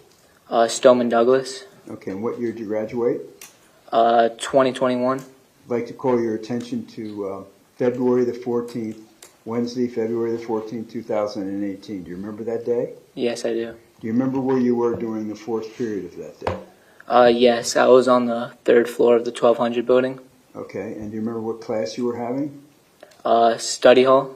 And do you remember who the teacher was? Mr. Rospierski. Okay, is that room 1249? Yes. Okay, so please tell us what happened during that class. So basically I was playing chess with my friend Peter and Tanner, and the fire alarm goes off. Your friend Peter, what's Peter's last name? Wang. Okay. Yeah, and the fire alarm goes off, and pretty much I just exit and walk down the hallway with everybody else. And out of nowhere, everybody just stops and they turn around and they start going back up, and I follow them because I didn't know what to do. And I was just standing there in the middle of the hallway, waiting for my teacher to unlock the door. I didn't know what was going on at the time, but then I heard gunshots, and I kind of panicked. Didn't really know what to do, so I turned around and kind of like ran into the bathroom cubby area. And once I got there, I looked over, saw my friend Kyle Lamont right in front of me. His foot was pretty much shot off, like there's a hole in his foot. And there was another kid, I didn't know who he was at the time, but his name is Joaquin Oliver. He was in the corner laying down, and I looked at him, asked him if he can move, and he said no, he got shot in the leg or knee, one of those, and I just turned around and ran when I saw the opportunity. Okay. And did you see where Kyle went? Kyle Lehman? No, I did not. As soon as I started running, I was focused on getting out. Okay. And where did you run to? So I ran down the stairs directly across from the little cubby, and I just ran all the way down the stairs and ran off into some neighborhoods nearby. Okay. But as I was running down, I did see Coach Weiss like against the doorway. Okay. At the west, outside the west doors? Yes. Okay. Mr. West, let me show you State's Exhibit 4X and ask you if you can identify that person in the red circle. Yeah, that's me. That's you? And that's you on February the 14th, 2018? Yes. Okay, thank you, Mr. West. Your Honor, I'd like to offer State's Exhibit 4X. Is there any objection? No, ma'am. Okay, without objection, states 4X, like X-ray, will be received as states 86.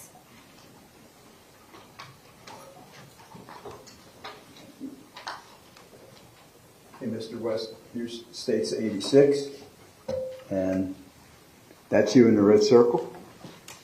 Yeah. Can you see it? I cannot. It's not showing. Okay.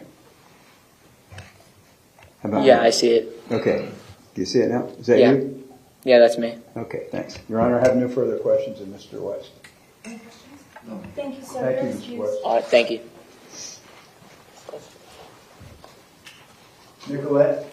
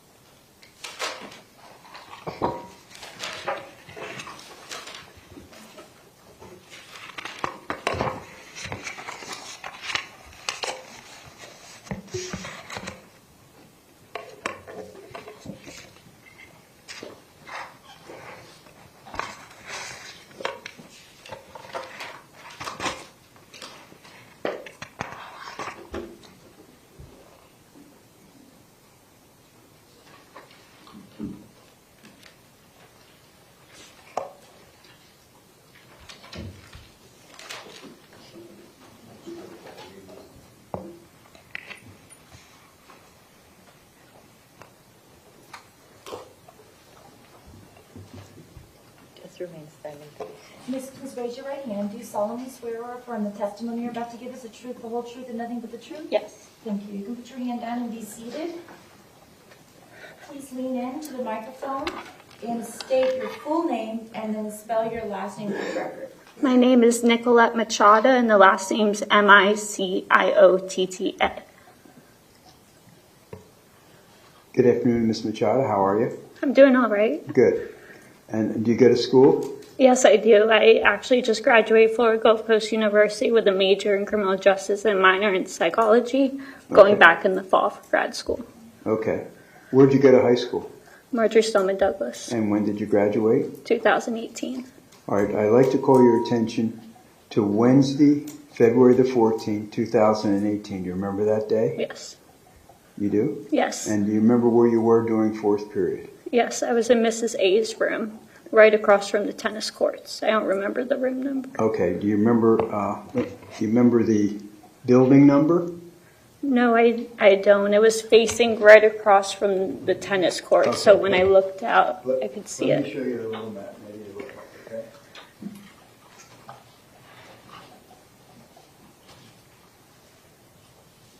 I'm going to show you Stacy's exhibit mark 2 and see if this helps you at all. If it doesn't, that's okay.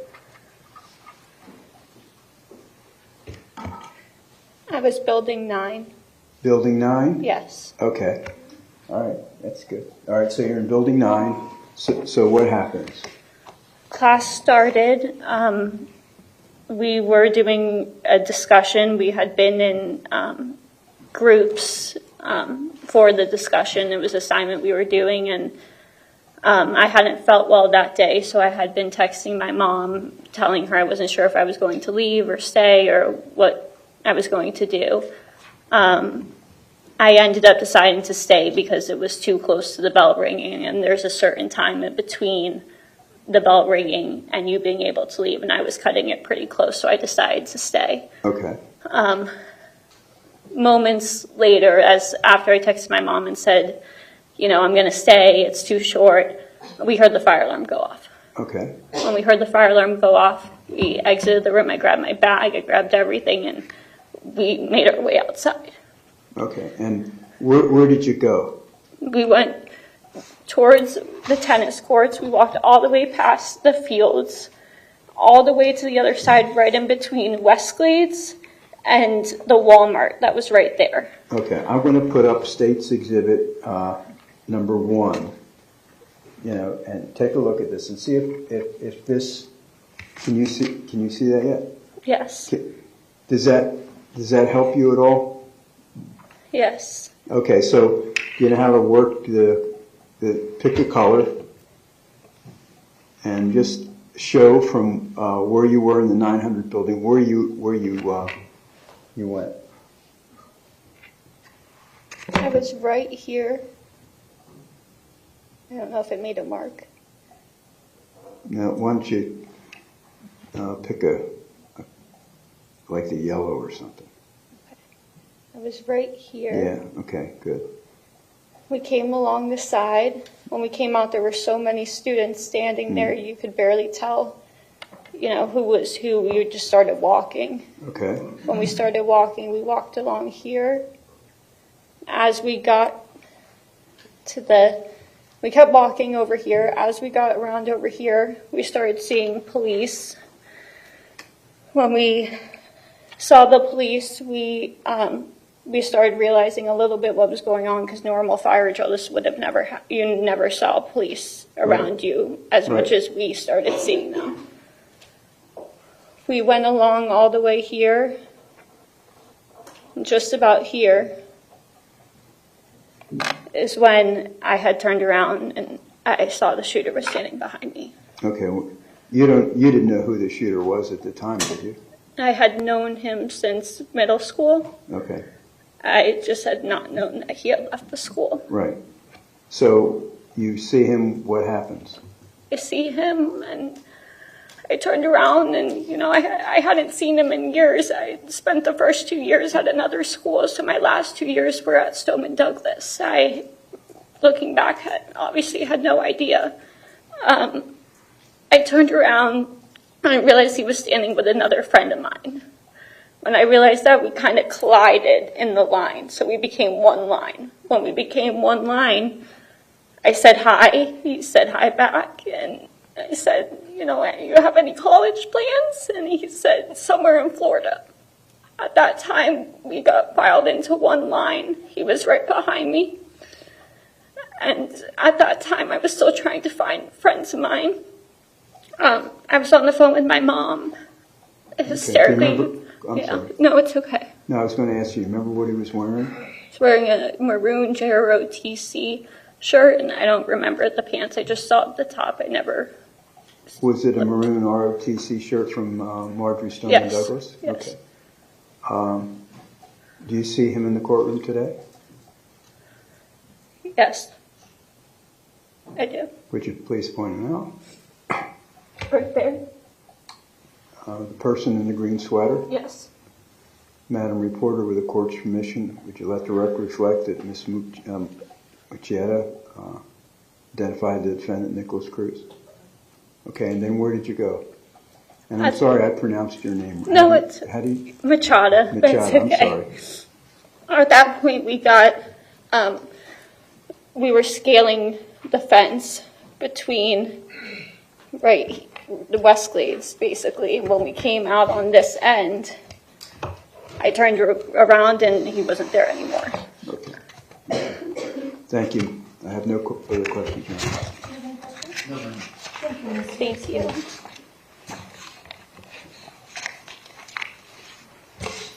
Does that conclude your witness presentation Yes. for today? Yes.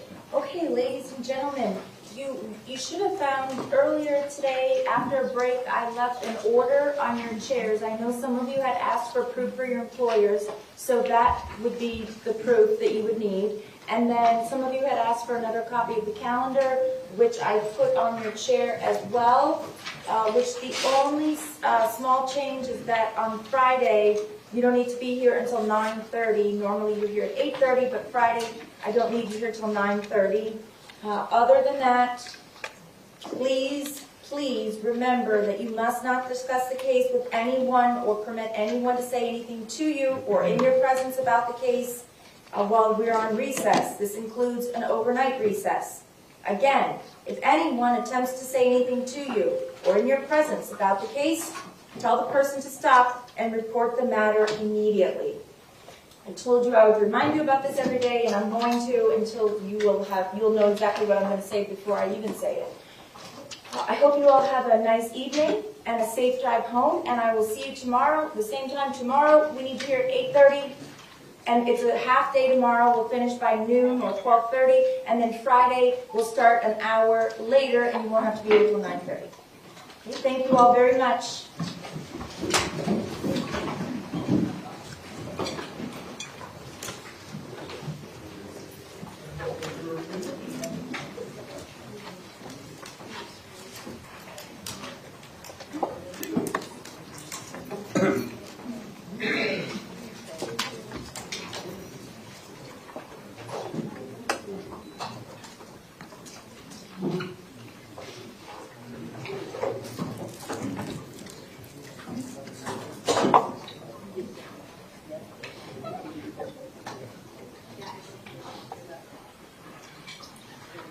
Okay, the jury has been excused. We are in recess for the evening. I would ask everyone to please gather your belongings and exit the courtroom, except for today we're going to limit it to the order, the administrative order that says 5 media representatives. I know yesterday I allowed 6. Today is going to only be 5. As soon as people start clearing out, if those 5 people would sign in with the sheriff's office, and you can remain in the first. Well, let me figure out what we're going to do first, whether it be the video or the photos.